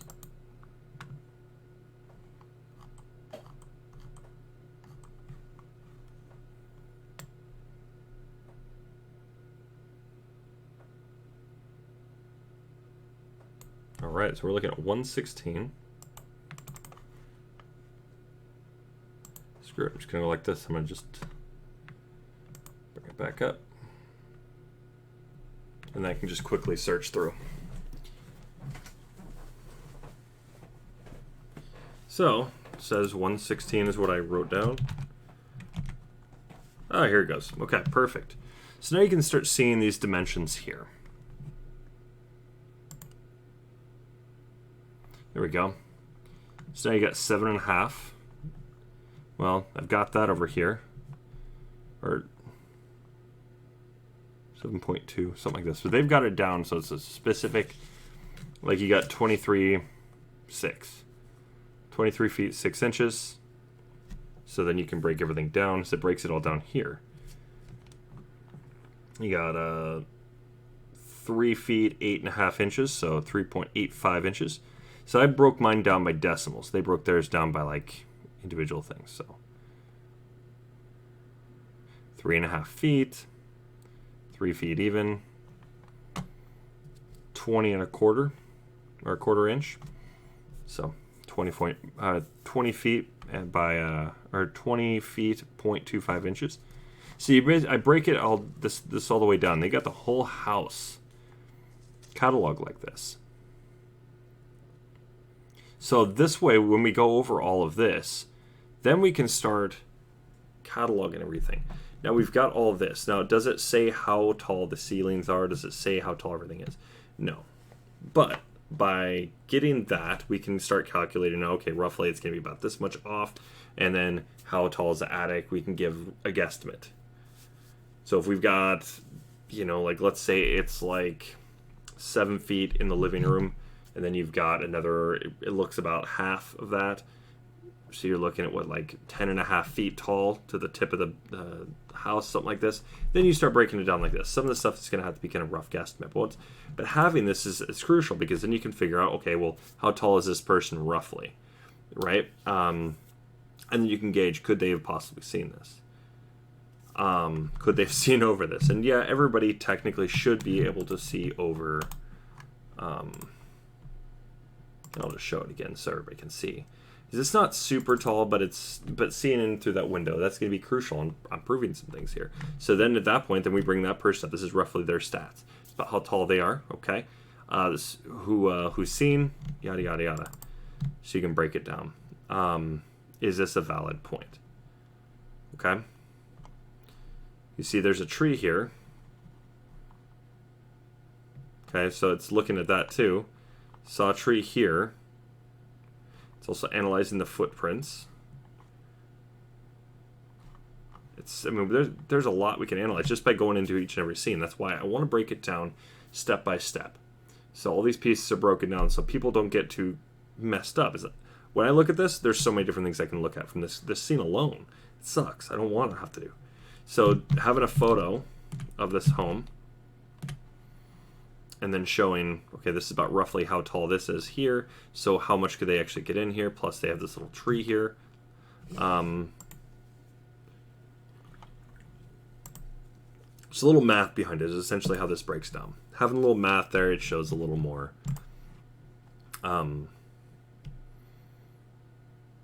visibility, if you will, on how everybody would have been. So then we can take a look. Did they actually see anything? Could they have seen anything? So you're looking at 5 feet or whatever. Is 5 feet up this tall right up on the window? No, probably not. It's probably up like right about here. Then you're looking from, okay, well, is there any footprints over in here? If there aren't, which it does look like there are a few over here, and it does look like they kind of probably came right from this area here. If they did that, then could they have seen it? Well, coming right up to it, how close they have to get. Then we look at the whole situation as a whole. Could they have seen anything? Right? Is if there's no footprints over here, could they have seen from here? Could they have actually seen what they've seen? Like, for instance, what does she say in here in this first report? says, say that there were dead bodies on the floor inside the residence that she had saw a gun on the floor. Is it possible she had seen that if, let's say, she was all the way back on this path here, right? Is it possible? Then we have to build a question. If they only came up to right here and looked, could they have seen the dead bodies in the gun? Then we start questioning statements, what they had to say. And it's not saying, that, oh, they're lying, not necessarily, but you have to question, because now it comes into their credibility. Can we question what they have to say?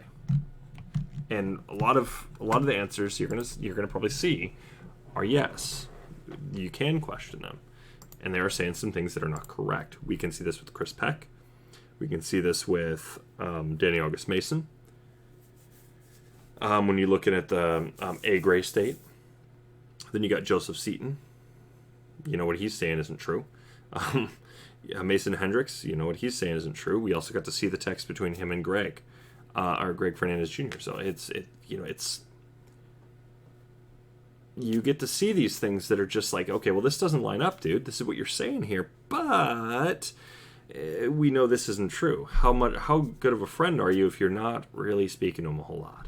We can see this through text messages. We can see this through phone calls. We have the phone call logs and we have the text logs. We can see that you're not actually talking with this guy. So are you actually Facebook messaging him or not? Having that data would be nice, but are we going to get that data? No, we're not.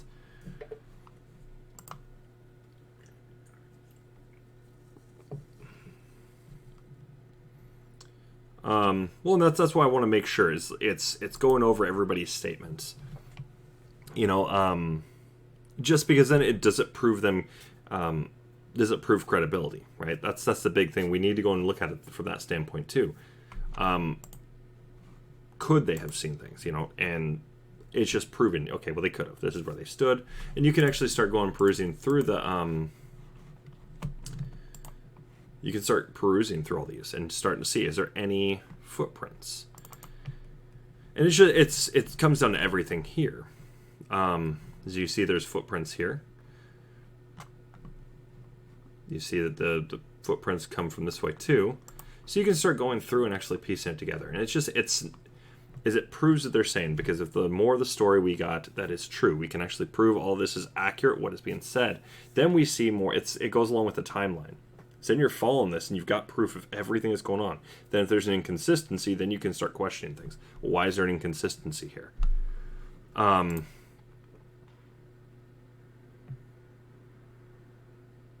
Right. And that's the other part is, well, how wasn't that? I mean, if she couldn't see it, then why? If it was really there, I mean, which we got the proof that there was the blood on the wall. We got this through the crime scene photos, but we still have to question, okay, well, how could she not see the blood on the wall? And that's the big thing here, because is this window tinted? No. It's not a tinted window. Just a standard window. How do we know? Well, because you can see that the light, the light would be faint if anything, if there's any light in there. You can see this is what it looks like. Now this is right up on the window, so you can see the color. This looks like it has some screens here. In fact, you can actually confirm those are screens. Let me bring this up.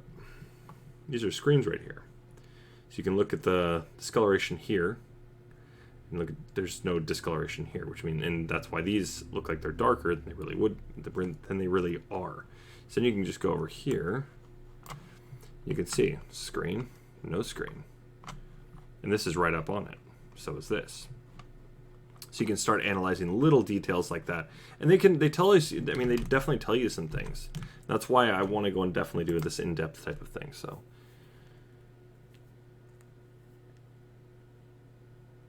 Well, that's definitely possible. But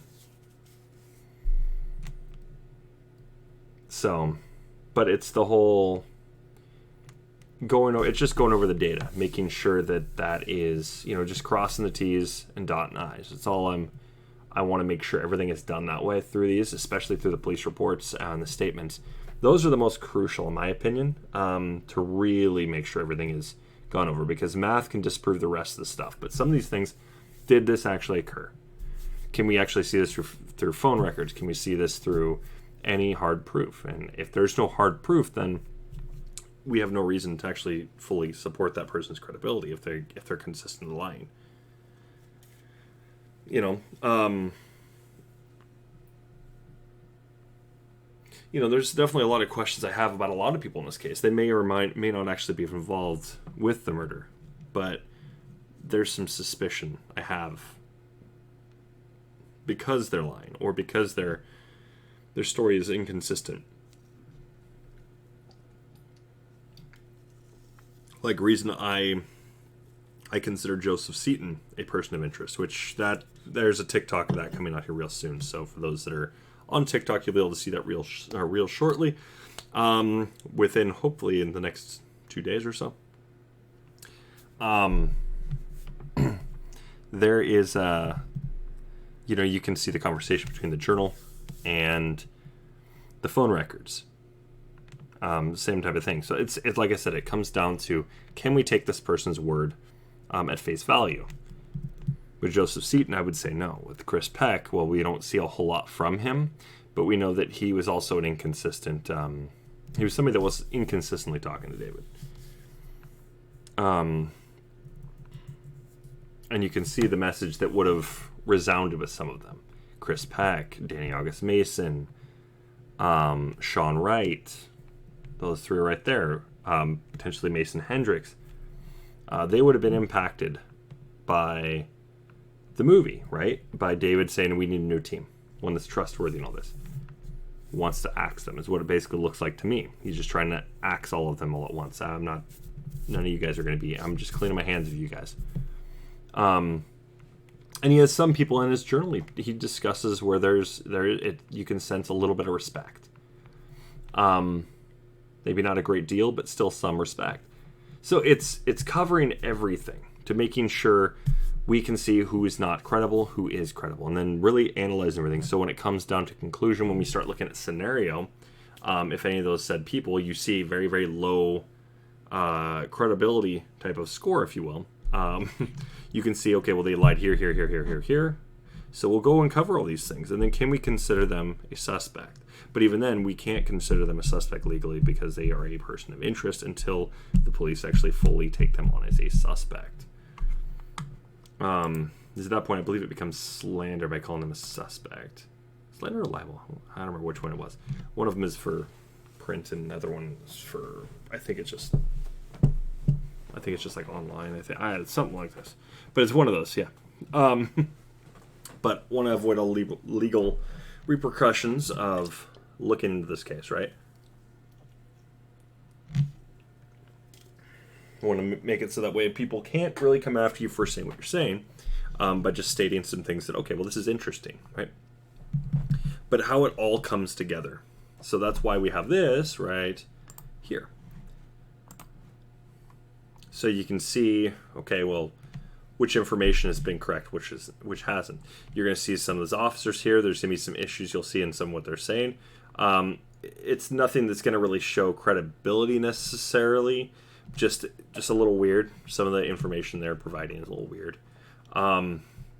You'll see statements here that aren't going to really go along with the narrative. You'll see they don't line up at all with what we can find through the actual stuff going on. Through journals and all this, you'll see that there's a lot of issues there.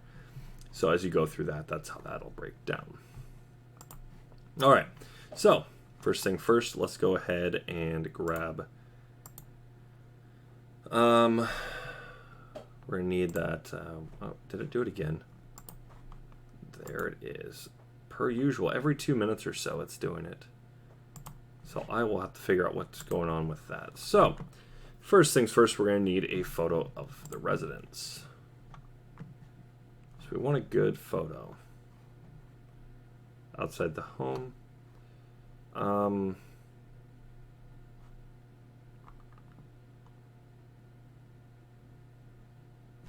think this one would probably be the best photo for it. Yeah, we'll go with that one. So we're going to use a snip on this one.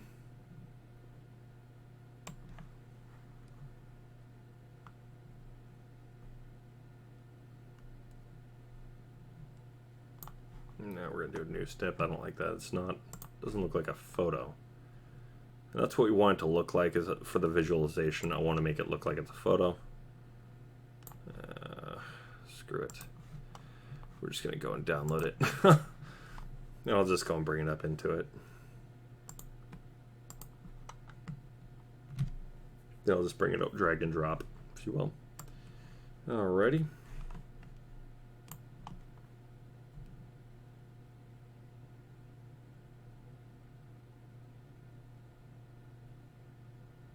What I'm almost thinking of doing for the residence when we have the dimensions, making that look more like a blueprint. That might actually look a lot more appealing. All right. Whoa, this is big. All right, there we go. So we'll have this. This is the photo here. And I'll give it a nice, you know, little gloss, you know, to touch it up. So we want that out of there. Is this not a pin?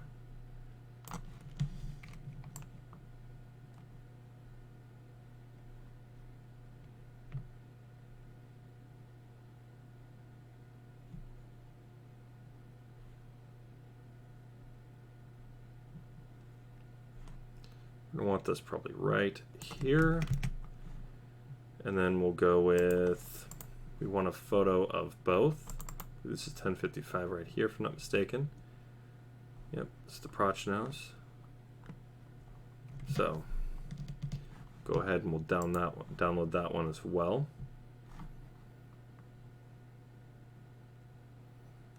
Okay.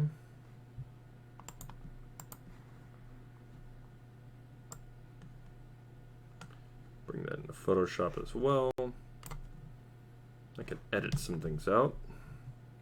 So we're going to go ahead and we're going to use a blur tool, which is right. Is it here? No, it's got to be in. Interesting. Where is my blur tool? Oh, that's right. Did this whole thing. All right, cool. So blurring. Actually, smudge might be better. Yeah, we'll do blur.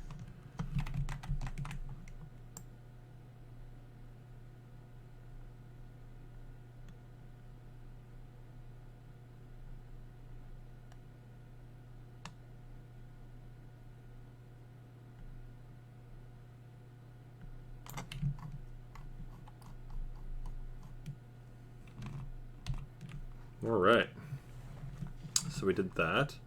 So then we can take this one over here. And same thing, we're going to have to zoom out twice.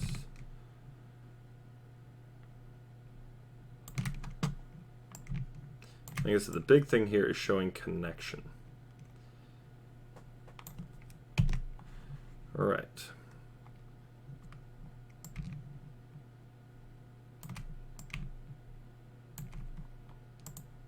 So we're going to go and cock this at an angle like so.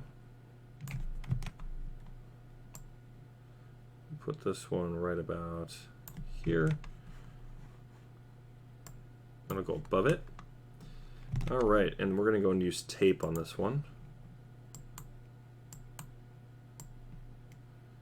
So angle that something like this.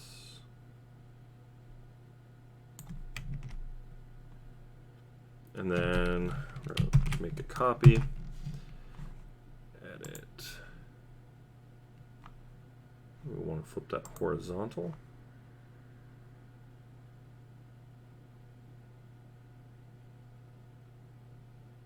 No.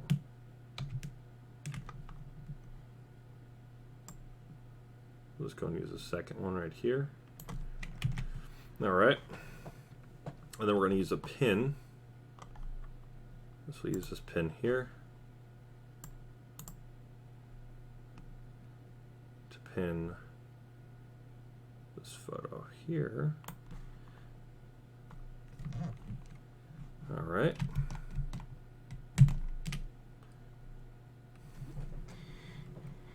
And then we want to have a visualization of this guy. So to make this isn't too difficult, I don't think. Let me see if I have it. All right, so let you guys see kind of what's going on here. There we go. This is what we got so far. I think it looks pretty appealing.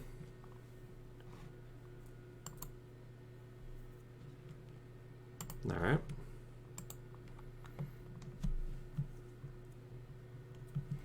And we are going to, and don't get me wrong, we are going to analyze the crime scene. We're going to look outside the residence. We're going to look at everything we can. If there's anything of worthy data. For instance, worthy data to me would be, oh, excuse me, I need to open my soda real quick.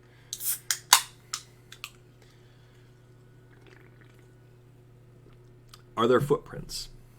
Okay, where do the footprints go? Does this look like the police footprints? Is now we can actually take a look because there are some shots of the police footprints. You can see some boots. How do we know this though? Let me bring that up so I can show you guys. So we're gonna go into, I believe it's AVPD that did this. What's this one?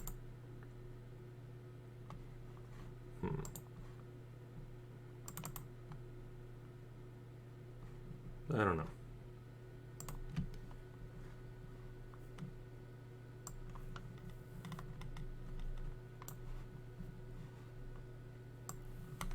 They did a very quick run through for their photos for the Crowley residence.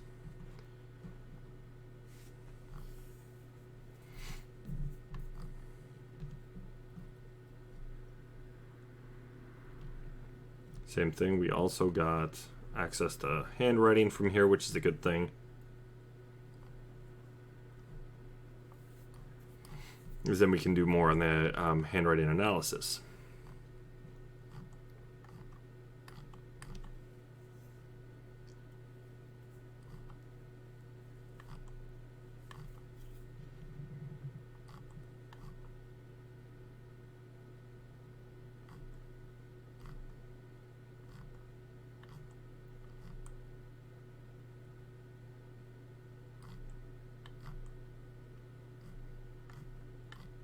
Alright, so it should be coming right on up. There we go. So now you can see the actual footprints. So you see here's one set of footprints. You got some that are like this. So now this is why they did this, is now you can get the boot prints. Now who they were, that's a different story. We don't know. But this is going to be relevant when it comes to looking at these footprints in here. Because they do have photos of that. We can see some of these footprints there. Now you can see here's an up-close photo of traction. We can see these footprints in here. Now you can always zoom into these photos and all this. You can actually analyze up close. But you can see it's very hard to see from out this far. Coming up this close, yeah, you'll be able to see. Can you see in there? It's a possibility to kind of see some of the stuff it looks like, but not a whole lot. It's like you can see the yoga mat here. Here's paleo. Looks like. Also notice, doesn't look like he has a whole lot of blood on him. Possibly a little bit, but which we know, I mean, he definitely very well could have been scavenging, and that's fine, but he didn't scavenge a lot. We know that. That's based on what the police reports state. So when it comes to concerns to paleo, then we can start going over that data as well through here. And that's the big part here is we can actually analyze every little bit. See, same thing. This footprints going, and you can see some of these are starting to fill in. Now that's when you know that there was footprints prior. It means that it was more snow had to have fallen in, or it had to start melting, things like this. It was caving in on itself. Then you'd have to look at the level of it and all this. These look like they were prior. Okay. See, there's definitely some inconsistencies with some of that because, well, this looks like it's been falling through the deck. Same thing, got paleo here. Seen a whole lot of blood? Nope.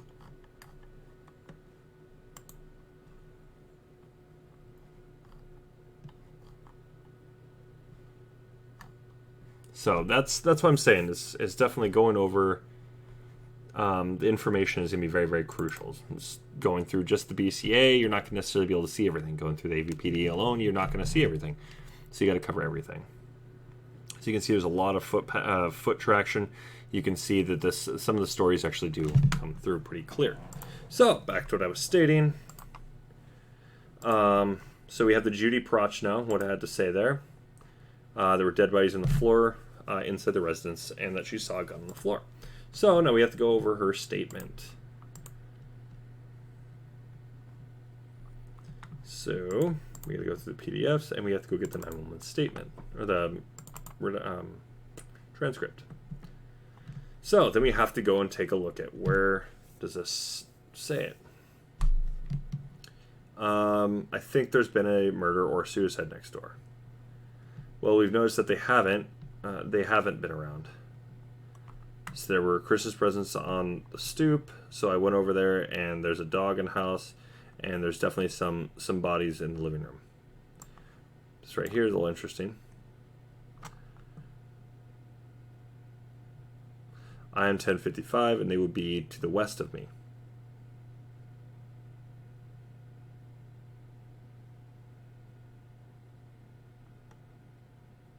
So obviously her phone would make that to the west of her.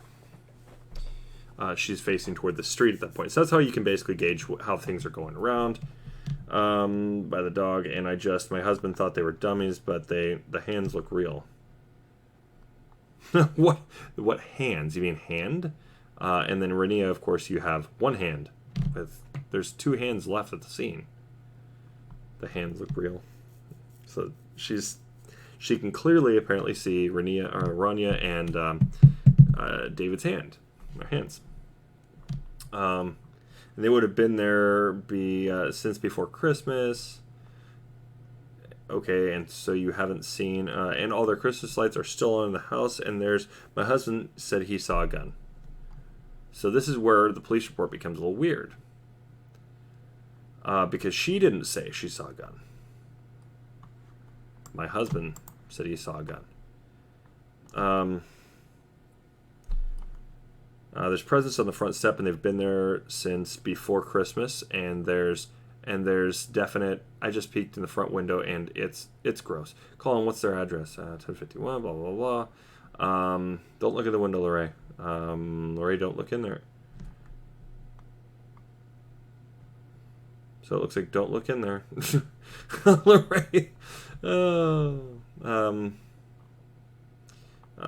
You saw the gun on the floor. Yes, my husband saw it. He's not here right now. He's talking to the other neighbor. We hadn't seen any movement over there. We just thought they were gone for Christmas, and we came back from Florida this week, and they still hadn't, and the presents were still there, so my husband went over there to check.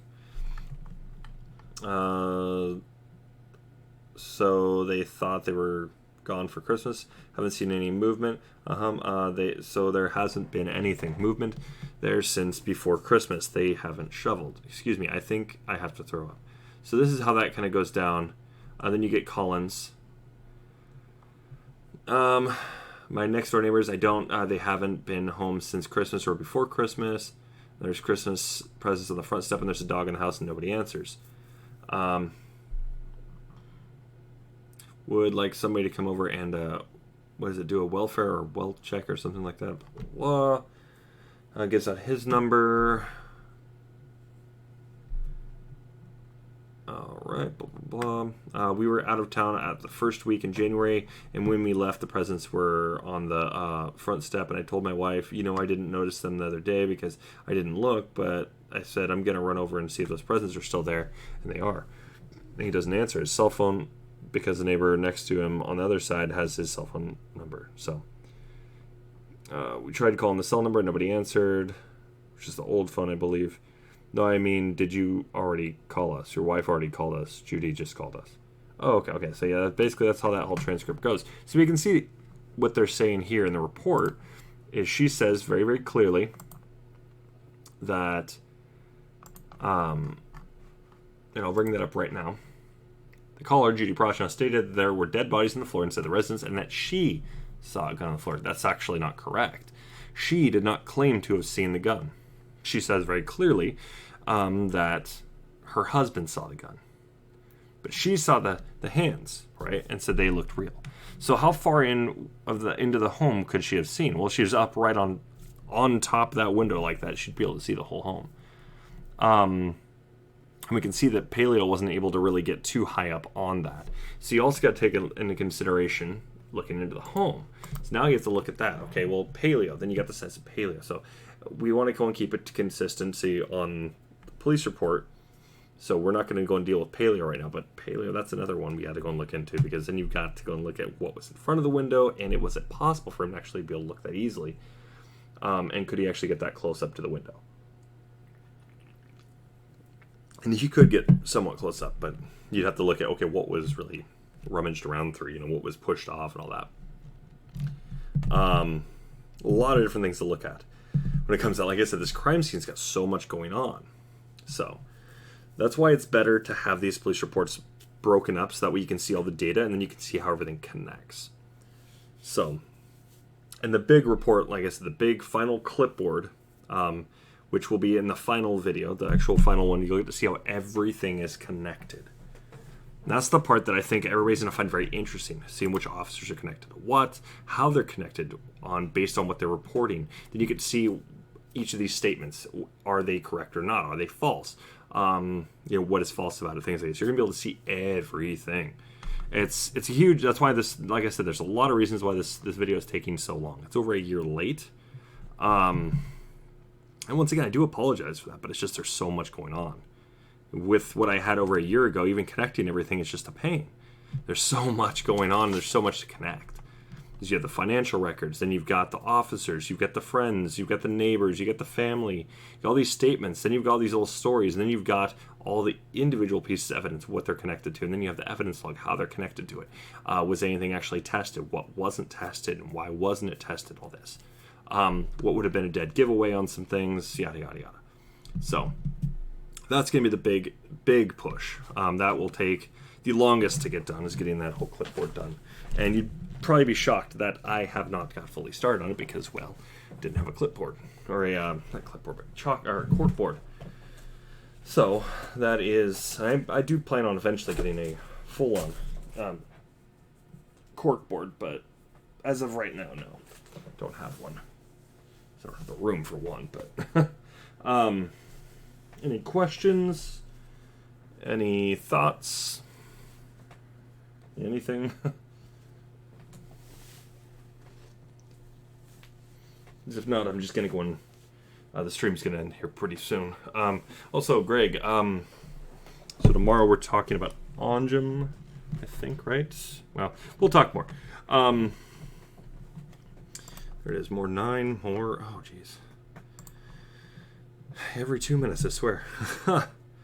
So,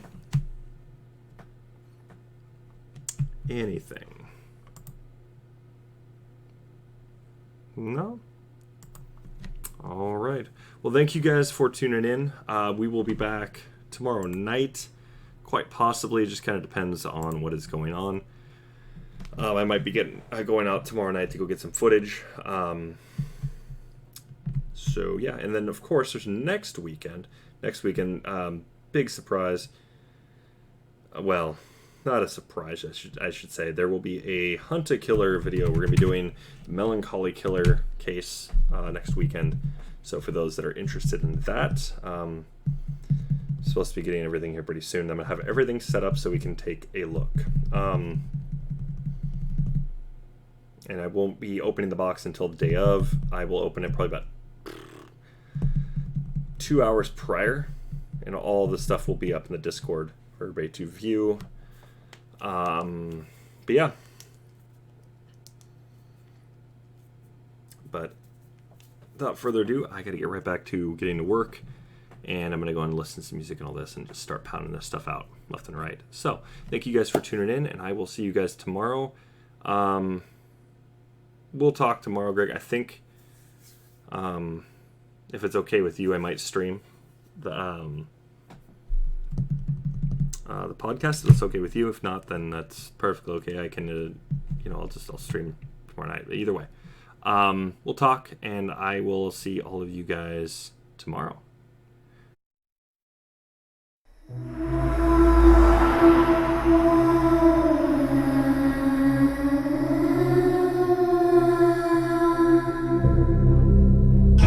Are you interested in the paranormal?